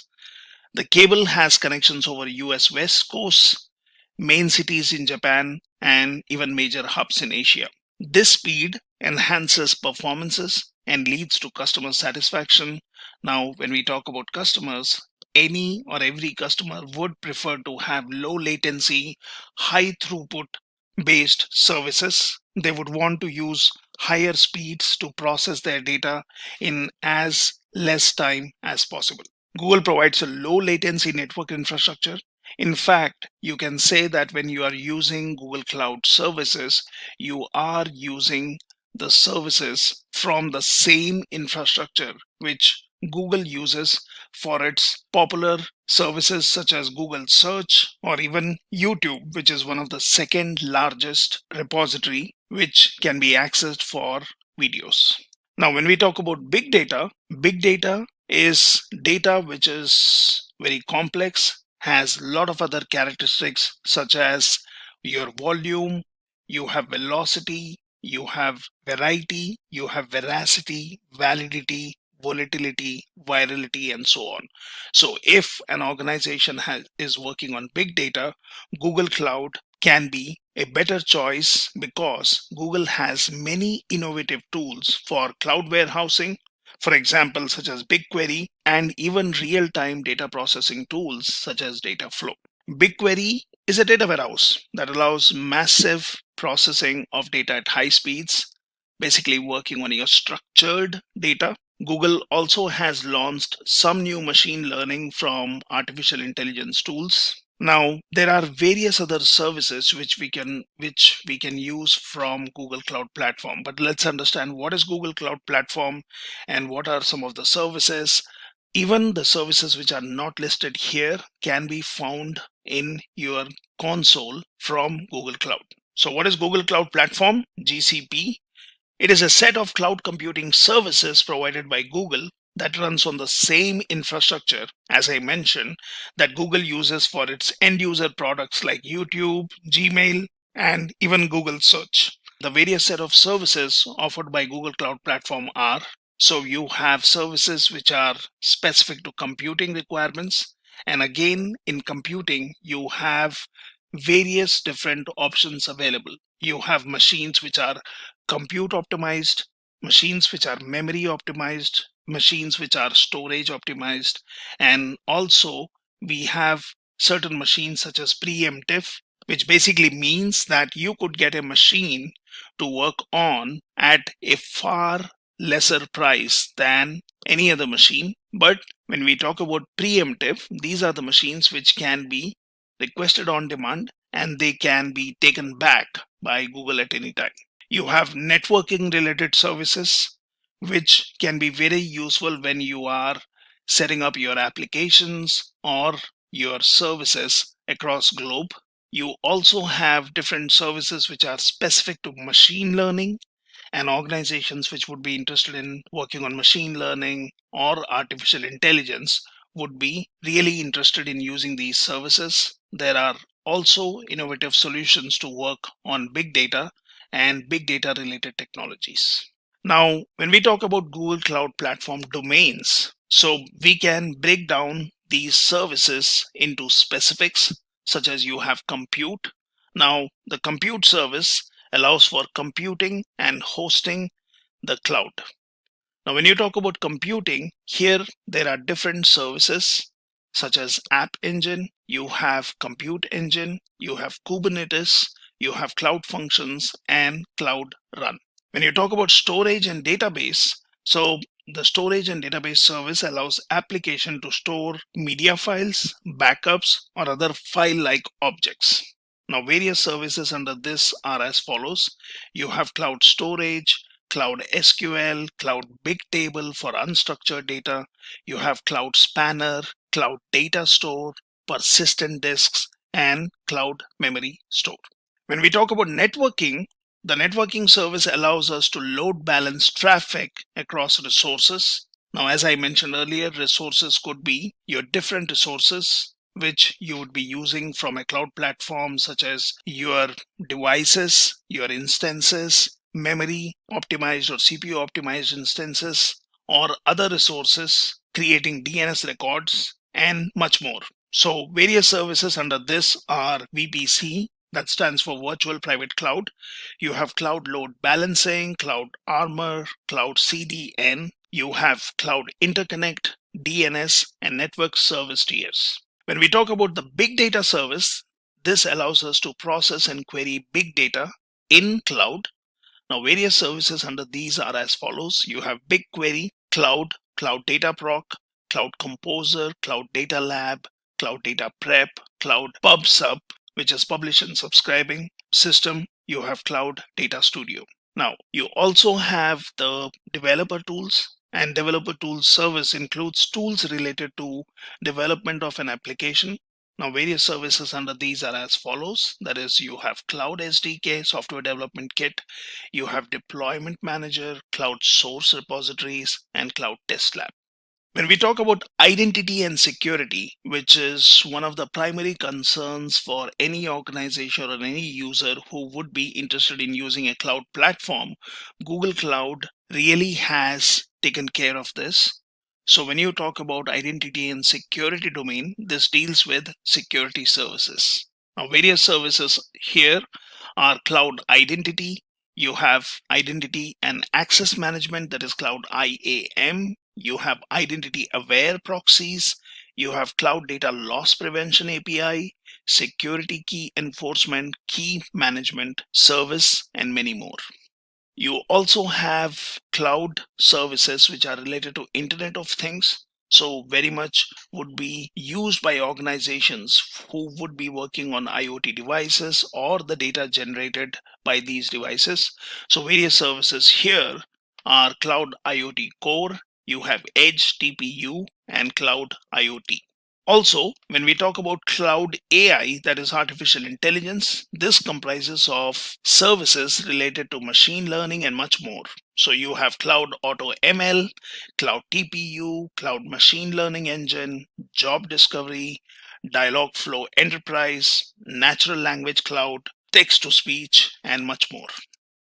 If you would be interested in services related to API platform, then there are different services under this category or this domain. So you have Maps platform, you have APG API platform, monetization, developer portal, analytics, that is API analytics, APG Sense, cloud endpoints, and service infrastructure.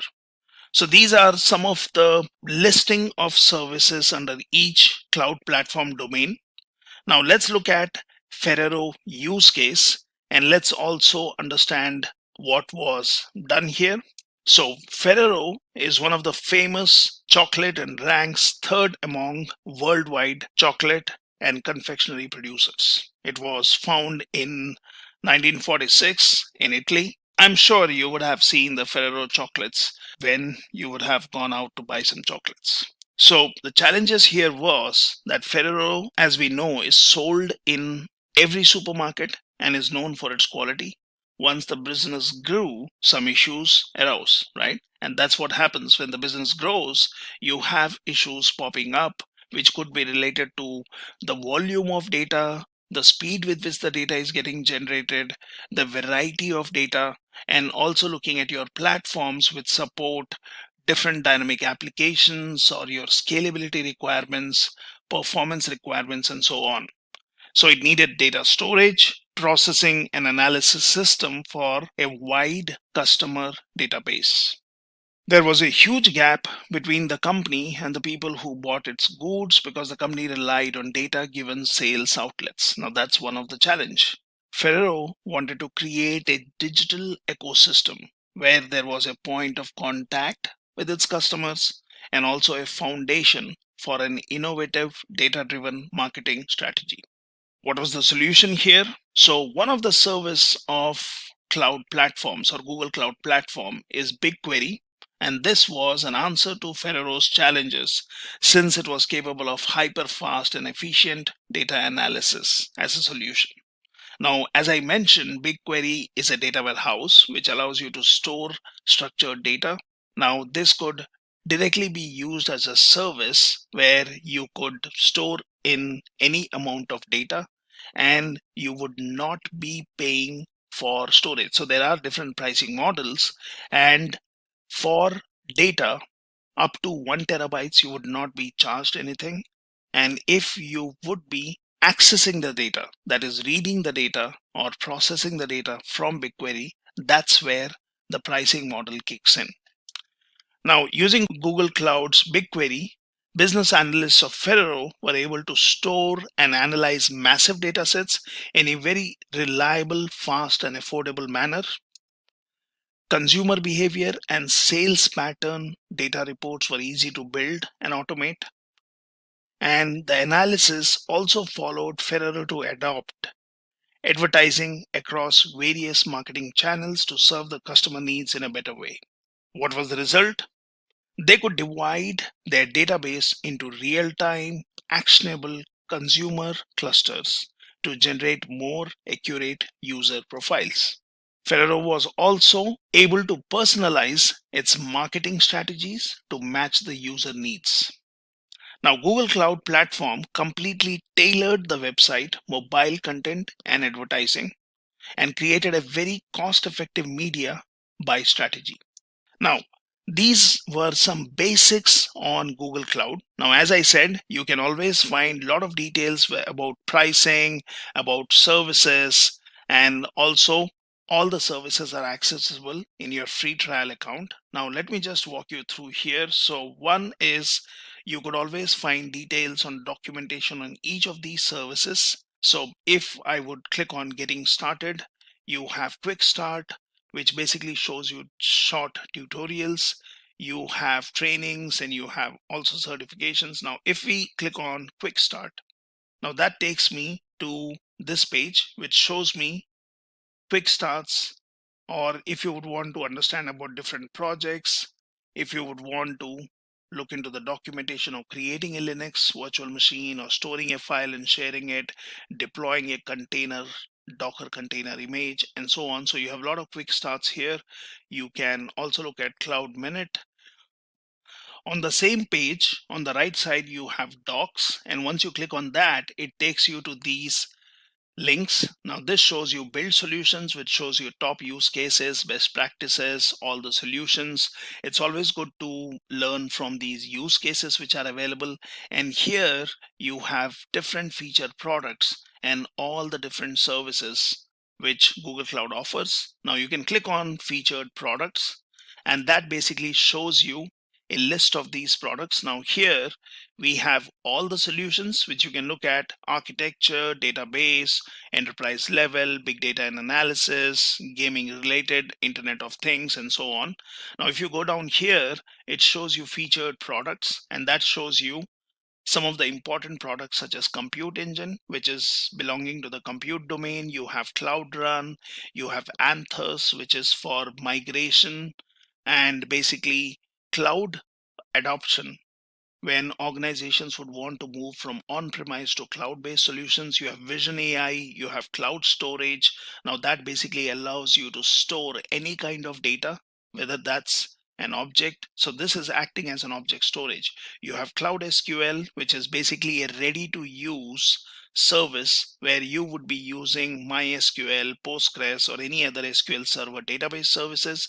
You have BigQuery, which is a data warehouse, which basically allows you to store your structured data.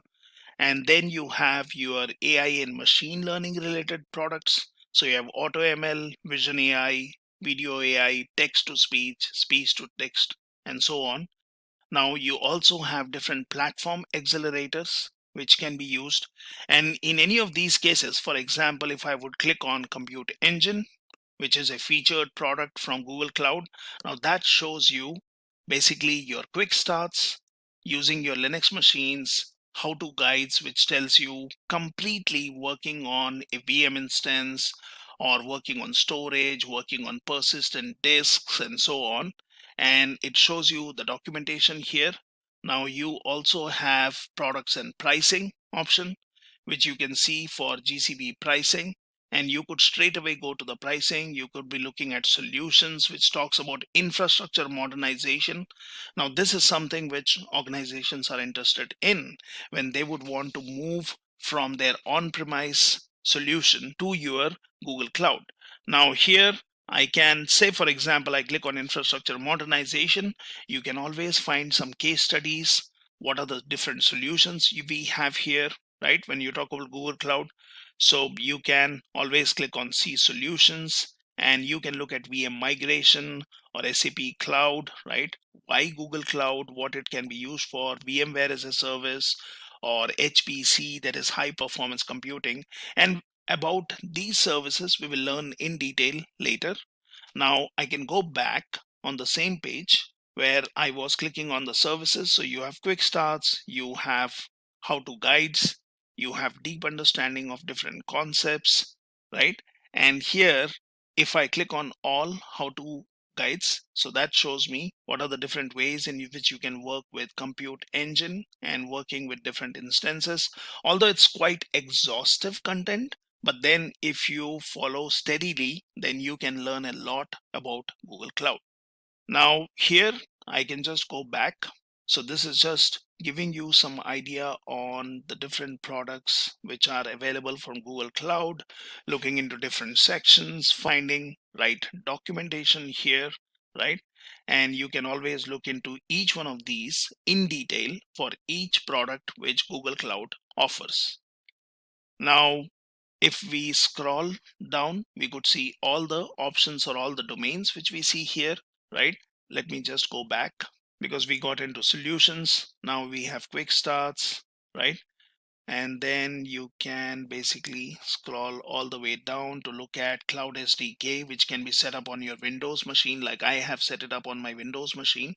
Plus, when you use Google Console, you have a GUI, which I'll show you in a couple of minutes, and also a Cloud Shell where you can use your command line options to work with Google Cloud Platform.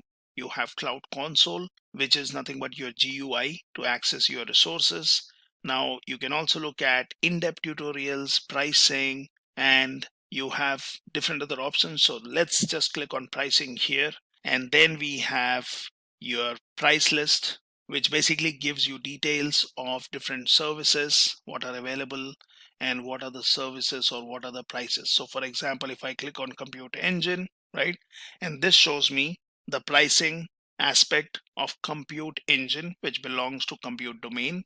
And here you can see you have VM instance pricing, you have networking pricing, sole tenant nodes, which are specific to particular organizations, or if organizations would want to have dedicated nodes, you have GPU based pricing, right? So general processing units, you have disk and image pricing, and you can click on any of the links and you can see pricing, which also shows you your different kind of machine types. So here you have different kind of machine types, which says N1, N2, N2D, E2.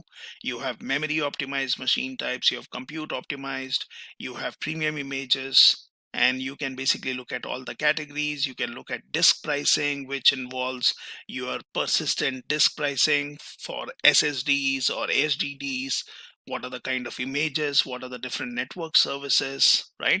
And you can always look at your machine types. You can choose a particular region, right? There is the concept of region and availability zones here, and as per region you could look at the prices. You can also look at standard prices. You could be looking for what are the free tier machines. If I'm specifically looking for VM instance pricing, I can click on this one, and that takes me to the VM instance pricing. What is the billing module? What is the instance uptime? What is the resource-based pricing? And then you can also look at different kind of discounts, such as sustained use discounts, committed use discounts, discounts for preemptible VM instances, and so on. And this is how you can be looking at pricing for all different resources. And you can choose the resource which you are interested in, and then look for the pricing, benchmarks, reservations if you would want to use and you would want to benefit, if you would want to look at what are the quotas and limits, and so on. So please explore this link and you can find a lot of information when it comes to technical options, looking at different Google Cloud products, which we briefly discussed when it comes to domains and what each product can be used for. You can always come back to the main page where I was showing you different services. We went into pricing straight away, right? Now you can always come back to this page on your cloud.google.com, and then you have your solutions, which talks about different products, right? And you can click on these, or you can look into technical documentation. So this talks about your different featured solutions, infrastructure solutions, you have data center migration related, and so on. So I could be talking more and more about Google Cloud Platform. It's a ocean. It's a huge chunk of different services for different organizational requirements. So look into this link. And also what you can do is create a account on Gmail. I mean, you could create a free account, or you could go to cloud.google.com and then you could create a free account like I have created here, and I can just click on console. Now that's my GUI or Google Cloud Console, which basically allows me to work with Google Cloud. Now there are a lot of options here. By default, when you create an account, now in my case on the top it says it's a free trial account. I have $300 credit, and out of that $251 is left, and 237 days out of a year are left for my account. Now here I can basically see the project, right? And by default we can create a project, or by default there is a project existing for any user. So when you log in, it creates a particular project, and you could create a new project, and project would be to dedicate your different services or different resources per different project. So this is your dashboard, which basically shows your project, which shows you a project number and a project ID, which is always unique. Now you can click on this, and this, if you would want, you can hide this information. You can also look into the documentation part of it. Then it shows you the different services or a graphical information of services which you might have used in past. So you have compute engine, which shows you how much percentage of CPU was used.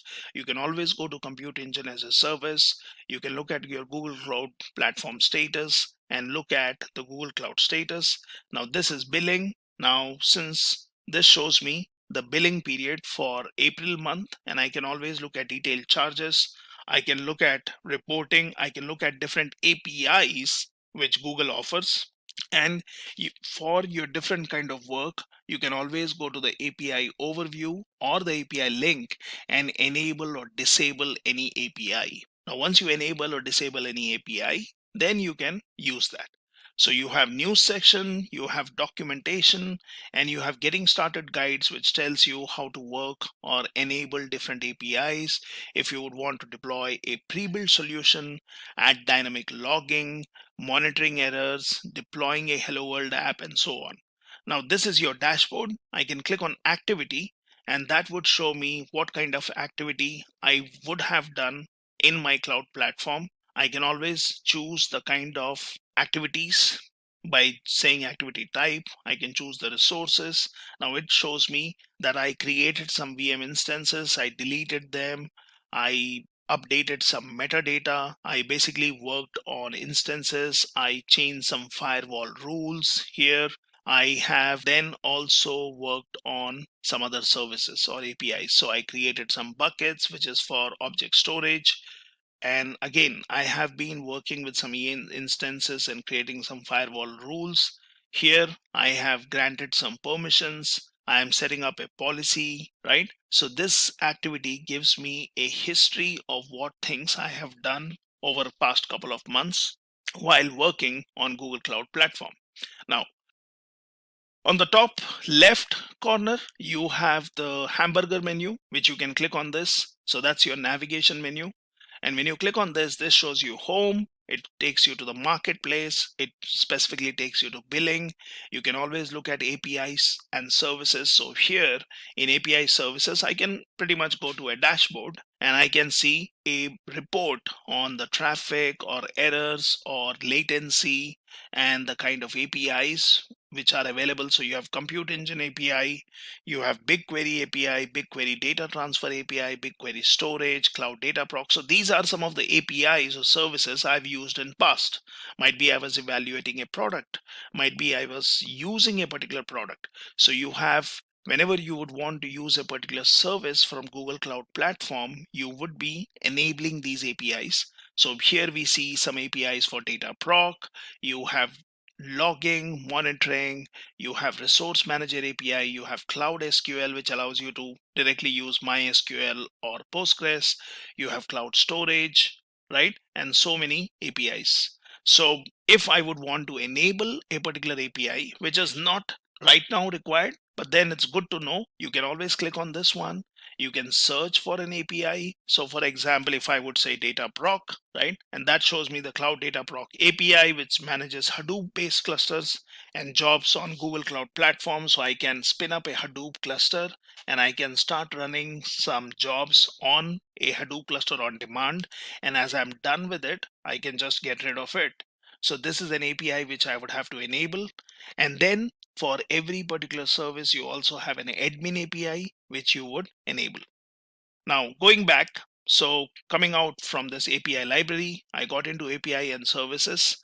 Now there is, you can look into the library, you can look at credentials, and you can also look at different time intervals for which you can see the usage of your different APIs.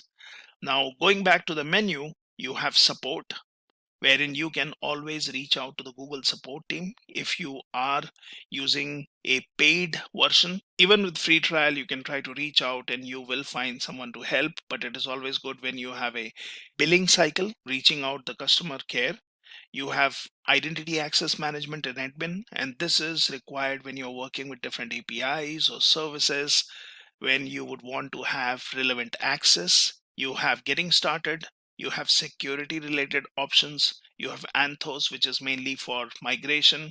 Now here you can look at your different domains, such as which we discussed. So you have compute, and in compute, you have different services. So you have App Engine, you have Compute Engine, Kubernetes, you have Cloud Functions and Cloud Run. You can look into the storage aspect, which shows you Bigtable, which is usually and mainly for your unstructured data.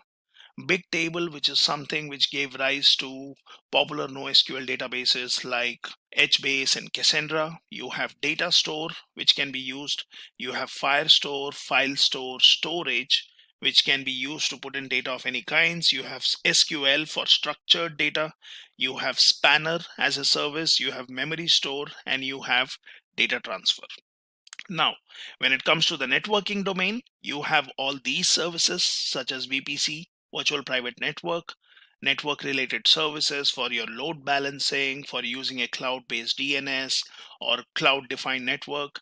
You have hybrid connectivity, network service tiers, security, and intelligence. Then you have other options for your operations which can be used. And here you have different other tools which can be used, such as Cloud Build. You have Cloud Tasks, Container Registry, Deployment Manager, and many more. Big data specific, you have the services here. So you have Dataproc, which can be used to spin up your clusters. You have publish subscribe messaging systems such as now Kafka, which you might have heard of, originates its idea from here. So PubSub, you have Dataflow, you have IoT Core, BigQuery, which is a data warehouse package or data warehousing solution from Google Cloud. Now, then you have your artificial intelligence related services and other Google solutions. So you can always find a huge list of services, or you can say at high level solutions offered by Google Cloud. And we can use these to basically test some of the solutions, use them, and work on them. So I'll give you a quick demo on different services which can be used here from your Google Cloud platform. Now this is your Google Cloud platform and this is your console. Now this also gives you a Cloud Shell which can be activated so that you can work from command line, and you can always find a lot of documentation on that. So you can also set up your Cloud Shell, that is SDK, on your Windows machine, and if you have set it up, then basically you could be doing something like gcloud, right? If the cloud has been set up. So in my case, I had set up the Cloud SDK, and basically I can get into that by looking at what path I have set up. So Cloud SDK, and then I can be using it from my Windows machine as per my comfort. I can also activate the Cloud Shell here, which will basically open up a terminal, and at any point of time you can open up this one Cloud Shell in a different window. It is preparing the Cloud Shell, where it will by default set up your project. It will set up the metadata, and now I am logged into my Google Cloud account from command line, and here I can basically use gcloud, right? And that basically shows you the different options which are available, which you can be using. So if you would want to use a particular service, you can also try giving a help, and that shows you how do you manage your Google Cloud platform, right? So you have different options for billing, to work with your different services, and basically you could be working on Google Cloud using this Cloud Shell from your command line. Usually for people who are learning Google Cloud in the beginning, it is always good to go for console and use your different services from here in an easier way. But as I said, you can always use the command line. For example, if I would just go ahead and type gcloud create instances, and that will directly take me to the Cloud Console documentation, which shows you different options which you can use to work with instances. So I could do a gcloud compute instances create, and then I can give my instance name and so on. And I'll show you some examples on that. So you can be using your Cloud Console, right? That is your Cloud Shell, and you can straight away start working from command line. However, I would suggest using console in the beginning, and when you are well experienced, then you can start using Cloud Shell to do things from command line. And when you are fully experienced, you can always switch, and certain things are usually useful or easier when done from command line, and some are easier when you do it from the console. and you can use any one of these options. Now we can go to Google Cloud Console. Now as of now, I can close this one. I still have my Cloud Shell open. If I would want to look into it, I can click on this one and I can straight away go to Compute Engine, where I would want to work on creating some instances on Google Cloud Platform using the Compute Engine service, and then basically connecting to those instances and basically trying out some basic things. So you can click on VM instances, and then once this comes up, I can always create some instances. Now if you see here, I have some instances already created, right? And I can continue working on those. I can create new instances. I can use different options while creating instances, and I'll show you that in a demo in quick seconds. So let's have a quick demo on setting up GCP instances. Now before that, let's have a quick recap. So when you talk about instance or a virtual machine, it is hosted on Google's infrastructure, right?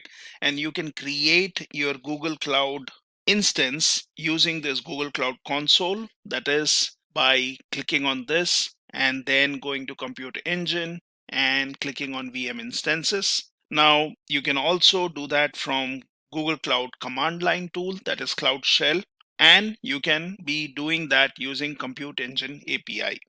So Compute Engine instances can run the public images for Linux or Windows servers that Google provides. You also have option of creating or using custom images that you can create and import from your existing systems. You can deploy Docker containers which are automatically launched on instance running containers, optimized OS. Now, when you talk about instances and projects, always remember that each instance belongs to a Google Cloud Console project, and a project can have one or more instances. When you talk about instances and storage options, each instance has a small boot persistent disk, which I will show you in further screens, that contains the OS. You can add more storage space if needed. And when you talk about instances and network, a project can have up to 5 VPC networks. So VPC network is virtual private networks, wherein you can virtual private cloud networks, where you can have your resources within your own subnet. And each instance belongs to one VPC network. Now, instances in same network can communicate with each other through local area network protocol. An instance uses internet to communicate within any machine. So that could be virtual, physical, or outside its own network. When you talk about instances and containers, you should remember that Compute Engine instances support a declarative method for launching your application using containers. Now you can create a VM instance or a VM instance template. You can provide a Docker image and launch the configuration. So there are different ways in which you can create these instances. And once you create these instances, you can say, for example, you're creating a Linux instance. You can associate SSH keys with your Google account or your G Suite account, and then manage your admin, non-admin access to the instance using IAM roles. If you connect to your instance using G Cloud or SSH from console, which we will see later, Compute Engine can generate SSH keys for you and apply that to your Google Cloud or G Suite account. Now, what we can do is we can see how we can create your Google Cloud instances from your console or from the command line. Let's have a look in creating instances using GCP Console. Now that we have learned on some basics of Google Cloud Platform, what are the different services, what are different domains, basically looking at your Google Cloud Console or even Cloud Shell, let's go ahead and create some VM instances. Now that's from your Compute Engine service, and let's try connecting to these instances and see how this works. Let's also see what are the different options which are available when you would want to create the virtual machine instances here. So when you click on your drop down from the top left and choose compute engine. So it brings you to this page. So I can show that again. So you can click on compute engine, click on VM instances, and that basically brings you to this page. Now here it tells you compute engine lets you use virtual machines that run on Google's infrastructure. So we can create micro VMs or large instances running different distributions of Linux or Windows using standard images, that is public images, and you can also have your own image. So let's create a VM instance by clicking on create. Now that's basically helping me to create an instance here. So it shows me the instance name. I can give it something. So let me say C1. Now I can add labels. So what is label?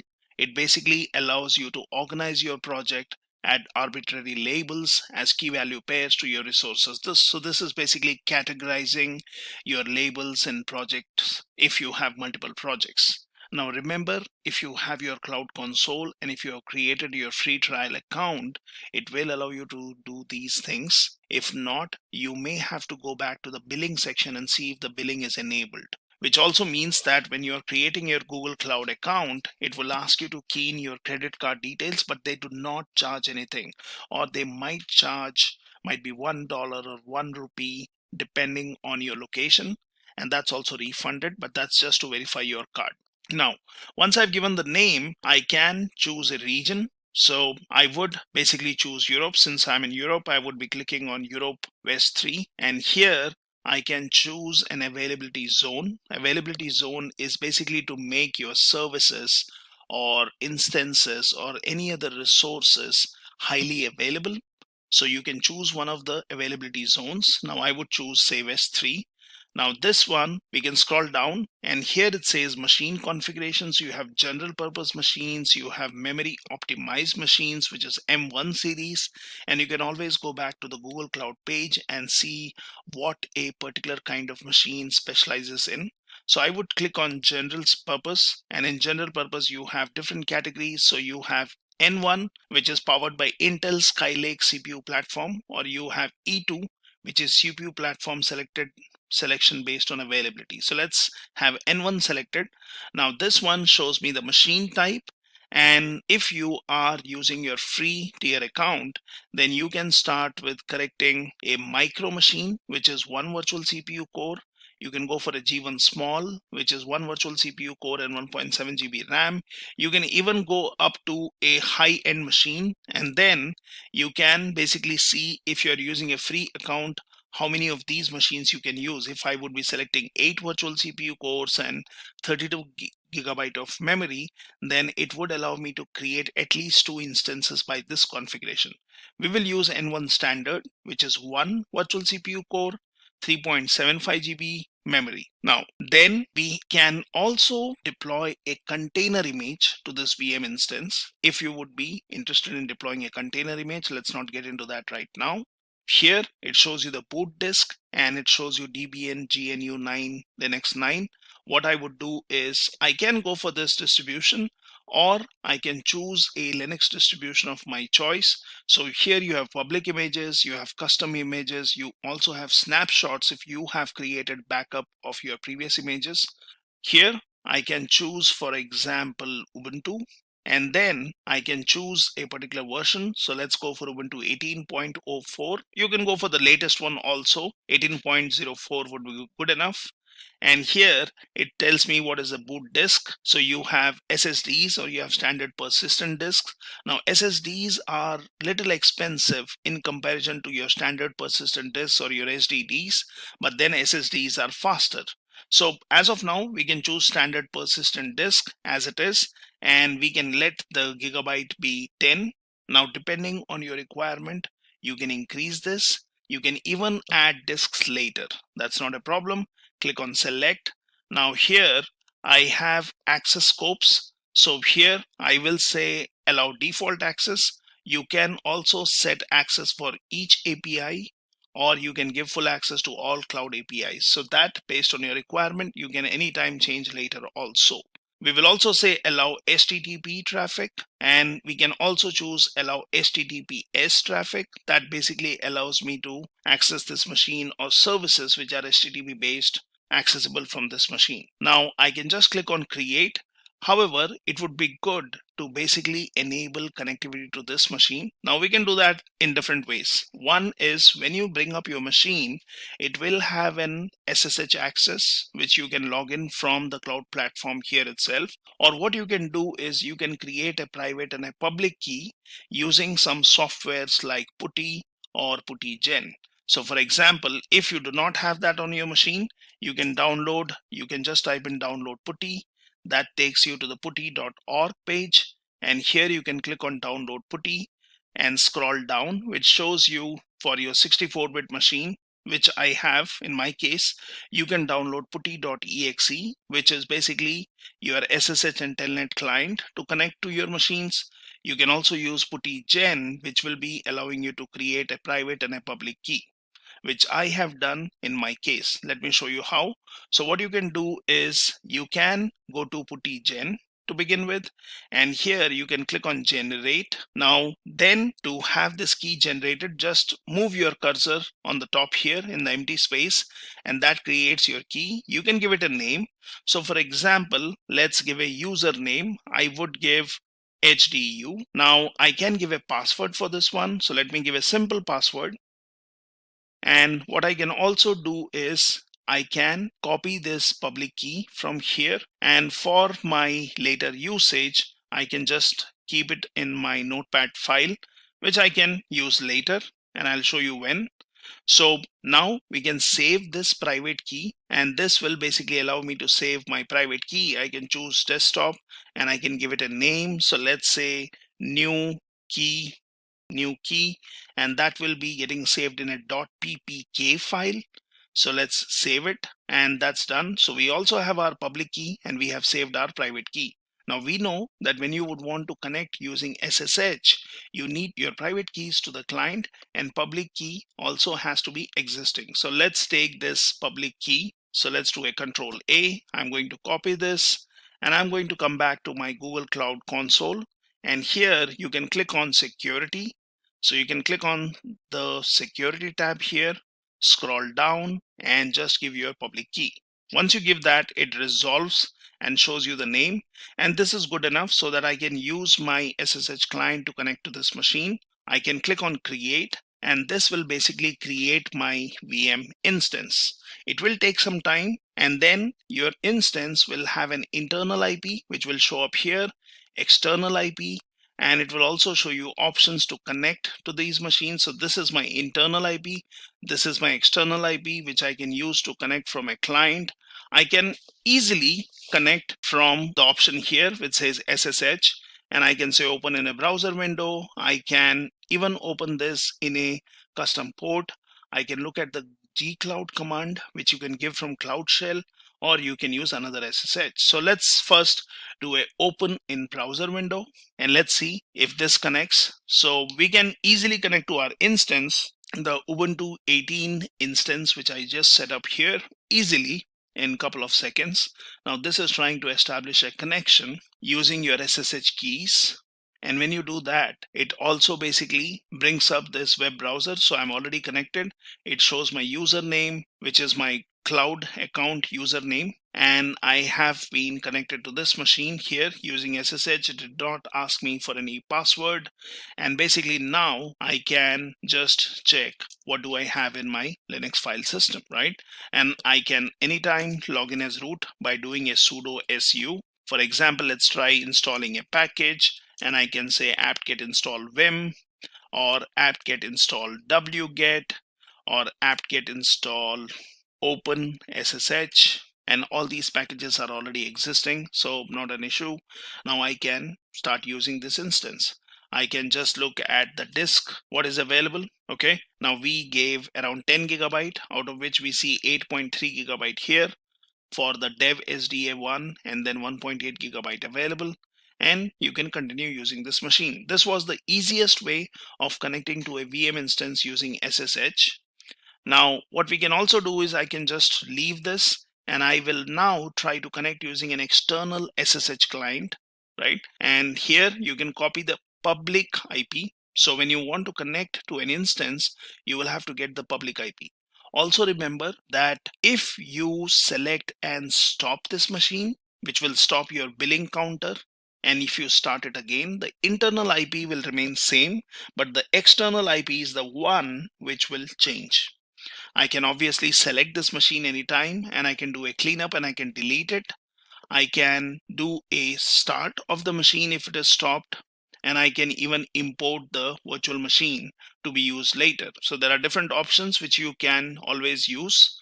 So this is my instance, and if you would want to look at the details, click on this one, C1, and that should basically allow you to look at the details. So it shows you what is the instance ID, what is the machine type, is it reservation specific, what is the CPU platform, what's the zone, and all the other details.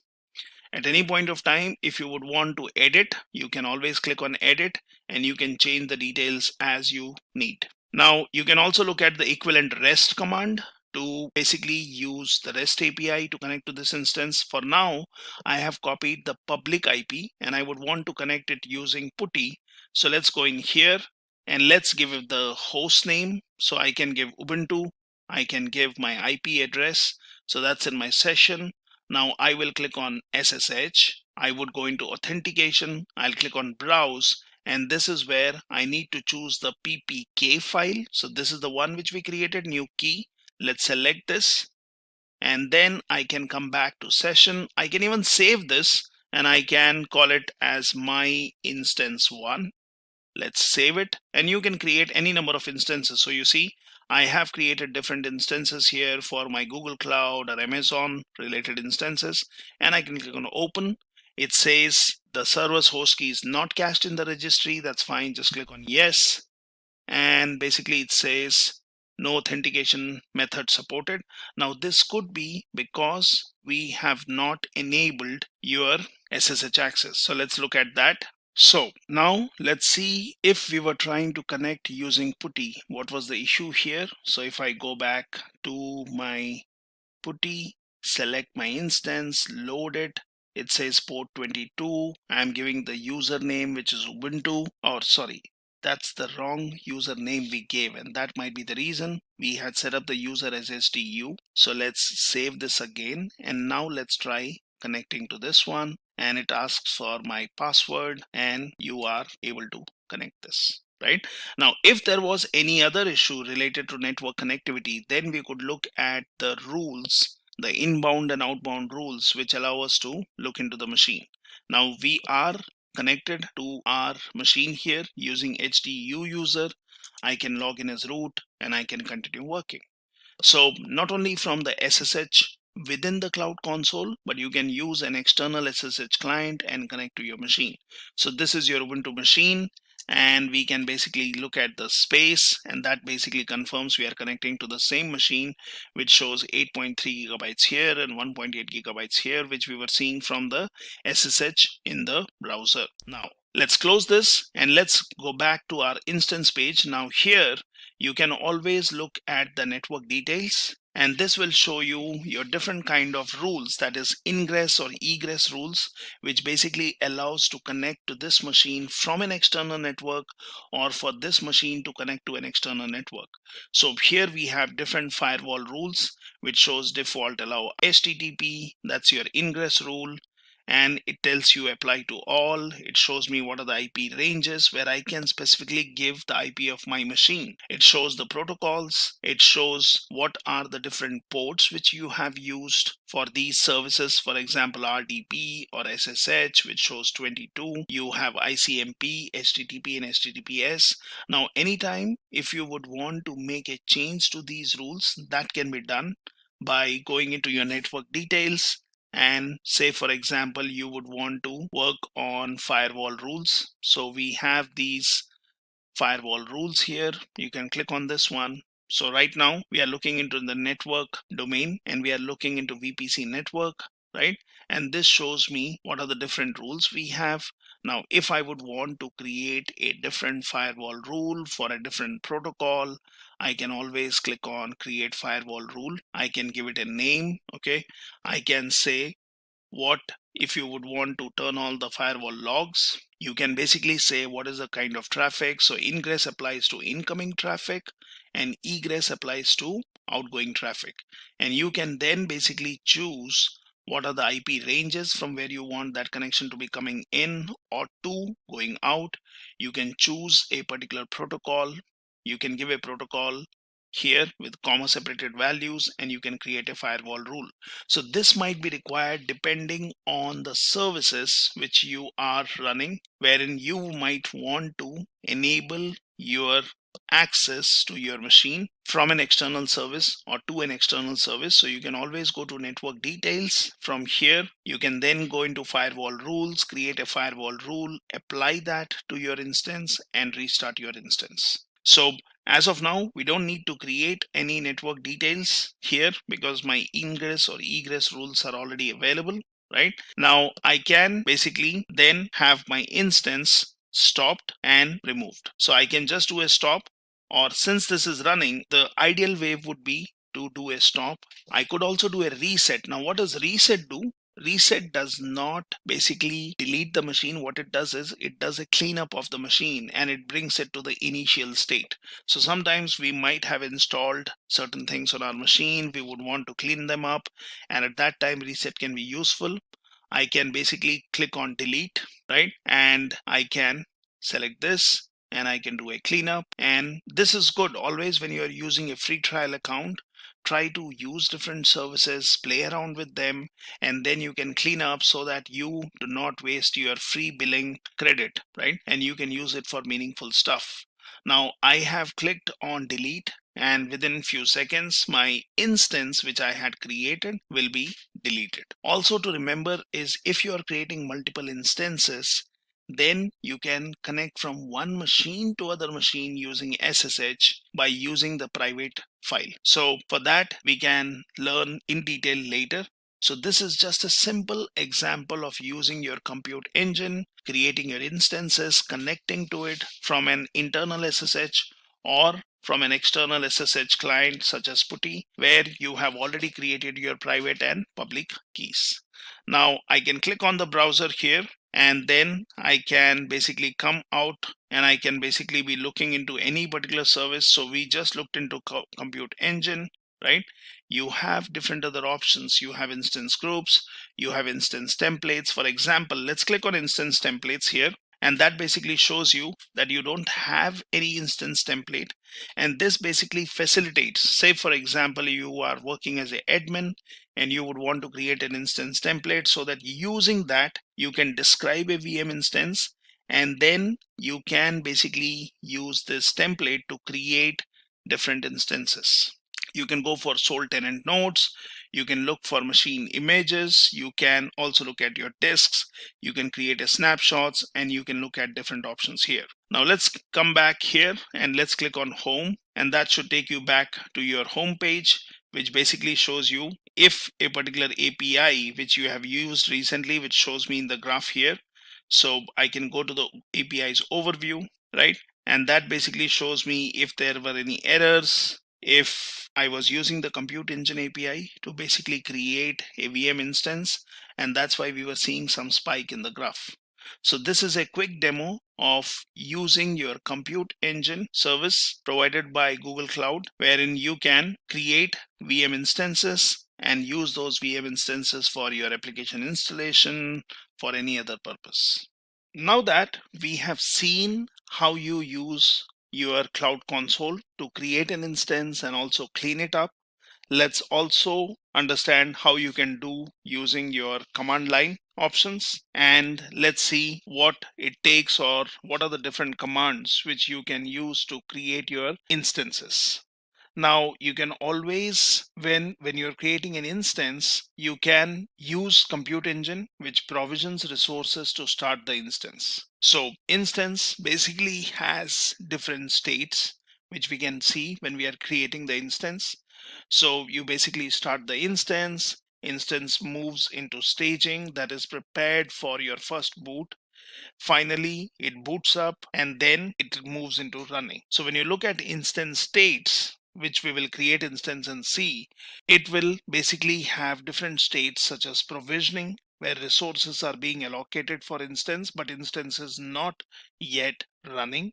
Then it goes into staging, where resources have been acquired an instance is being prepared for your first boot, then instance is booting up and running, and if you are stopping an instance, it goes into being stop status and it would be moved to the terminated option. You can also do a repairing of instance, and finally you can terminate your instance or clean it up by stopping and then deleting it.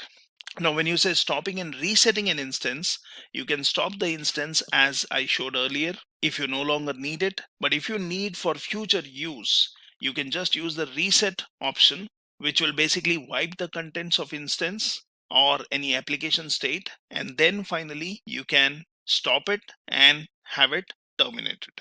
Now, when you would want to do that using your Cloud Console, we have seen the options. Now, let's also see from the command line tool how you can do it.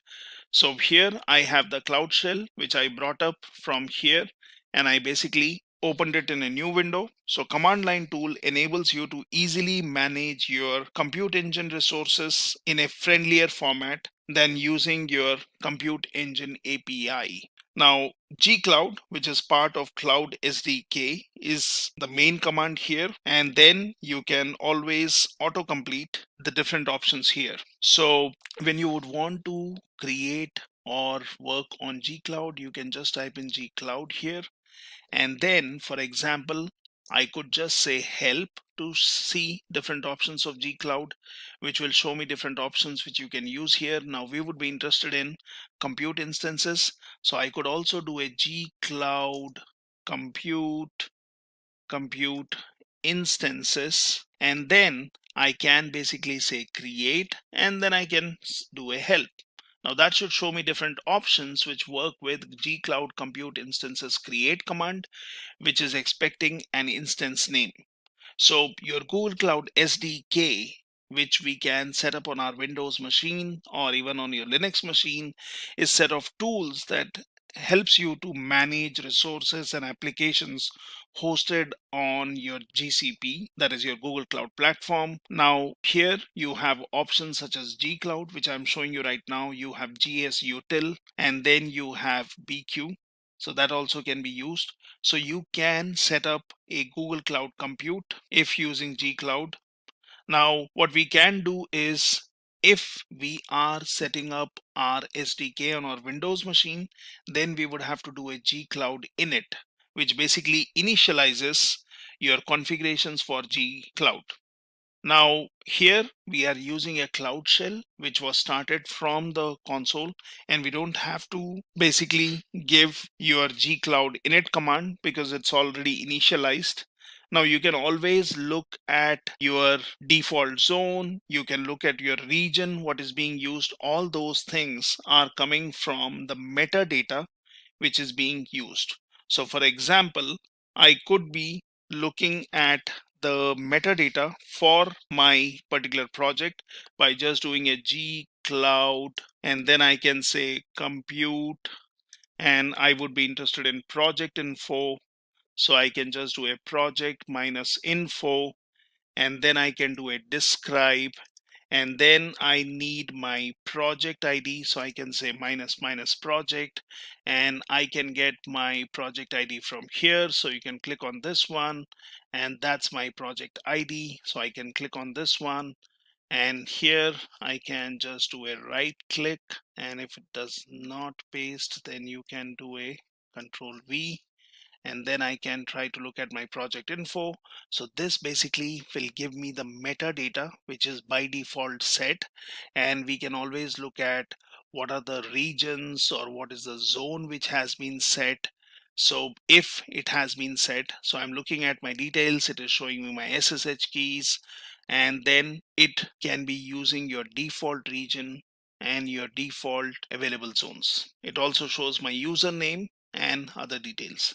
So this is basically to look at the metadata which is available. Now at any point of time, I can basically say add metadata. I can basically choose metadata option, and I can say my default region should be Europe which I was choosing earlier. So I can just bring up this command again. And what I can do is I can say here where I have gcloud compute project info, where I did a describe earlier. Now what I can also do is I can just say add metadata, and then I can specify what is the metadata I would be interested in adding. I can then say Google compute default region, and then I can basically give a region, for example Europe, and then I can say West 3. And if you are not well experienced, you can always do it from console, or you can be doing it from here. So I'm giving Google Compute default region. Then I can also give a Google Compute default zone, and then I can pass in a value for default zone. So I can say Europe West 3, and then basically I can give an availability zone. So if it is basically giving me some error where I'm trying to pass in these values, so I can just give it this way, and then it basically says that if you can look into particular help to see what is the command which you would have to do. Now I can basically do a gcloud init here, initial configuration, and this basically says that it is initializing my default configuration. It says reinitialize this configuration from Cloud Shell. You want to create a new configuration. So if I had updated my metadata, then basically I could just do a cloud init, and I could be reinitializing my default configuration or properties which I have passed in. So as of now, I will not activate or change the default region. Let's go for a simple way in which you can create your compute engine. So for example, I'll just say 1, and it is reinitializing. It asks me what is the username, and let's select that. It says what is the project, and let's select that. And do you want to configure a default compute region and zone, right? And I will just say yes. And basically then it shows me different options which we have here. So there are too many options here. And then here we were interested in Europe West 3. So let's choose 21, right? And then that basically allows me to choose my region and my zone. So it also gives you some specifications. So it says your project default compute zone has been set to Europe West 3A.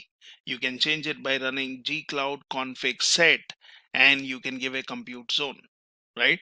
So I can always give these commands. I can get help information here. So I can just say gcloud config set, and I can be specifying the compute zone. So I can say compute/zone, and I can give a zone. I can say compute/region, and I can give a region name if I would want to do it.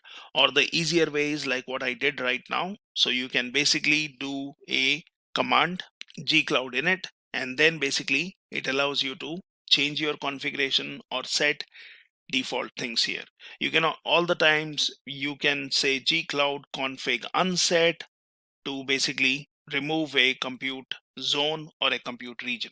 Now there are different ways. So if you were working on a Linux machine, you could always use an export command, something like this. So you could do a export cloud SDK, and then you can say compute_zone,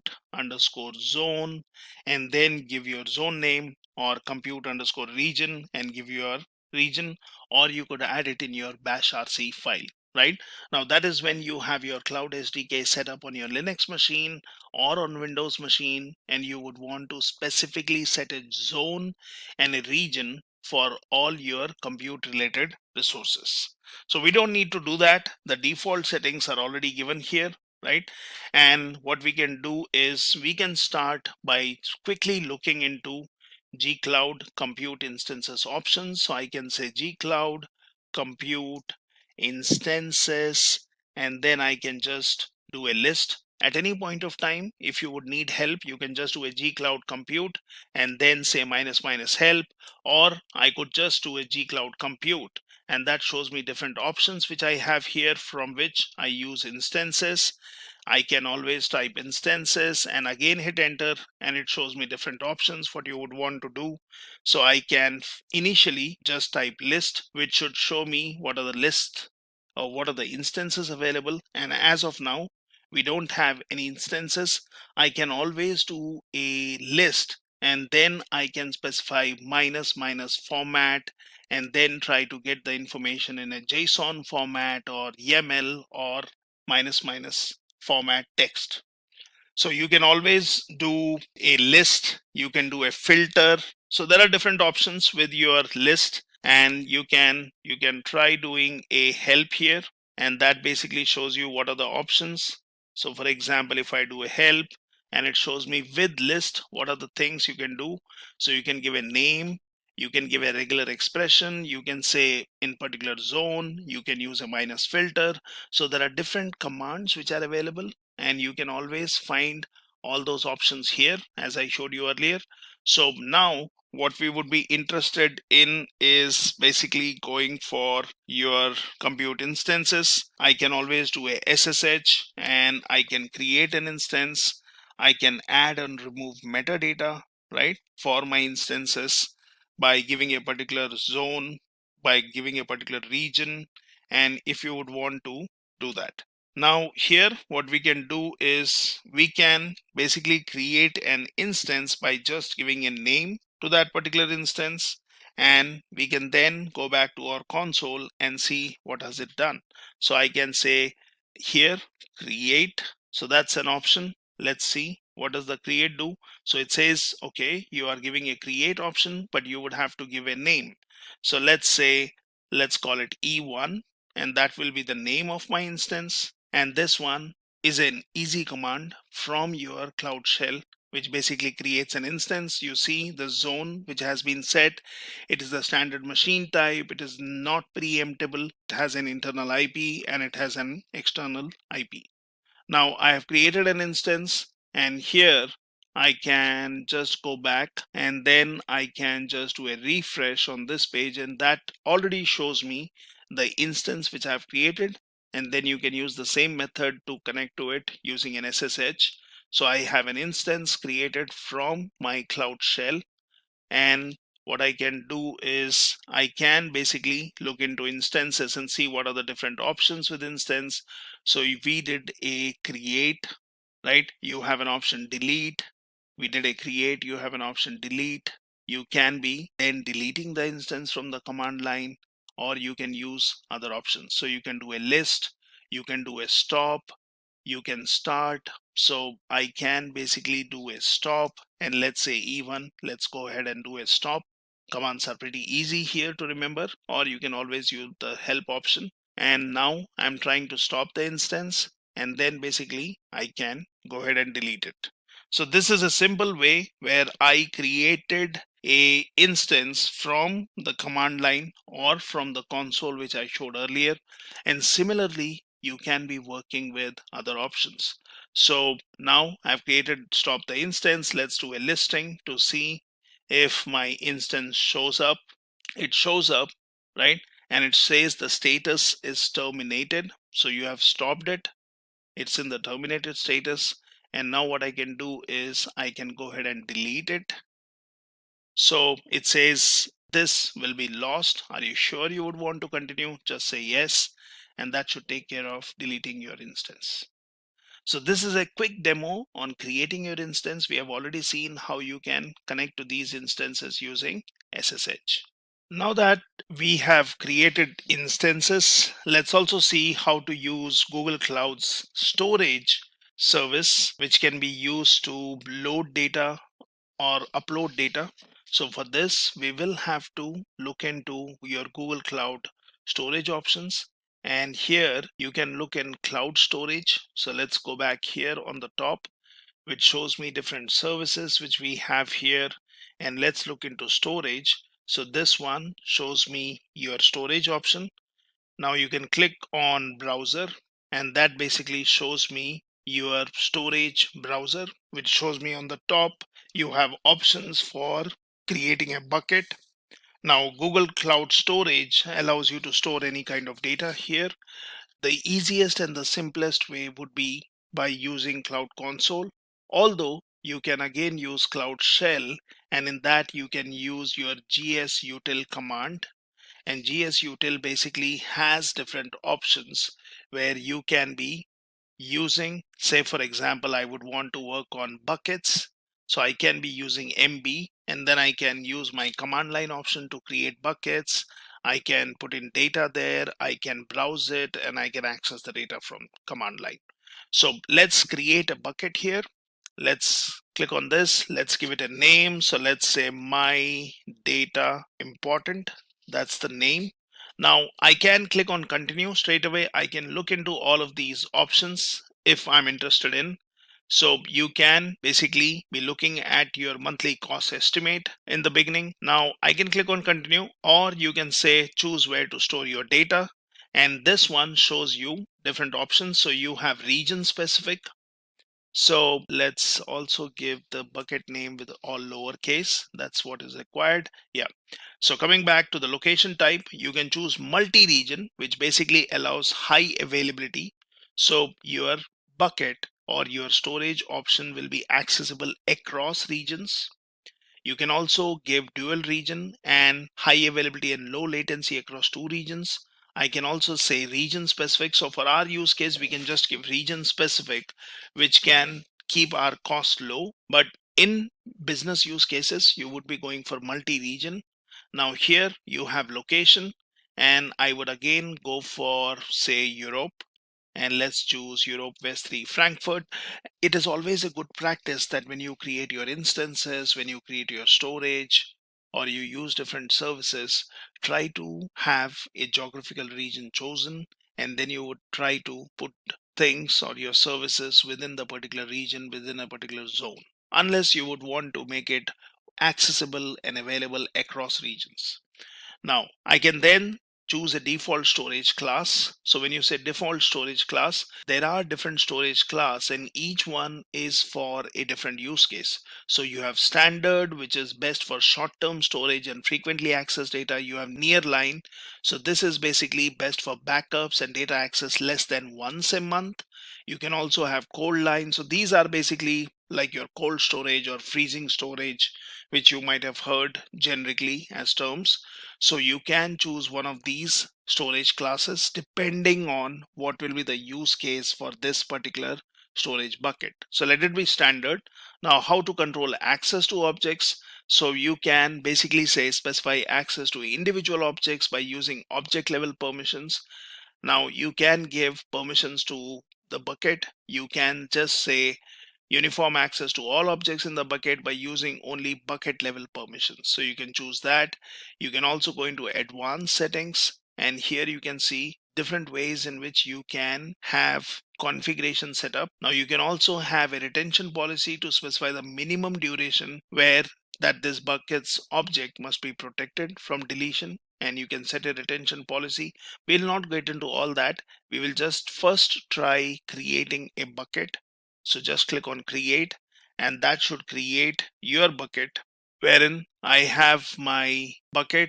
Now I can click on overview to see the details. What is the region, which region it belongs, what is the storage class. Anytime you can always click on edit bucket and make some changes here. You can look at the permissions. So bucket uses fine-grained access, allowing you to specify access to individual objects.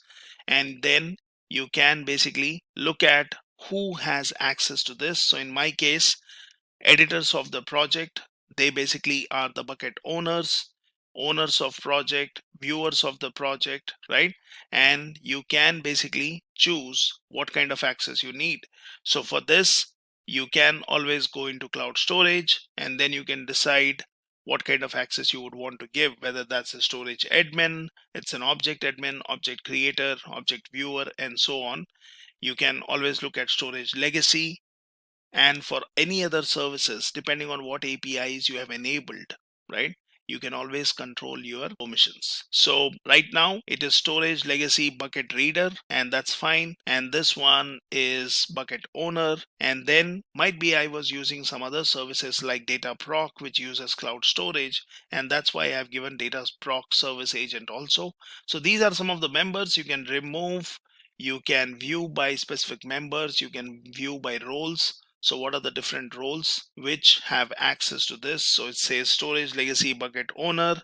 There are 2 owners based on this particular project. So these are auto controlled, but then you can add or remove machines. You can save storage cost by adding a lifecycle rule to delete objects after the duration of current retention policy. So you can add different policies and you can basically control your bucket. Now my bucket is already created, right? So I can go back and then I see my bucket is already here. I can click on this option and you can anytime edit the bucket permissions. You can edit the labels, the default storage class. You can just go ahead and delete the bucket. You can export it to Cloud Pub Sub. So basically, if you would want to have the content from this bucket being accessible in a message queuing system, you can go for Pub Sub. You can process with Cloud Functions and you can scan with Cloud Data Loss Prevention. So there are different options which are available. We can always select this bucket and delete it.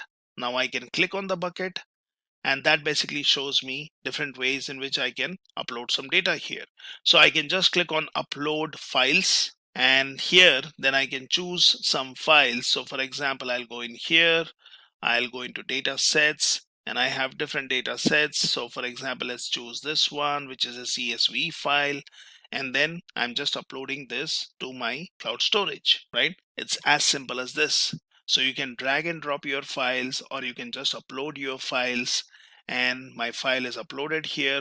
Now I can basically edit permissions for this one, right? So this is in the bucket. So anyone who has access to this bucket can basically download this file. They can copy, move, or rename this. You can export it and you can look at the permissions of this file. So let's look at edit permissions, and it says for this project, whoever is the owner, it has access. I've also given a specific user, my Gmail ID, and I've given access. So at any point of time, you can just say add item, and then you can start giving different kind of accesses.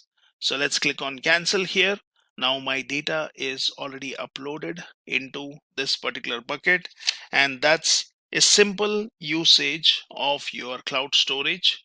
Now what we can also do is I can basically select this and I can delete it. I can also create specific folders and then basically load data into it.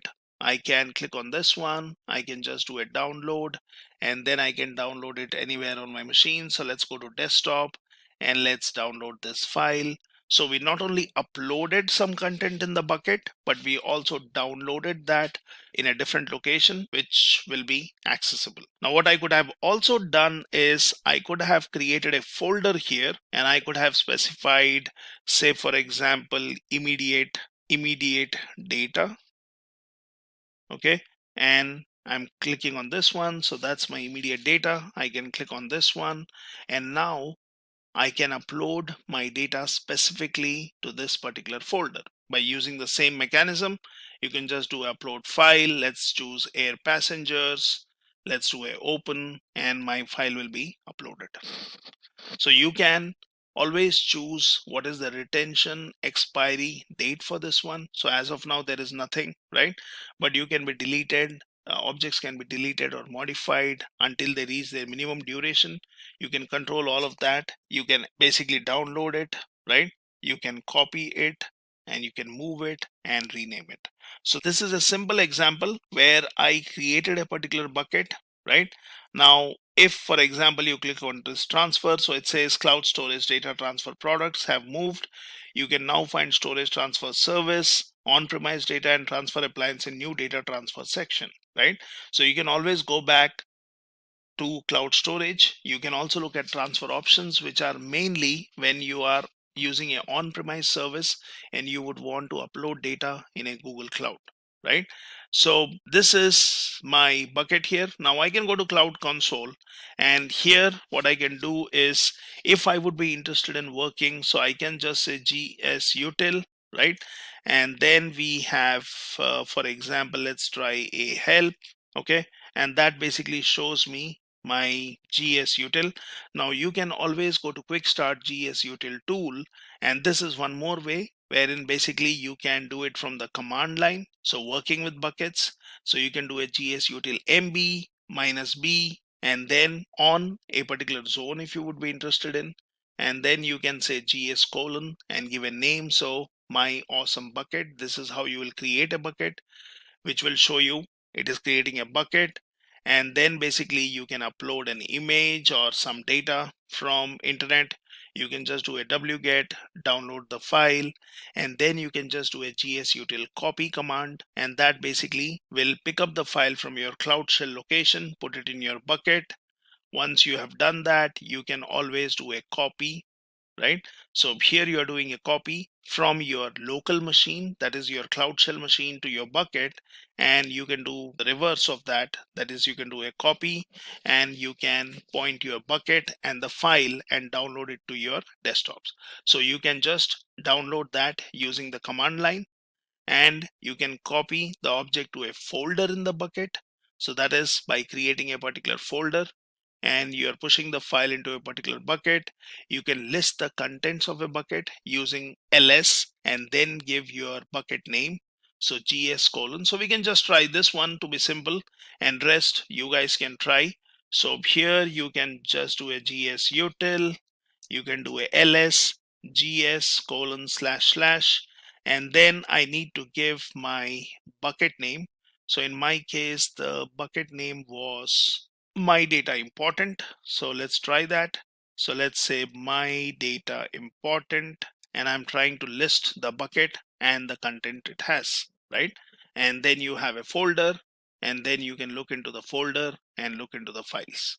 So this is a simple, quick option wherein you can use your Cloud Shell.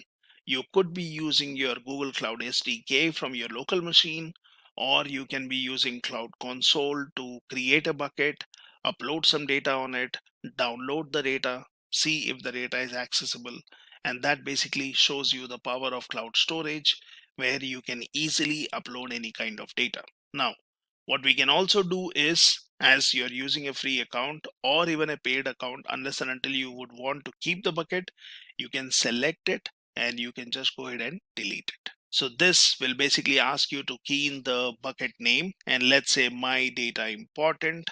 You need to confirm your bucket name, click on confirm, and you could have done that using gsutil and a delete command from the command line, that is from Cloud Shell. So we have now created a bucket. We have uploaded some data into it. We saw how you can download it or create a folder and upload some specific data into it. And also you can do the same thing using gsutil tools, wherein you can list your bucket, create your buckets, delete it, create some folders into it, and do everything from the command line. So this is, in simple way, you can use your GCP, where either you can spin up your machines or you can use cloud storage to basically use a storage or a easy to use instance on Google Cloud Platform. AWS versus Azure versus GCP. So let's get started. Amazon Web Services, or AWS, is a cloud computing platform that manages and maintains hardware and infrastructure, reducing the expense and complexity of purchasing and running resources on-site for businesses and individuals. These resources are available for free or for a fee per usage. Microsoft Azure is a cloud computing service that offers a collection of cloud computing services for building, testing, deploying, and managing applications in the cloud, including remotely hosted and managed versions of Microsoft technology. Google Cloud Platform offers a variety of cloud computing services for building, deploying, scaling, monitoring, and operating a cloud. The services are identical to those that power Google products, such as Google Search, Gmail, YouTube, and Google Drive. Now let's move on to the comparison between AWS, Azure, and GCP. We will be comparing them based on a few major parameters like origin, service integration, availability zone, cloud tools like compute, storage, networking, market share, pricing, And at last, who uses them? Now let's move ahead and start with the first comparison, origin.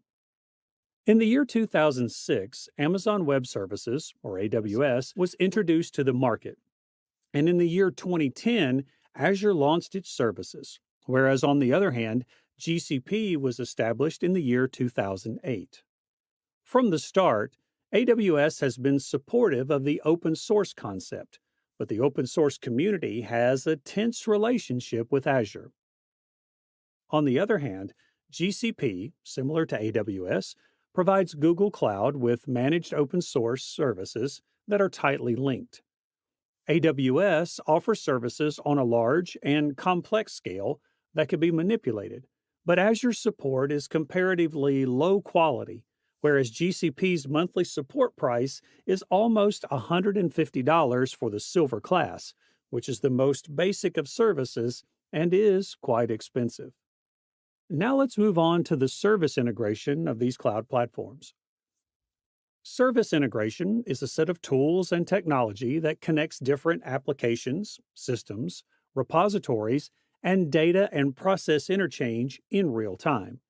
AWS makes it simple for users to combine services such as Amazon EC2, Amazon S3, Beanstalk, and others. And on the other hand, Azure allows customers to effortlessly combine Azure VMS, Azure App Service, SQL, databases, and other services. Whereas users can utilize GCP to combine services such as compute, engine, cloud storage, and cloud SQL. Now that we know briefly about all these cloud platforms, let's have a look at the availability zones of these platforms. Because AWS was the first in the cloud domain, they have had more time to build and extend their network. But Azure and GCP both have various locations around the world. But the distinction is in the amount of availability zones they have. AWS now offers 66 availability zones with an additional 12 on the pipeline. Close to it, Azure is available in 140 countries and is available in 54 regions throughout the world. But Google Cloud Platform is now available in 20 global areas with 3 more on the way. Now let's move on to the next important factor, which is tools. Now let's move ahead and have a look at the first feature, which is compute. Elastic Compute Cloud, or EC2, is AWS's compute service, which offers a wide range of features, including a large number of instances, support for both Windows and Linux, high-performance computing, and more. Azure, on the other hand, as virtual machines, is Microsoft Azure's core cloud-based compute solution. It includes Linux, Windows Server, and other operating systems, as well as better security and Microsoft program integration. In comparison to its competitors, Google's computing services catalog is somewhat smaller. Compute Engine, that company's principal service, offers custom and predefined machine types, per-second invoicing, Linux, and Windows support, and carbon-neutral infrastructure that uses half the energy of traditional data centers. Within the compute category, Amazon's different container services are gaining prominence. It has Docker, Kubernetes, and it's also Fargate service, which automates server and cluster management when using containers, as well as other alternatives.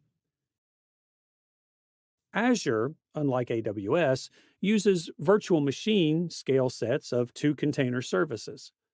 Azure Container Services is based on Kubernetes, and Container Service uses Docker, Hub, and Azure Container Registry for management. For enterprises interested in deploying containers, Google offers the Kubernetes engine. And it's also worth noting that Google was significantly involved in the Kubernetes project, providing an extensive knowledge in this field. Now let's move on to the next parameter of comparison, which is storage. Simple Storage Service for object storage, Elastic Block Storage for persistent block storage, and Elastic File System for file storage are among AWS's storage offerings. Block storage for REST-based object storage of unstructured data, queue storage for a large volume workload, file storage, and disk storage are among Microsoft Azure core storage services. GCP offers an increasing number of storage options. Its Unified Object Storage Service, Cloud Storage, also has a persistent disk option. Relational Database Service, or RDS, DynamoDB, NoSQL Database, Elastic In-Memory Data Store, Redshift Data Warehouse, Neptune Graph Database, and Database Migration Service are all SQL-compatible databases offered by Amazon. The database choices in Azure are specifically wide. SQL Database, MySQL Database, and PostgreSQL Database are the three SQL-based choices. Now, when it comes to databases, GCP offers the SQL-based Cloud SQL and Cloud Spanner, a relational database built for mission-critical workloads. Now, the next parameter is networking. AWS uses Amazon Virtual Private Cloud, or VPC. On the other hand, Azure uses Azure Virtual Network, or VNet. And GCP uses Cloud Virtual Network. Now let's move on to another factor, which is market share and pricing. All these cloud services are based on comparative pricing strategies, which means you need to pay on the basis of its usage. According to Canalys, the worldwide cloud market rose 35% to $41.8 billion in the first quarter of 2021. AWS accounts for 32% of the market, with Azure accounting for 19% and Google accounting for 7%.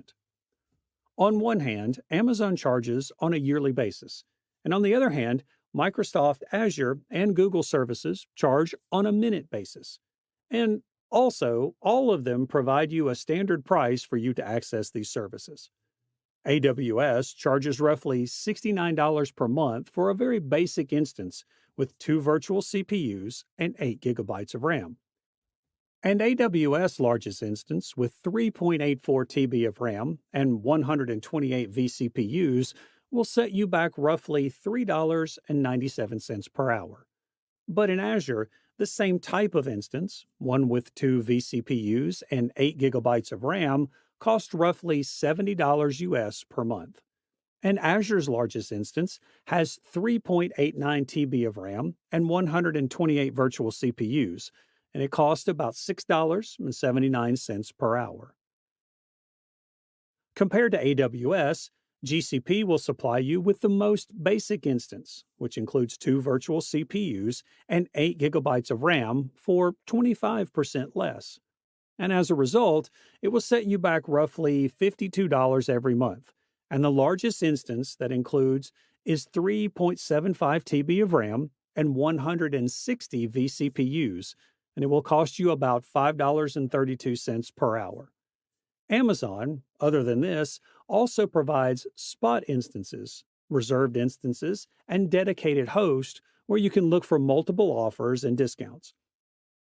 But for Azure, it provides special prices to developers based on situations, or even Azure Hybrid Benefit, which benefits your organization up to 40% if it uses Microsoft software in their data centers. Whereas Google offers quite assorted pricing to its customer compared to the other two. It gives you sustained use discounts, which activate if you use the same instance for a month. The printable instance, which is very similar to Amazon's spot instances, but one thing is common in all 3 cloud services, which is that they all offer long-term discounts. Now, let's have a look at the last comparison, which is the companies that are using them. Because AWS is the oldest player in the cloud business, it has the largest user base and community support.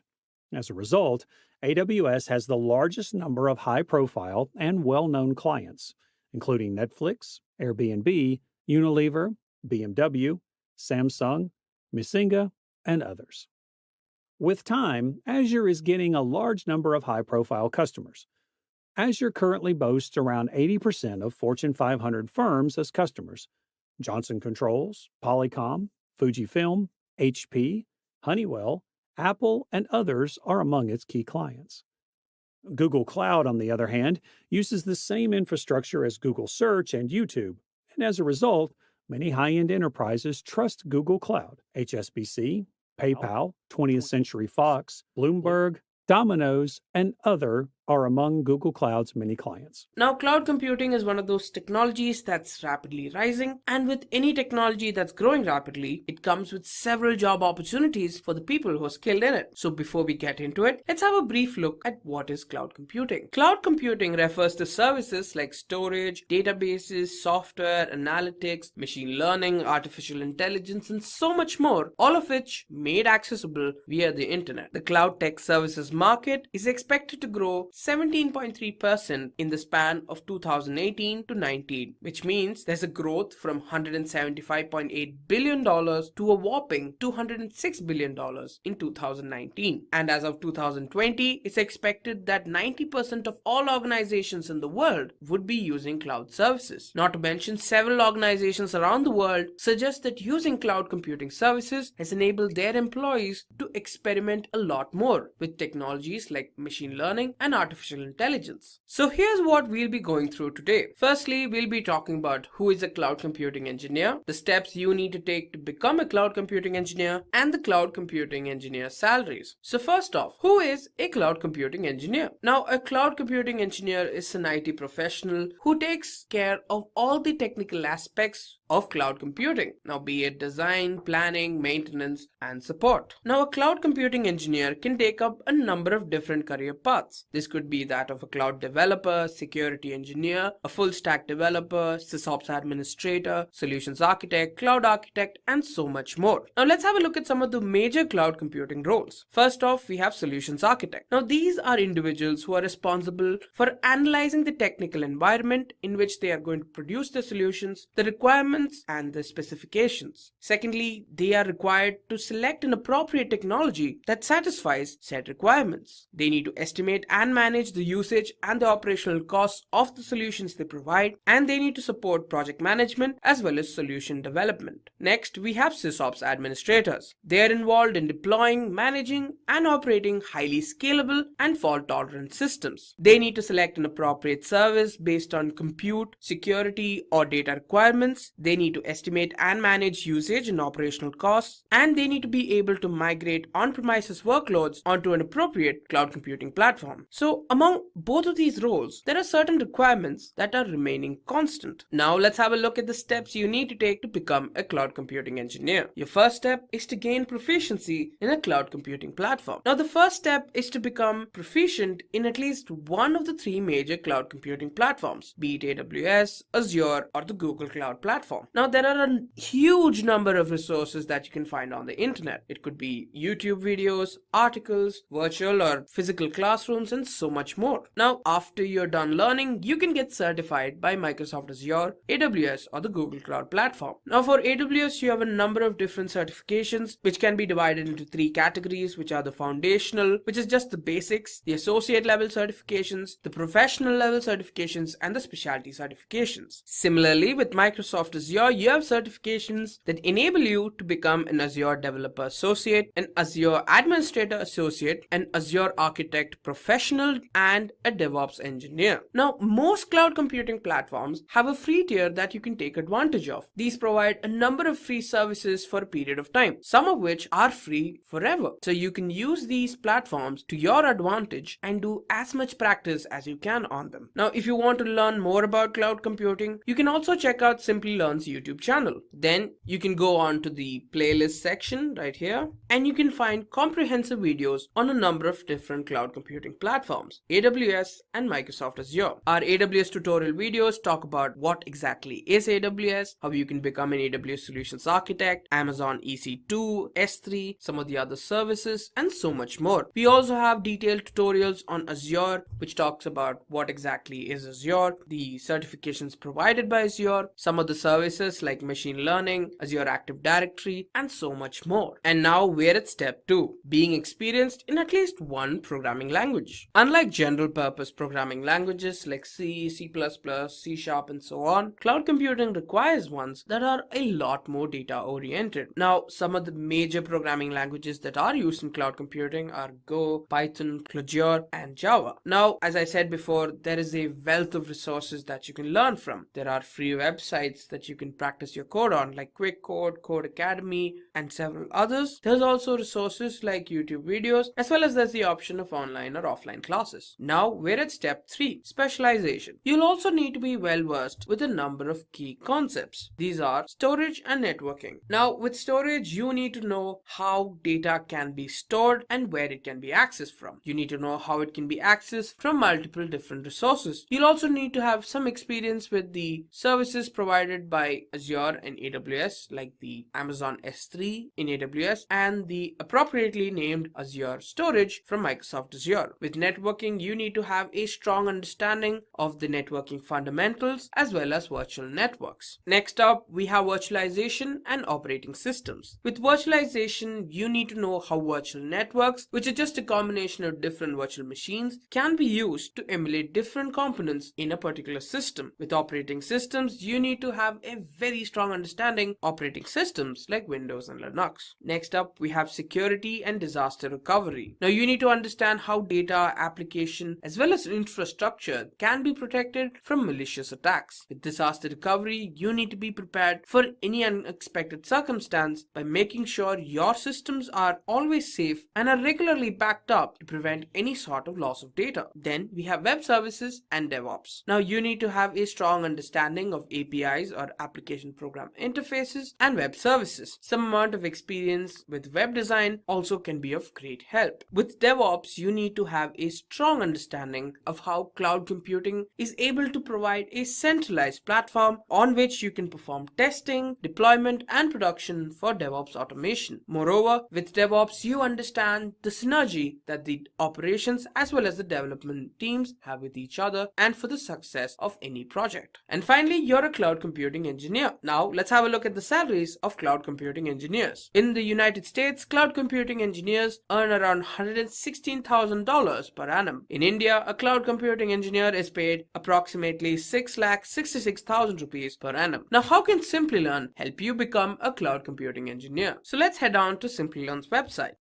Here we have the Cloud Architect Master's Program. Now, this deals with a number of different courses, all of which that can help you get started in your journey to becoming a cloud computing engineer. This Master's Program covers a number of different courses like AWS Technical Essentials, Microsoft Azure Fundamentals, AWS Developer Associate, and so much more. It provides you 40 plus in-demand skills and 25 plus services, provides you a master's certification. It has 16 plus real-life projects and helps you get a salary that ranges between 15 to 25 lakh rupees per annum. It also covers a variety of tools like Amazon EC2, Azure Data Factory, virtual machines, and so much more. So why don't you head on to simplilearn.com and get started on your journey to getting certified and getting ahead.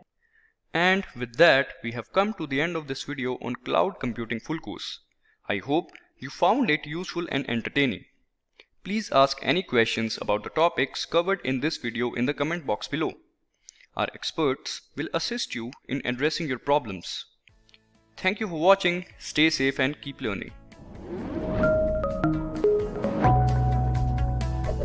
Hi there, if you like this video, subscribe to the Simplilearn YouTube channel and click here to watch similar videos. To nerd up and get certified, click here.